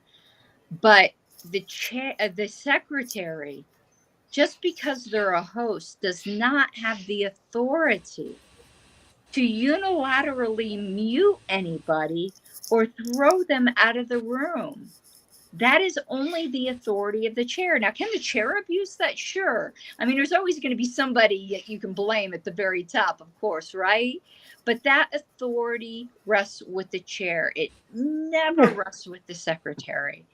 And I didn't see that part. I'm taking everyone's word that that's what happened. And if that's what happened, that is just absolutely outrageous. But I've offered Evan any help that I could give him, and am just extremely happy for the future of the party. So I want to interject for a moment here. There is a counter stream that does LNC after hours every time. And the LNC members who are in there are talking about how the party's going bankrupt, and they're openly saying that they may have made a mistake in joining the party, and they're not even suggesting a resolution. And like, that's the big thing in my mind about LPA, right? It's not about if you're a lefty or a righty or anything else, despite what someone in our comments has been complaining about all night. Despite Austin's hurtful accusations, it's about moving forward. There's been a bunch of shit over the 53 years this party has existed that was fucked, that was stupid. We can't fix those things. All we can do is the best with what we've got. It's true. There's something I wanted to bring up that Austin. Yep, and this is the Austin thing. will agree with. Austin and I have had a lot of conversations over these past few days. And when Austin first came on the LNC, I was very apprehensive, and I probably didn't say the kindest things about him. And I'm sure he'll understand why. You know, we had a few encounters, I guess you would call them. But Austin will say in every single conversation that we've had, I'm like, Austin, you and I are never going to agree on X. And I'm not going to say what it is because it doesn't matter. But we agree on this one I just figured you meant Twitter. Can we work on this one thing together? Understanding that we're never going to agree on this other thing. So Austin and I will be on the other side of an issue and other things, but we have been completely honest with each other about where we stand. He doesn't blow smoke up my rear. I don't blow smoke up of his. You know, he's a Mises guy. I'm not. We're not going to agree there. But we both love this party in different ways. And I'm really, really glad to see that we're moving in this direction, because this is the way forward. And that's why, yeah, go for it. But you know, something that you started with is, something they're saying in whatever other chat. I don't do these very often, so I don't know what other chats there are. They're not wrong. The party is going bankrupt. The party is hemorrhaging money in a lot of states, and nationally we're losing members. And that has to be turned around. There have to be, people need to come up with, ideas. What are the solutions? What needs to happen to bring those donors back in, to bring in new donors, new members, new blood? The Archimedes 2, like it's definitely got great ideas. I'll throw back here when I was on the LNC and when I was at the LNCC, the Libertarian National Campaign Committee.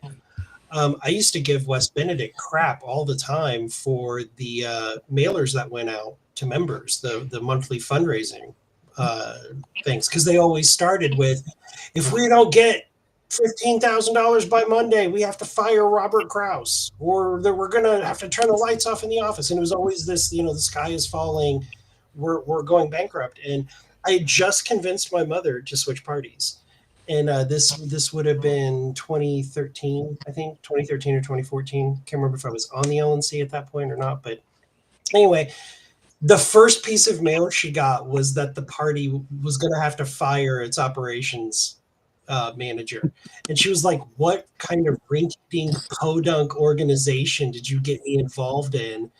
And I took it to him and I was like, listen, man, this is not okay. Like, we can't be sending out these letters where it's constantly that we're going to have to shut down. We're going to have to do this. And then he showed me the numbers behind them and, how much we sent to spend to send them out and how much money came back in. And I was like, okay, ignore me. It works. Like, do it. So, the point of that is we need to be coming up with new strategies. We need to be coming up with interesting ideas. Archimedes 2, with a modern spin on targeting people through electronic means, that's great. What else are we doing? What else are we going to do to encourage membership? Here in Indiana, we focus on media. We put out an op-ed once or twice a month. We routinely get front page coverage in the largest newspaper in the state. We send out press releases a couple times a week on policy issues. We make that system available to our candidates and our county affiliates. That's our focus. Because if you see on the front page of the paper, by the way, last year in 2024, the #1 article online in the Indianapolis Star, which is the largest statewide distributed newspaper, it's huge. Their #1 article was our op-ed on civil asset forfeiture. The next one, we were still twice as many readers as the second most read article. Booty. And the only reason Oh no, that's not your booty. I'm sorry. It's the the only back reason of we his know shirt. I that thought it was shorts. is because a columnist who hates us, who says that our policies suck, but occasionally we get something that sparks interest, had to point out that we were the #1 article and that we had multiple other op-eds that hit. What I'm saying is you got to find strategies that work to drive membership, and you can't just say we're going bankrupt. Great, cool, we're going bankrupt. Thank you for stating the obvious. Press How do we attention fix for it? policy views and activism is so critical, right? And I mean that's what so much social change boils down to. When has the press caught on and what has the press reported on? If you don't have media attention, you don't have anything, especially not in a really decentralized economy of attention. So yeah, I think you're nailing it with the focus on press, on the focus on media and PR, not just for saying edgy things, but for having edgy policies, right? And I mean, that was what got the attention, radical policies. I'd love to say something. So I got a ton of media hits from it. I ended up doing 5 different radio interviews off just the civil asset forfeiture, because a couple had their package seized at the Indianapolis airport, which had $10,000 cash in it being sent to, I think it was a jeweler. and they used civil asset forfeiture, and it was going to cost more to fight to get it back than what you would actually get back. And we wrote about it, and we talked about these policies and that it's cops stealing, and they get to use the money for whatever they want. And the FOP, Fraternal Order of Police, commented, went and reached out to one of the people and said, "Oh, you shouldn't have him on the radio to talk about this. He's misrepresenting it." And they said, "Cool, come on and debate him. I'll have you on, and you can address and say where he's not being factual," because they cited the sources in the op-ed. Like, this is where this information came from. And they're like, "Oh, well, we're not going to do that." And so that also raised our credibility with those media outlets that said, okay, they're not just, being crazy, the crazy libertarians. They're coming with facts. They're coming with the receipts, and the people who don't like it won't counter with anything other than, "Oh, you're not telling the whole story."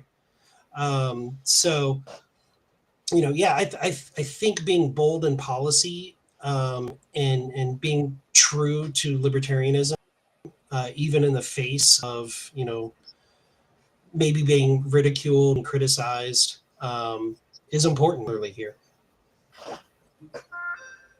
I know Austin's got his camera off. He had said right before that you had a response to that.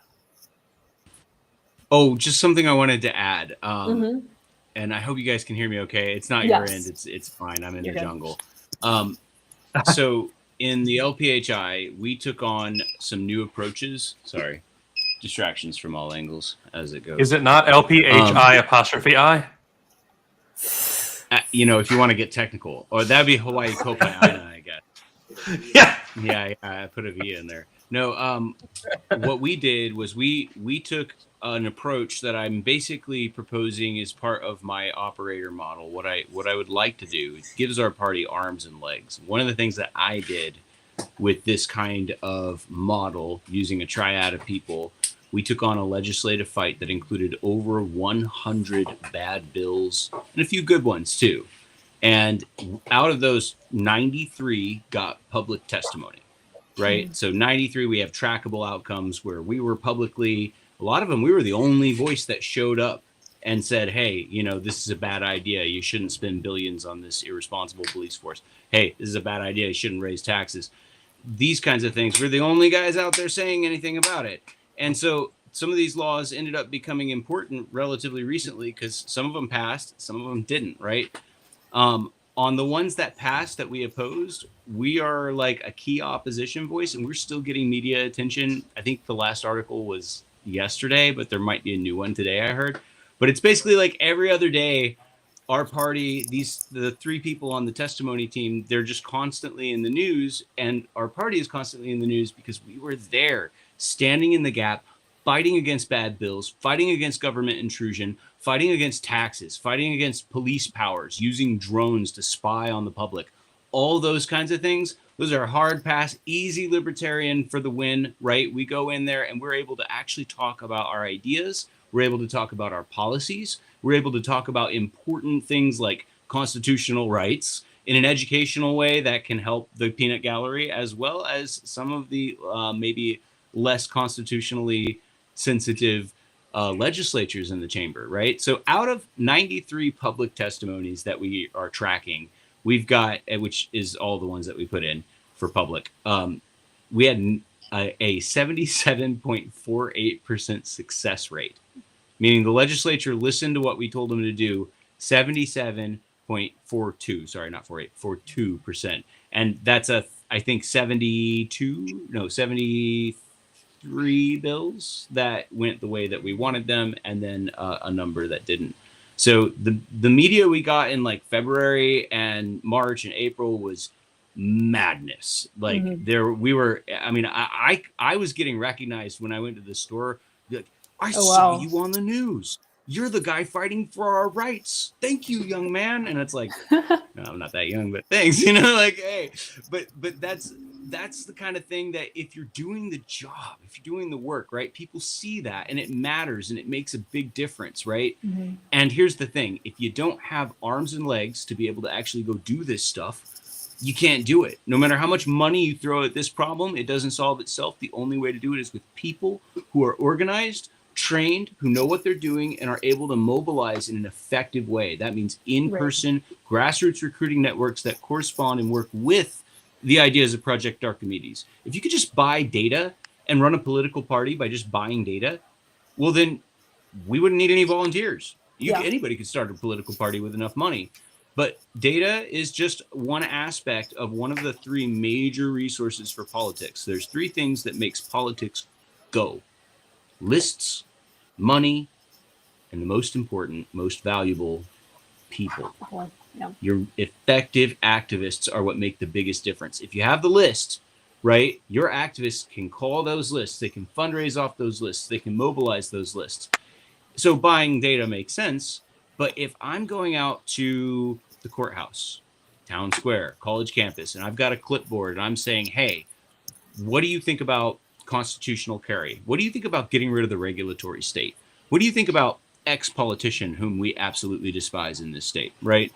I'm going to have a nice list of a couple hundred people that all agree with this thing and have met me and shook my hand. And when I call them on that list, they know who I am. It's not a cold call. They're local. All that information can go to the state affiliate. All that information can go up to national. We can do this. Campaigns, ballot access. We use strategic petitions to drive these lists, these proprietary lists from the ground up, and we take winnable districts so that when electoral season comes around, remember, we've been doing this legislative season, right? We're fighting the good fight. We're getting that content. We're documenting it. We're turning it into a usable product that our candidates will be able to drive home to victory. And then electoral season comes, and we have all of these paid assets in the field who are earning commissions for building our lists, getting our fundraising going, getting things going. They're getting paid for results. These guys now can converge and concentrate into the winnable districts to carry our candidates all the way across the line.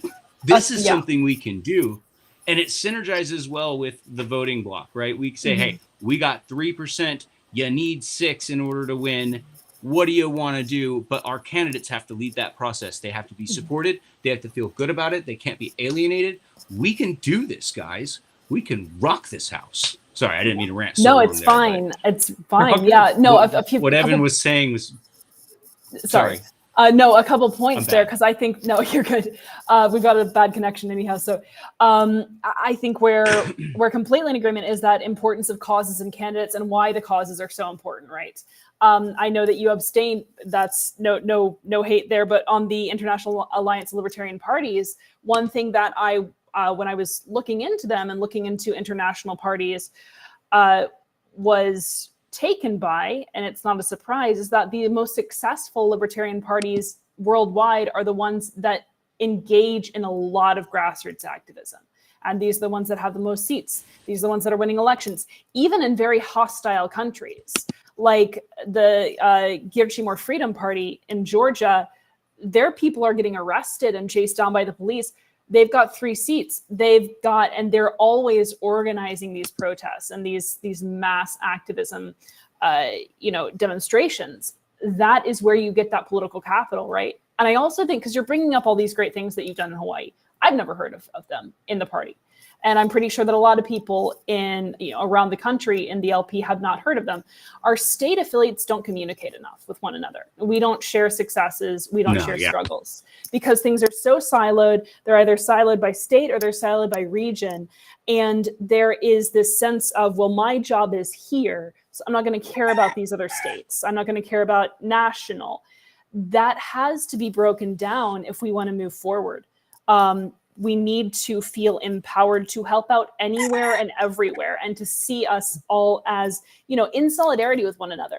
I'm not in Hawaii, but we should be able to learn and communicate about what's working in Hawaii, lift you up and promote you, as well as, be able to help if there's something that's not working out or if there is a lot of oppression somehow and somewhere. So again, we need to open up this party and the lines of communication, and we really need to be engaging in that grassroots activism in the off season. Absolutely. I agree with you. And, there's things in the LPHI, we struggle in some of the same ways that other affiliates do. and have for a long time. And the turnaround that we're now starting to see is really the result of just, it's not fair to call them new things, like trying new things, but it is kind of like that. We're trying things that have worked in other places or other times, and then adapting them to our current situation as best we can. So innovation, I guess, would be the way that I would approach this. We're not going to be able to change the preferences of people, but we can take advantage of that by incentivizing working together so that it's more worthwhile for states to participate in national. National builds more value with the states and conversely gets more value out of them. And I think we need a way to take out this dynamic between national and the states that's other than just in the political board battle world, right? And to your point about political capital, you're right, and even here in the US, it can be really bad. It's not usually the same level where it's like a systematic libertarians go to prison just because they're libertarians, but it can be close. I'll give you an example. One of the reasons that I ever got on the board in the first place was I was in a Walmart and I had not had my coffee. I love coffee, but when I don't have coffee, it kind of sucks. So I was grumpy, really fucking grumpy. And I walked into the Walmart without a mask on, and it's early 2022. And we're in full swing COVID mandate lockdown crap. And I walk in there and the guy's like, "Hey, you need to put a mask on, sir." And he was polite. He wasn't that bad. I was very frustrated. And I was like, "Nazi, this is Nazi policy." And I put the stupid mask on my face, right? And I keep walking. And security pops out. They're ready for it, right? Wow. And they're like, "Excuse me, sir, you need to leave." I was like, "You guys, like, management, like, came out of nowhere." And their manager's like, "I'm here, you need to leave." "Bye." "Okay, I don't want to spend my money with Nazis anyway." I'm going out the door. I take out my mask on the way out the door, and I'm like, "Oh, comrades, I forgot the compliance device. I am so sorry, comrades. Next time I remember." So anyway, They did not find it funny at all. I'm sure and not. The security officers have their phones all out, like their pistols and their phones, and they're like recording me like I might have stolen something. I didn't even get in the doorway. And, I'm walking out there, and my wife is with me. She's great. She didn't say anything except, "Come on, babe, let's go." Yep. While I was doing the Russian accent thing, I was too slow. But anyway, so we go out the door, nothing going on, go back to our car. They block us in until the police get there. And the police get there and take like 10 seconds to basically like justify what they want to do. And then they tackle us the fuck down and fucking assault us and fucking put us in handcuffs. And excuse my language, guys. I'm sorry. We cuss on this podcast all the time. Yeah. They took us both in for violating the Governor's Emergency Powers Act. Wow. How do I violate the Governor's emergency powers? Oh, I didn't comply. I did comply. I did everything they asked. What I did was I called him a Nazi, and Josh Green doesn't like it that I call him a Nazi, but it is an accurate description because that is what Josh Green is a Nazi. But in my opinion. Anyway, they took me to jail. They even made it clear that they did not like me calling him a Nazi. That was an aggression. Okay, well, we're going to have fun in court, guys. And they're like, "No, you're going to give us a statement without your lawyer, and if you do, we'll let your wife go scot-free. Wow. And we won't charge her." Now, they don't know who I am. I am not a lawyer, but I have won in court more than once, and I've set precedent that's gone to the Ninth Circuit and has been tested. Yeehaw! So I'm like, all right, let's have a statement, And I'm talking to these guys, and truth is the best shield. When you know and you have an idea of what they need in order to establish their case, you know what not to say. It's why your lawyers tell you not to talk to the cops, because they're looking for certain things that they can wiggle out of you, even if they didn't really hear them. And so you got to be really careful. And so they didn't get what they wanted, but they did let my wife go. They did charge her later and then like immediately put a bench warrant out for her in kind of a shifty way and then hid all the evidence from the record, sealed inexplicably. And no matter what we did, no matter what we filed, we could not unseal the evidence that supposedly started the case. No indictment, no nothing, just secret evidence. You'll see it when you go to trial, guys, right? So I fought my case for about a year, and then I got elected to the Libertarian board, partly because of this whole nonsense, right? And when I let the prosecuting attorney know that I'd been elected to party office, and I was like, it's game on, bitches, right? Like I was being dumb. They dropped the charges an hour later with a signed statement of no opposition where they admitted that the defendant, inter alia, which means among other things, has many good, the oral arguments were great. The defendant has many good and valid reasons to ask for dismissal, and we wish to oppose none of them at this time. I was accusing them of fraud, fabricating evidence, hiding exculpatory evidence, fucking criminal, actual, like, racketeering behavior, and it was ridiculous. So they let my thing go, and I was like, no, I object. Now I want to go to trial, right? And they're like, get out of here, right? So, but they didn't drop the one against my wife. They wouldn't vacate this bench warrant. They wouldn't connect the two related cases. They wouldn't do any of that stuff, right? So I actually sued the whole Third Circuit judiciary in federal court, and we set precedent when we did about whether or not filing fees were required. They are not. In criminal defense, you are absolutely allowed to attempt to remove your case to federal jurisdiction, and they cannot charge you a fee for it, but they try. They want you to pay $400. And so anyway, I didn't actually win. I didn't lose, but I didn't win. You know what that means. On that case. But I did actually set circuit precedent. So that was pretty cool. So the Ninth Circuit now knows that you're not supposed to charge. Do they have a form for it? No. Did they change anything? No. But you know, it's a small thing. But anyway, yeah. So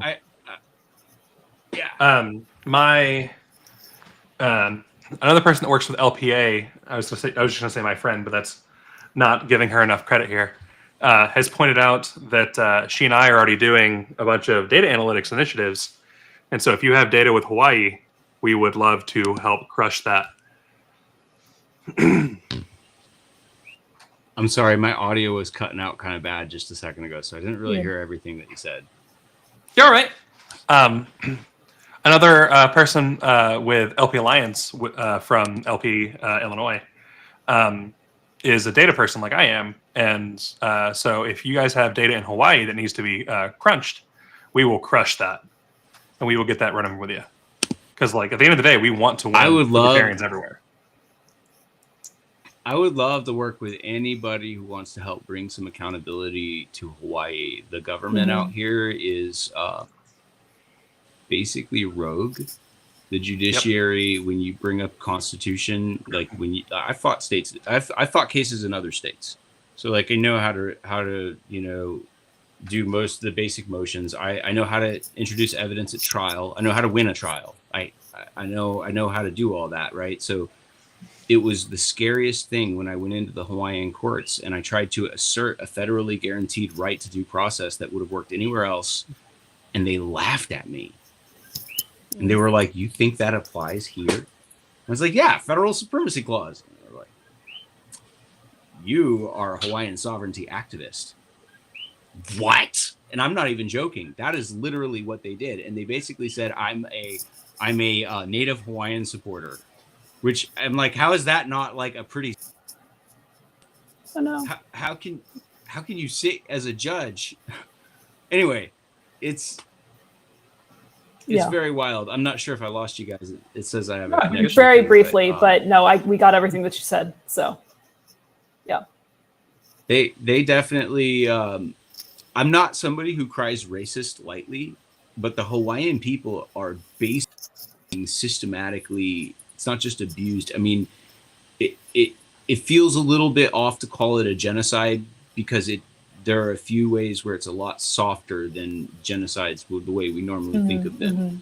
But in the legal sense of the word, where like forced relocations of people, alienating them from their land and stuff like that, and driving them from their that is like happening even today in Hawaii, and it's really a problem. The state of Hawaii is corrupt, it's rogue, and they do not listen to their people. It doesn't matter if it's the Democrats or the Republicans. It doesn't matter who it is. They don't listen to anybody, except apparently us. I guess we have a huge success rate in the legislature, but again, part of that's the sample. There were over 3,000 bills, right? And so, like for instance, there were over 35 that were introduced on fireworks because somebody died from a firework explosion, and they decided to use the Hegelian dialectic to drive a huge policy initiative on funding the police with billions and billions of dollars to save us from illegal fireworks. You just got 100 points in my book. That's amazing. I'm sorry. Please go on. It was great. I was like, and I told them I saw what they were doing, and I was like, "Why are you listening to the governor as they're doing it?" It was very funny. So I even wrote a song for the legislature, and I sang it, and I just wrote it in the waiting room, so it was a huge risk, and it turned out great. And the speaker Tarnas was like, "Can you summarize like at just the right moment between the chorus and the verse?" And so I like was able to break out for a few seconds of the chorus before they cut me off, but it was great. That all made the news. In fact, the news article that just came out the other day, the last couple of days, are about those fireworks bills, because some of them passed, but most of them didn't. There were over 35 introduced bills, and they're all aimed at funding this huge police boondoggle. HPD is corrupt, guys, and they are a multi-billion-dollar like money bleeding machine. And we just had like all of our police chiefs resign. And there's billions of dollars flowing around on the table, and Josh Green is like taking personal control over everything. And oh yeah, the whole Hawaii Tourism Board just resigned. We're in the middle of like a crazy statewide shakeup that is like of epic proportions, and no one knows what's going on, right? So Hawaii, in some ways, is a really scary place, and the natives, especially like the true native Hawaiians, have like no representation. They have like no one actually caring about what's going on with them, and it's not really so much of a racial issue as much as it is like a corrupt government issue. It's not really partisan. Like if the Democrats did what they said they were going to do in their platform, dude, I would not like have to worry half as much about the kind of bills we're seeing. But we're not just seeing it, but like with the votes to pass, and it takes a huge effort to stop the legislature from doing something terrible. So yeah, I mean, the fight is real, and if you fight it, it does make a difference. I can sleep really soundly knowing that I saved, not me alone, that our efforts together saved countless people, families from being divided, people from going to jail, lives from being ruined, people from being priced out of their homes. And that's a good feeling. And they can't take that away. Amazing. Yeah, no, we should be sharing this stuff more often. Yeah. As a note, I love it. Put the work first, you know? Yeah. As a note, in case you haven't seen it in the Discord or anything, like we've got a journal. A journal that Amanda spearheaded, and thereby smiles every time anyone talks about the journal. And so, like, when you're doing like press releases and you get victories and everything, send that to us. We will publish it every single time. We will publish the crap out of that. Yeah. Because we want to share. Absolutely, I'd be happy to share that with you guys. Yeah. I love it. You know, and there's so much room. And this is the thing. Most of the stuff that we are dealing with in the legislature, it's so unifying. Every libertarian wants to see the police not get a few extra $1 billion this year. And if you can knock that budget down, right, you just punch the man right in the nose, right? It's perfect, right? Hit him where it hurts, guys. And it's fun. And we can all agree on it. It's so like, we can really kumbaya over that kind of thing, you know? Oh yeah. Absolutely. Do you know Sonia Fintech? Sonia Agora? I think you said Sonia Fintech, but I think it just broke up. Say that again. Yep. Sonia Fintech, yeah. Yeah. Yep. I don't know her well. I'm way out here in Hawaii, so I know very few people, but we've talked and I have a good relationship with her as far as I know. She's one of my favorite agorists. And the video that she's had pinned forever. I like she talks about how one of the best ways to get back at the government is to make sure to do things outside the government. So like she grows all of her own food, raises her own meat and everything else. And that video ends with her pointing out that if you really want to stick it to the man, grow a fucking carrot. And it's so good. It's so true. I love that video. I watched it again recently because I wanted to send something to her. Yeah. Out here, carrots grow really well all year round, but I grow way more taro than carrots. And I love me some taro chips. Like, yeah, that's where it's at. Bananas are really good. You know, green bananas are like, and green papayas are like surprisingly great, like food source. I mean, we can grow everything out here. So I've got pineapples and tangerines and oranges and lemons and limes and all that. I've got passion fruits, lilacois, you know, so I can go walk in my garden and basically like pick stuff. I got some cheap land out here. Like it was, I'll just drop it. It was like $34K in 2020 for 2 acres, right? I got this cabin, was mostly built. It wasn't like I didn't have solar or any of that stuff at the time. I had to put all that in, do water, build a couple more buildings so we have actual space to live, and turn this little thing into a utility building. And now I have my meetings in here and sometimes cook. But it's really cool because, you know, that's like the price of a car, you know, so it's pretty crazy to have that kind of ability to move out to Hawaii. And that was one silver lining of the lockdowns, was that they tanked the local real estate market. And, you know, it happened to be the right time for my family. We saved everything that we could to come out here and buy a piece of land, and we live debt free and work the land. And it's crazy. You know, you don't need air conditioning out here and stuff. So it makes it really easy to, like, you know, be livable off grid. Not be miserable. I would need air conditioning there. Kyle would, yes. If left to my own devices, I am still in shorts. Oh, it's too hot. I want 50s. It's 76 right now outside. You want 50s? Oh yeah, I do. If you move up like 2,000 feet from me, it's like 55 all year round, right? Your elevation. Ooh. No. For sure. So you can pick your elevation. Yeah. So you would love like the back end of Ocean View, right up there, off grid. All right. You got Nice. cloud forests up there and shit.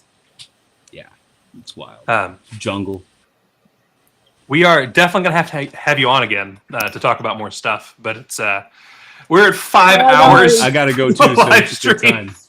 Yeah. Thanks so much for joining us. Marathon. Yeah, absolutely. For sure. Thank you for having me. We do this every This LNC was meeting. really fun. Yeah. I just hope we can do more great, fun, awesome, surprising, amazing work in the time ahead. I'm optimistic. I think we really can make a difference together, even if there's a lot we don't agree on. There's a lot we do, right? Oh yeah, we got this. That's what solidarity is all about. You were the spark tonight, Absolutely. Austin. So thank you for setting off that fire that might have really Thank you. reversed the direction of the LNC for the better. So thank you. I hope so. Thank you. I can only take so much credit. It was my idea, but if it wasn't for other people in the Mises Caucus being of a similar mind and willing to like say, yeah, we need to change things. If it wasn't for that, this wouldn't have happened. So yeah, definitely. Yeah. And thank you guys and you everybody so much. who made it possible for this to happen. There's a lot of people on the board who, you know, this was a hard situation for a lot of people. And Yes. Yeah. Yeah. I appreciate everyone big time. Yeah. For sure. I want to say thank you for Aloha. having me on, even Aloha. though I didn't say much, but thank you everybody. And Thank you, Mimi. I enjoyed listening, and I was mainly listening and my camera was off because I was also cleaning. So have a great night, everybody. You too, Mimi. Thank you. Everybody sleep well, and we're gonna call it on that one.